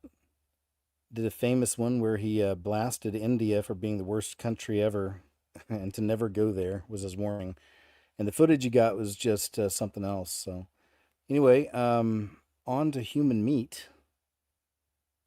This dude found hairs in his sausage, man. You know, the Johnsonville name brand? I'm sure all of us have eaten at one point. This is why I post these kind of videos, man. They're trying to show y'all, dude, like, you don't have to eat this kind of junk. I mean, look at that, man. You honestly tell me what would cause that. I got this comment right here. You're eating an animal. Why wouldn't there be hair? With 5 likes. Are you kidding me, dude? No disrespect, man, but come on. I mean, like, really, man? Then this video right here, man. Look at this dude's chicken sandwich, man. Look at the stringy stuff. Some people claim it might be meat glue. I don't know, though, fact checkers. Then he proceeds to take another bite of it just to test it and see, and sure enough, Stringy McGee's still there. We live in a world, man, that is so fake at this point. It's beyond pitiful, in my opinion. Finding stuff like this right here, man, in your food should make you never want to eat it again, like ever, ever, ever. We got all kinds of cool stuff happening in the world, you know what I'm saying? Experiments to dim the sun, curb global warming. Oh, they're just now going to do it. All right, good stuff, sir. Thank you. It's from Mr. Red Pill's Joka Kwarmi. If I said that right, Joka Kwarmi. Meanwhile, in Sweden, asylum seekers come to the country. The family is given not just one free house, but another next door for the second wife. Hey, come on in, guys. Take place of our people. Oh boy. So there we go. It's more of that taking place. It's really the spread of their religion. Ultimately. Post update, port update. This is crazy. Okay, so someone's watching the ports. America, this is not a joke. All these videos and stories you've heard about the ports, this is real. This is Shanghai right now on the National Aquamarine site. Every single circle here in Shanghai is a vessel that's just sitting there. Now let's take a look at America. Here's Los Angeles, one of our busiest ports. Nobody's there. I even looked at Philadelphia, New York. Nothing. Then I thought about Washington State, huge ports, nothing. Back to China. That's what I'm saying. This is not good. So these articles are not lying. Huge decline at LA port is hit to truckers and a stark warning of coming tariff damage. I would say so. Once again, that's LA right now. Nothing. There's nothing there. Even Financial Times from Vision, a data provider, showed container bookings from China to the U.S. fell 45% by mid-April. I don't think they're coming, people. I mean, this shit is everywhere. Empty ports, empty shelves. I'm not trying to scare anyone, but if you see the amount of circles on this map right here in Shanghai, the world's busiest port, that means they might not be coming. I just want people to know this is real. And we have nothing going on in our ports. Boom, boom. There we go. So it's more of these reports. I mean, we should be seeing something, I'm guessing, within the next month. I mean, maybe it'll really become apparent, you know? Ballot boxes in a taxi cab. So there's... I'm not sure how old this is. What do you mean? I don't understand. I want to understand why these are just sitting on the street, how you took them into a taxi, and you guys could just fill out anything you want and put them in the box? Is this a normal election? This is how elections are run? This is a complete fraud. Why don't you go and speak to the people inside? They'll be happy to take care of you. We are working here. You're not allowed to. I'm on public property. I can film whatever I want. And you guys are walking around with ballot boxes in a taxi? Very suspect. Because it. I don't believe you're doing To say the least. To say the least, that's very suspect. More election shenanigans in America. Says if you're a landlord kicking your own people out for this new government contract to house illegals, you are the lowest kind of low, is the statement. But here's some more of this stuff happening. TikTok. I must be the first person in the country to get evicted by his landlord because he wants to house the fucking hotel people. Bitch, you got a text last night saying you got a month's notice, maximum 2, want you to move out, we're redecorating, and we're not renting the property back out to you pretty much. I don't know where I stand with that or how it fucking goes down or what the fucking crack is, but that's a text I received last night. He wants me out. Why? There we go. What do we do, guys? What do we do? Do you know what I mean? But also, next door, he owns a house next door. You've got the Romanian family living there. They're getting kicked out as well. So that's what I'm trying to say, guys. Look what Keir Starmer's done now. All his hard-working people are getting kicked out now. We've got nowhere to live. He wants to house them. So people next door, Romanians, came over here about 15 years ago. Been non-stop working flat out. He's been given a 1 month's notice to fucking move out. Same as myself. There we go. Thank you, Keir Starmer. Wanker. It's pretty crazy, man. So it's always good to hear from the actual people on the streets out there, and he's really having to deal with it. But it's happening, man. And like I said, that spirit pushing all these people out there in the UK and the government, man, they're just going all in. It says the Texas House passed a bill to criminalize political memes. House Bill 366, there's those 3 6s again, 3-6 twice, right? Would lock up anyone for a year unless political memes or altered media have a government disclaimer. Rhinos are destroying the state, so that's Republicans in name only. If that's true, if they're actually trying to pull this off, that's horrible. But again, that goes back to how free speech is still being attacked, you know? HB 366 requires political ads with altered media to include a disclosure stating the content isn't real, it says. Okay. Well, let's hope so. Let's hope so. Or maybe that's the cover-up. Maybe it is real. We shall see. Somebody will find out the hard way. It'll be a big story, you know. The first one. Wait until you realize why vehicles are becoming so ugly.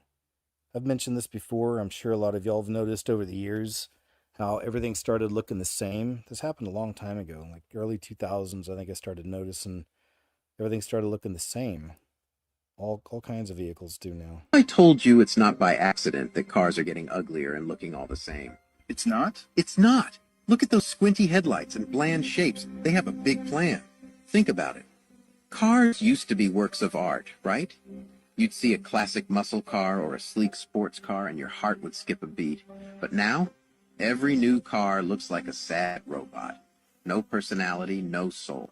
A theory suggests these changes might be on purpose. They don't want you to love cars anymore. They want you to see them as just tools, utilities. Why? Because they're preparing us for a future where we don't drive at all. Self-driving AI taxis, automated buses, they want that to be the norm. But first, they have to kill the passion. Make owning a car feel pointless. Insurance costs more than rent. Fuel prices through the roof. Driving tests that are impossible to book. It's all designed to push you away. And those designs, they're conditioning us. One ugly car at a time. So next time you see a car that looks more like a toaster, remember, it's not just bad design. It's the future they're planning for us. I think that's, whether that was an AI voice or whatever, I still think that's a great observation. Just like with all the planes, you know, issues with those things coming down, that it's more of that programming of don't fly, it's not safe, you know. So it's long-term, you know, plan is to get everybody in that mindset. Oh, you know what, a 15-minute seat doesn't sound so bad. Says when you're a tourist somewhere near cliffs and accidentally spot unidentified government technology in the clouds.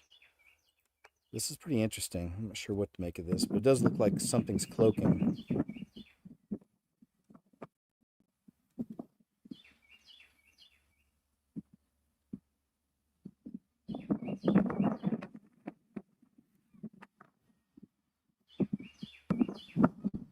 Doesn't it? Looks like something's cloaking.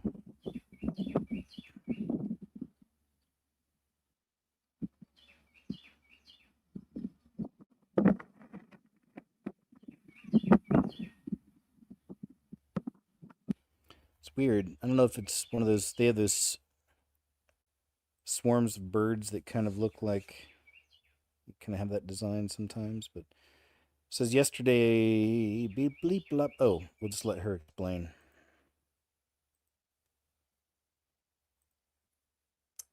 Hi everyone. So yesterday I got 2 messages from Apple stating that they detected a mercenary spyware attack against my iPhone. First, I thought it was fake. I got 2 of these messages and I thought it's probably not real. But upon further research, it turns out that these messages actually are real. And so that this is actually happening. And in the message, they say that this targeted mercenary spyware attack is probably happening because of who I am and what I do. And then they continue to say that mercenary spyware attacks, such as Pegasus, for example, are exceptionally rare and that they're extremely sophisticated. They use really strong words. They're saying that the extreme cost, sophistication, and worldwide nature of mercenary spyware attacks makes some of the most advanced digital threats in existence today. And they're sending this to me because they've detected that it's going on against my iPhone. So this is real. Obviously, I don't know for sure if any of that spyware has been installed on my phone. I definitely don't know who did it. So this could be anyone. This could be name a government that doesn't like me. This could be any organization that doesn't like me. Secret services, you name it. But what I do know for sure is that this is an attempt to intimidate me, an attempt to silence me, obviously. And I can tell them, because they're probably already watching on this phone right now, that it's not going to work. So you can try and intimidate me all you want, but I'm not going to stop. That's all I want you guys, and I want the people spying on me through this phone to know. Cool. Thanks, Eva. I can't remember her last name. Oh, there it is. Vlardingerbroke. I want to check her channel out sometime, or her page. I think they call them on X. This warning letter is going to where it belongs. It won't be paying for a TV license, or it says I won't be paying for a TV license or supporting the BBC. The 223. This is a good one because we saw a man last week arguing against this TV license. Once again, back to the freaking UK and the way they're treating their citizens now. Here we go. And they're really pushing the whole, the global tyranny energy on these people. Well, guys, here we go. I've got my letter from the TV license agency dated the 12th of March. It's now the 30th of April. We did not hear from you. No, you didn't. And you never will hear from me. They're giving me 10 days. Check that out. They're giving me 10 days to get correctly licensed. Well, that passed about a month ago. A visit's approved. They've approved a visit. Get through those gates. And then here you go. Scott Robertson, Regional Enforcer. Come on, come round. Give it a go. I'm not going to pay it. I'm not going to be contributing anything towards the BBC, the pedos there, or the propaganda that they spin. I want nothing to do with the BBC. This is what that belongs to. And what I'm going to do is I'm going to pop it in my recycling bin. Yes, my recycling bin's black. Being environmental. Into the recycling bin. Anyway, I'm not going to pay my TV license. I'm not going to be watching the BBC. Quite honestly, I suggest you do the same. Yeah. All right, agreed, lady. I don't watch it anyway. But I don't have to. No TV licenses here. I think this is a little bit of that back and forth Trump had with this reporter. I thought was pretty funny. But the court has ordered you to facilitate that. I'm not the one making this decision. We have lawyers that President. don't want to do this. But the buck stops in this office. No. I follow the law. You want me to follow the law? If I were the president that just wanted to do anything, I'd probably keep him right where he Supreme is. Court says what the law is. Listen, I was elected to take care of a problem. It was a unforced error that was made by a very incompetent man, a man that turned out to be incompetent, that you always said was wonderful, great genius, right? And now you find out all of the media now, they're saying what a mistake they made. A man who was grossly incompetent allowed us to have open borders where millions of people flowed in. I campaigned on that issue. I wouldn't say it was my number one issue, but it was pretty close. Right up there. I campaigned on that issue. I've done an amazing job. I have closed borders. He said you couldn't do it. You wouldn't be able to do it. It would never happen. Well, it happened, and it happened very quickly. Wait a minute. When we have criminals, murderers, criminals in this country, we have to get them out, and we're doing it. And you'll pick out one man, but even the man that you picked out, he said he wasn't a member of a gang. And then they looked, and on his knuckles, he had MS-13. There's a dispute Well, over that. wait a minute. He had MS-13 on his knuckles did say- tattooed. Oh, he had some tattoos that are interpreted that way. But let's move on. Wait a minute. Hey, Terry. He did not have the letter MS-13. It says MS-13. That was Photoshopped. So let me That was Photoshopped, Terry. You can't do that. Hey, they're giving you the big break of a lifetime. You know, you're doing the interview. I picked you because, frankly, I never heard of you, but that's okay. I picked you, Terry. But you're not being very nice. He had MS-13 tattooed. We'll agree to disagree. I want to move on to something else. Terry, do you want me to show you the picture? I saw the picture. We'll and you think it was Photoshop? Well, Here we go. Don't Photoshop it. Go look at his hand. He had MS-13. He did have tattoos that can be interpreted that way. I'm not an expert on them. I want to turn to Ukraine. No, I want to get to Ukraine.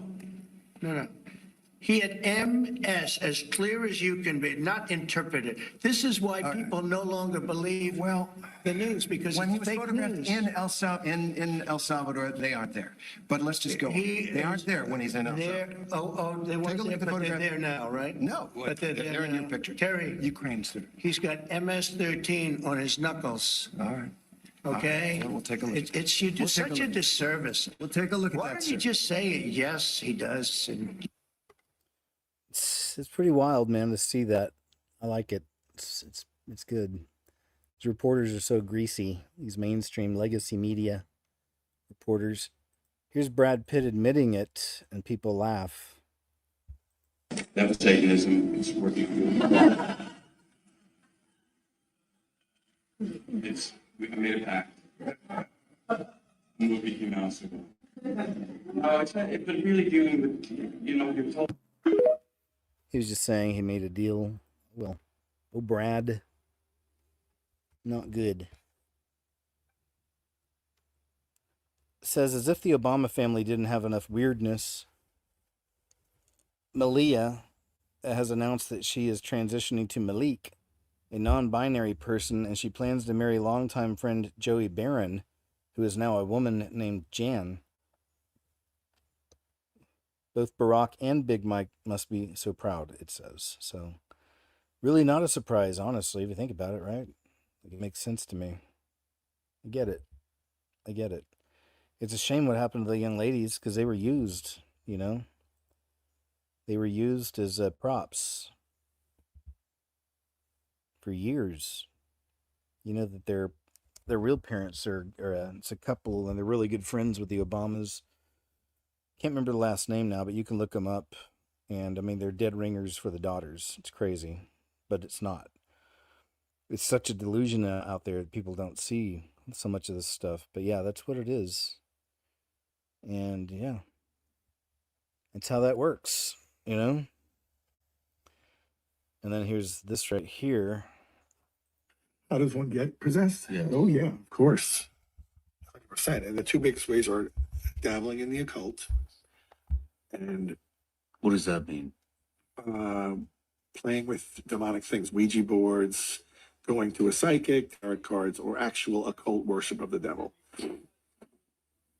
Those are pretty much immediate open doors that you're going to have demons come right in. Psychics are demonic. Yeah, they're not channeling your dead relatives.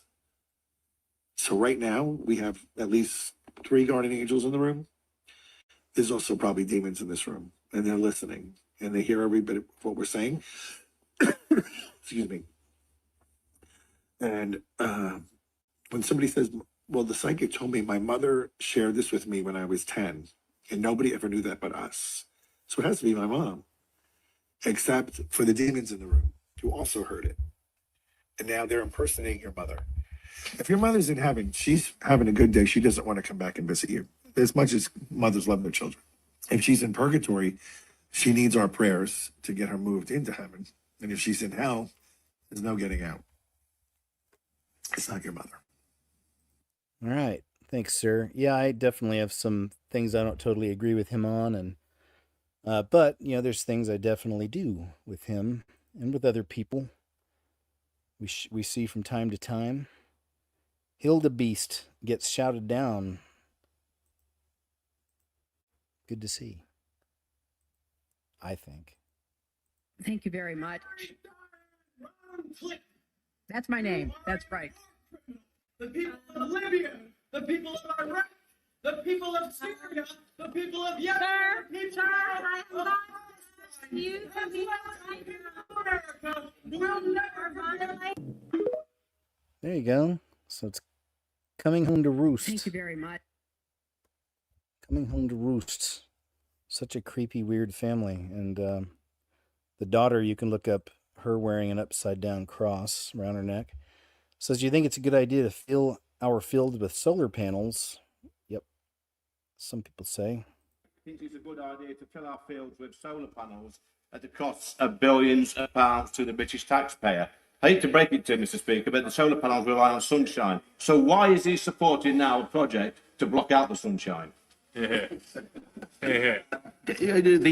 honourable gentleman never ceases to amaze me, and not in a good way, Mr. Speaker. Look, what I would say to him is this, and this is where, they've made their decision. I'm not sure what their position is, which is cheap, clean, homegrown power is the answer for Britain because it gives us energy security, frees us from the petrostates and dictators. We're in favour of it. They're against it. Goodness knows where they are.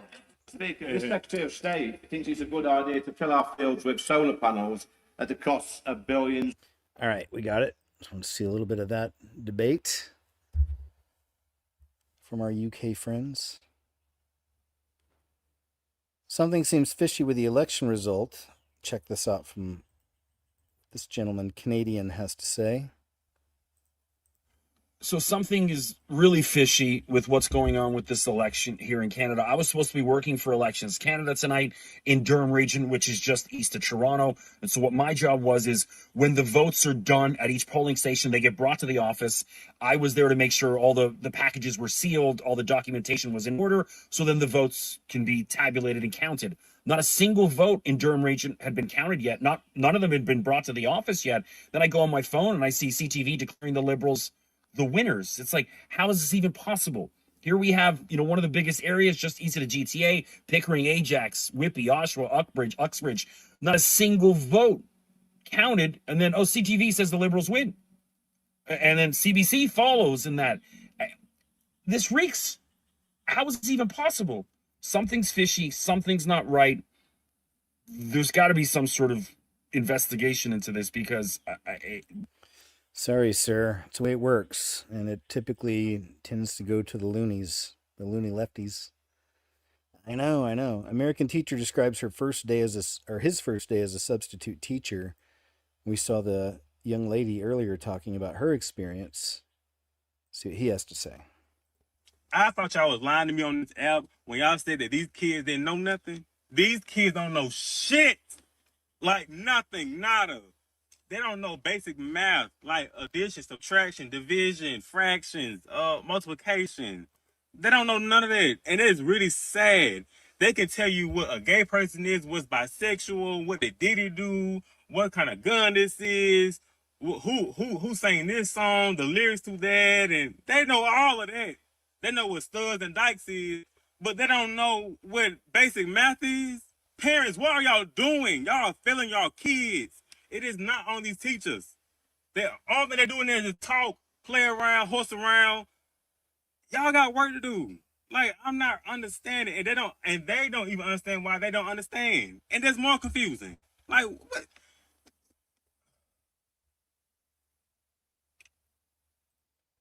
Yep, it's sad, man. I can only imagine. I don't know if there's any teachers in the audience, but if there are, please let us know your experience or later in the messages. Wait. Oh, that's okay. It's just more people doing their TikToks in the gym, showing themselves off. The gym. It says, regardless of what you may think of God's word right now, this is cool. Yeah, this lady's a little crazy, but it's a cool crazy, I think. She also has a good point, but just the way she acts, you'll see. Would you like to learn what I just learned today? What I just learned on this very same day? The blood of lamb, sheep's blood, is the anti-venom for a poisonous snake bite. Are you feeling this? Are you feeling this? How come I didn't know this? How come did everybody else know? Oh, Genesis 3. Ring a bell? Ring a ding ding ding dong. Ring a ding ding ding dong. The Lamb of God, the blood of the Lamb is the anti-venom for a snake bite. What? Not only that, venom from the snake is inserted into the sheep because they make antibodies. They're able to withstand it. And then we take that and we give it to people who have been poisoned by the snakes. My body and my blood shall be given up for you. With the lamb's body and its blood, we can then conquer the snake's bite. Sorry if I'm coming across aggressive, but I'm amped. This is reason to get amped. It's reason to get amped, folks. And it's not all snakes. I understand that, but it is some snakes. And in God's creation, he made this possible. So Told you. It's fun. Good point, too, right? That's pretty crazy. Love it. About this event, the slaughter of 67 innocent souls above the skies of our nation's capital, just 1 week after President Trump was sworn into office, and it's worse than you can possibly imagine. New reporting has finally confirmed our darkest suspicions on this channel. And it is this, that Rebecca Lobach, this pilot right here, you can see serving Joe Biden inside of the White House with Alex Soros sitting right behind her, was 100% responsible and may well have done this on purpose. Ladies and gentlemen, this is according to a brand new New York Times article. You can see here, this article is 5,000 words long, and it goes into extraordinary, excruciating detail of this event. But let's jump in really quickly to two things that you have to see right now. The helicopter path flew directly at the commercial airline. What we now know, that is what has been confirmed by this article. The reason we know that is because of way down here at the bottom of the article, and we're going to break down the entire thing. We've read the entire thing. There's a lot of big details, but this is the one that really hits. Down at the very bottom of the article, because of course they bury it, that she was ordered by her warrant officer sitting directly in the helicopter cockpit with her. His name was Warrant Officer Eves, ordered her to change course in the vehicle. He confirmed with the control tower that that's what they were going to do. He told the control tower approved for them to do that. He told her to move. 15 seconds later, she flies directly into the commercial air. That is weird. From Benny. Benny has a YouTube channel, Benny Johnson. Caroline Levitt just roasted Amazon for announcing they're going to be showing, quote, tariff prices next to products. You guys seen that yet? I don't know if you use Amazon or not, but I think a lot of people are going to be using them soon if we really do see shelves emptying. I will take this since I just got off the phone with the president about Amazon's announcement. This is a hostile and political act by Amazon. Why didn't Amazon do this when the Biden administration hiked inflation to the highest level in 40 years? And I would also add that it's not a surprise because, as Reuters recently wrote, Amazon has partnered with a Chinese propaganda arm. So this is another reason why Americans should buy American. It's another reason why we are onshoring critical supply chains here at home to shore up our own critical supply chain and boost our own manufacturing here. Is Jeff Bezos still a Trump supporter? Look, I will not speak to the president's relationships with Jeff Bezos, but I will tell you that this is certainly a hostile and political action by Amazon. And Secretary, if you have anything to add. Yeah, I would also add that the bringing down the terrible Biden inflation has been a priority for the first 100 days of the Trump administration, and President Trump has done a great job of leading that since January 20th. Interest rates. All right, thanks, kids. Appreciate it. You did a good job. 2 more videos to go. Electricity is down in all of Spain, Portugal, parts of France. Saw that earlier. Eva. Last clip, the Great Blackout Theory. All right, this will be a good one to end. It's Juan. Let's see what he's come up with.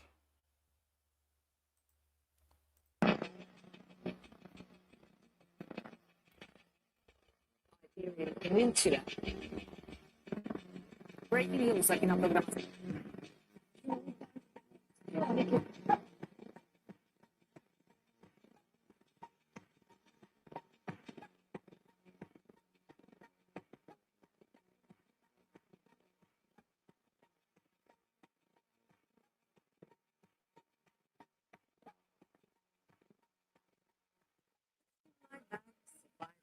Why do you want to and water and you need to harness. Speaking about being prepared, next time you must go gentle. All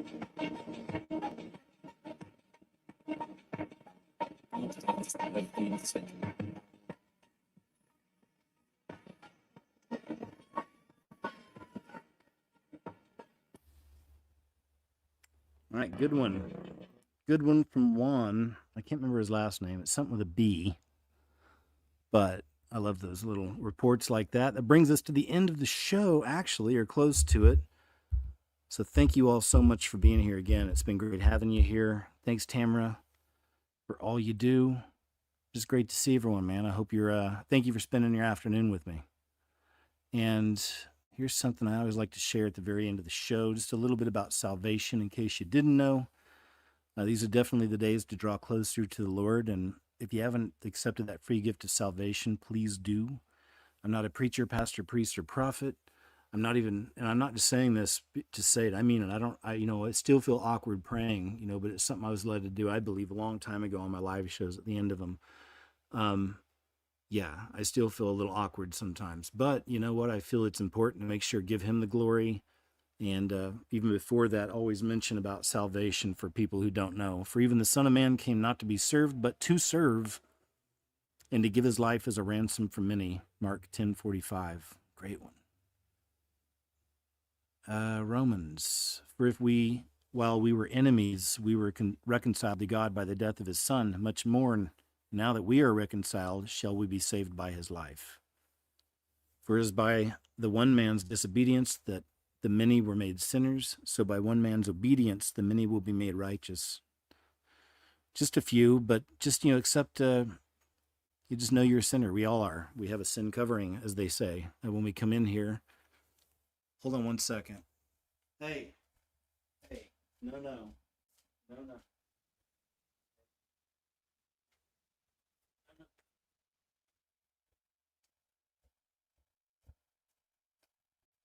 Sorry about that. That's a Chubbs situation. I got the front door open and the porch is blocked off. Hear him growling at me now. He's over here mumbling. What? Don't do that, okay? But he got up there like he was going to try to jump over the little cage I've got set up there over the walkway, the entrance. Anyway, enough about that. But thanks, Chubbs. But just admit you're a sinner, and you need to be saved. And it's a free gift of salvation. It's been offered to you your whole life. He's got his hands out to you your whole life. And you'll be reconciled to our Creator, to your Creator, through the Son, to the Father. Your sins will be covered past, present, and future. No matter how bad you think you've been, when it's in your heart, you confess with your mouth with Jesus, and you also believe in your heart. And that's the other really, really big component. His whole story is true. He lived, he died, was buried, resurrected 3 days later, ascended, and he's coming back for his bride in the clouds, right? And 7 years later, feet on the ground. And it's time for this whole system to totally go away, right? To burn. So I know it's all heavy. But I've been trying to show people for years that that's what time it is. That's where we're at. Myself, a lot of other people do too. And I just hope you really take all of the warnings seriously. And the only way out and the only way to true peace in this system, especially as it's getting crazier day by day, is to accept Jesus and be filled with that Holy Spirit. All right. So I hope you do. And let me also say a prayer real quick. Heavenly Father, thank you so much for all these great people here listening and also listening later. And always such a blessing to me. So thank you, Father. And also just for being with us in these crazy days, giving us that peace beyond all understanding, helping us to dissect these things, to shine some light on all the mischief, the devilish mischief in this world. And thanks for being with us and giving us that sight through the Holy Spirit. And I pray these shows can reach people who are on the fence, and that hopefully that, you know, they'll give you a chance and get to know you and realize you're real and you love them so much. And just please do be with us, because a lot of people are suffering in these days. There's definitely a lot of financial issues people are having and health issues. But I also believe it's a time of miracles, Lord. So I just pray you do miracles in these people's lives who are asking and need your help. And thank you for all that, Lord. So on that note, we love you. And in Jesus' name I pray, amen. All right, guys. Now I'm going to jump over to the chat just for a second. Put a little background up here. Let's do that one's a nice one. And then I'll jump over here to the chat. Thanks, Tamara, once again. Thanks so much, Subscribe Star family, and also the Rumble Wells. And also, of course, thank you to anybody who supports the videos and shows in whichever way. I'm solely supported by the people. Here comes the loony bin. Chubb's hide. Go away. It was nice, though. I didn't mean to, like, you know, I didn't scare him, but I brought him down there and just patted him on the butt a couple times. Then he came over here grumbling a little bit and needed some reassurance. It's so sweet. Hey, To Be Strange, thanks. I just saw that. I appreciate that so much. And thank you to all of you who sent the super stickers and, you know, messages, you know, everything. Thank you for the support. Much appreciated to you all. Good to see you. Real McCoy, Gloria Young, Min Lam, Kurt FJ, Desert Trance, Catherine Osborne, Lorraine Ray, M. Doobie, Chris Drick, Diane Harmon, Just Rob. Thanks, guys. Christine Ritchie, Gabby, Stephanie Torres, Mandroid Furf. Good to see everybody. Krista Fincham, Humble 9300. So don't forget, you know what? Let me see. Oh, I haven't posted it yet. You can't post your shows on Rumble more than 24 hours ahead of time. So tomorrow I'll be posting Rumble's show at KJ Osborne channel. If you didn't know, that's where I've been. In fact, you know, that's where I like I said, I just posted 10 restored videos from over the years that were removed, you know. So please go check out KJOZBORNE Rumble channel. And you can also find my uncensored shows are there live every Monday. Please check it out. Then I've got a brand new video coming up this week. So thanks again, guys, for your support. Appreciate it. That'll be up this week soon. And that's it, y'all. Otherwise, I hope you have a wonderful weekend. I'll see you again in just a couple of days. Good to see you, Daryl, Jonathan Hamilton, Dooney Man, Faith Unseen 123, Humble 9300. Gina MH, Real McCoy. Thanks again, man. Appreciate it. WCMW Fab. Love y'all, man. Really, y'all have a great weekend. I'll see you in a couple days on the Uncensored show. And then I'll have my new video up in the week. And then we'll be back here on YouTube next Saturday. And yeah, so we got plenty coming. All right. Thanks again. Thanks for your support. Please do support if you don't. And if you're able to, and if you're led to, much appreciated. All right. Thanks, y'all. Have a good one. See you in a few days.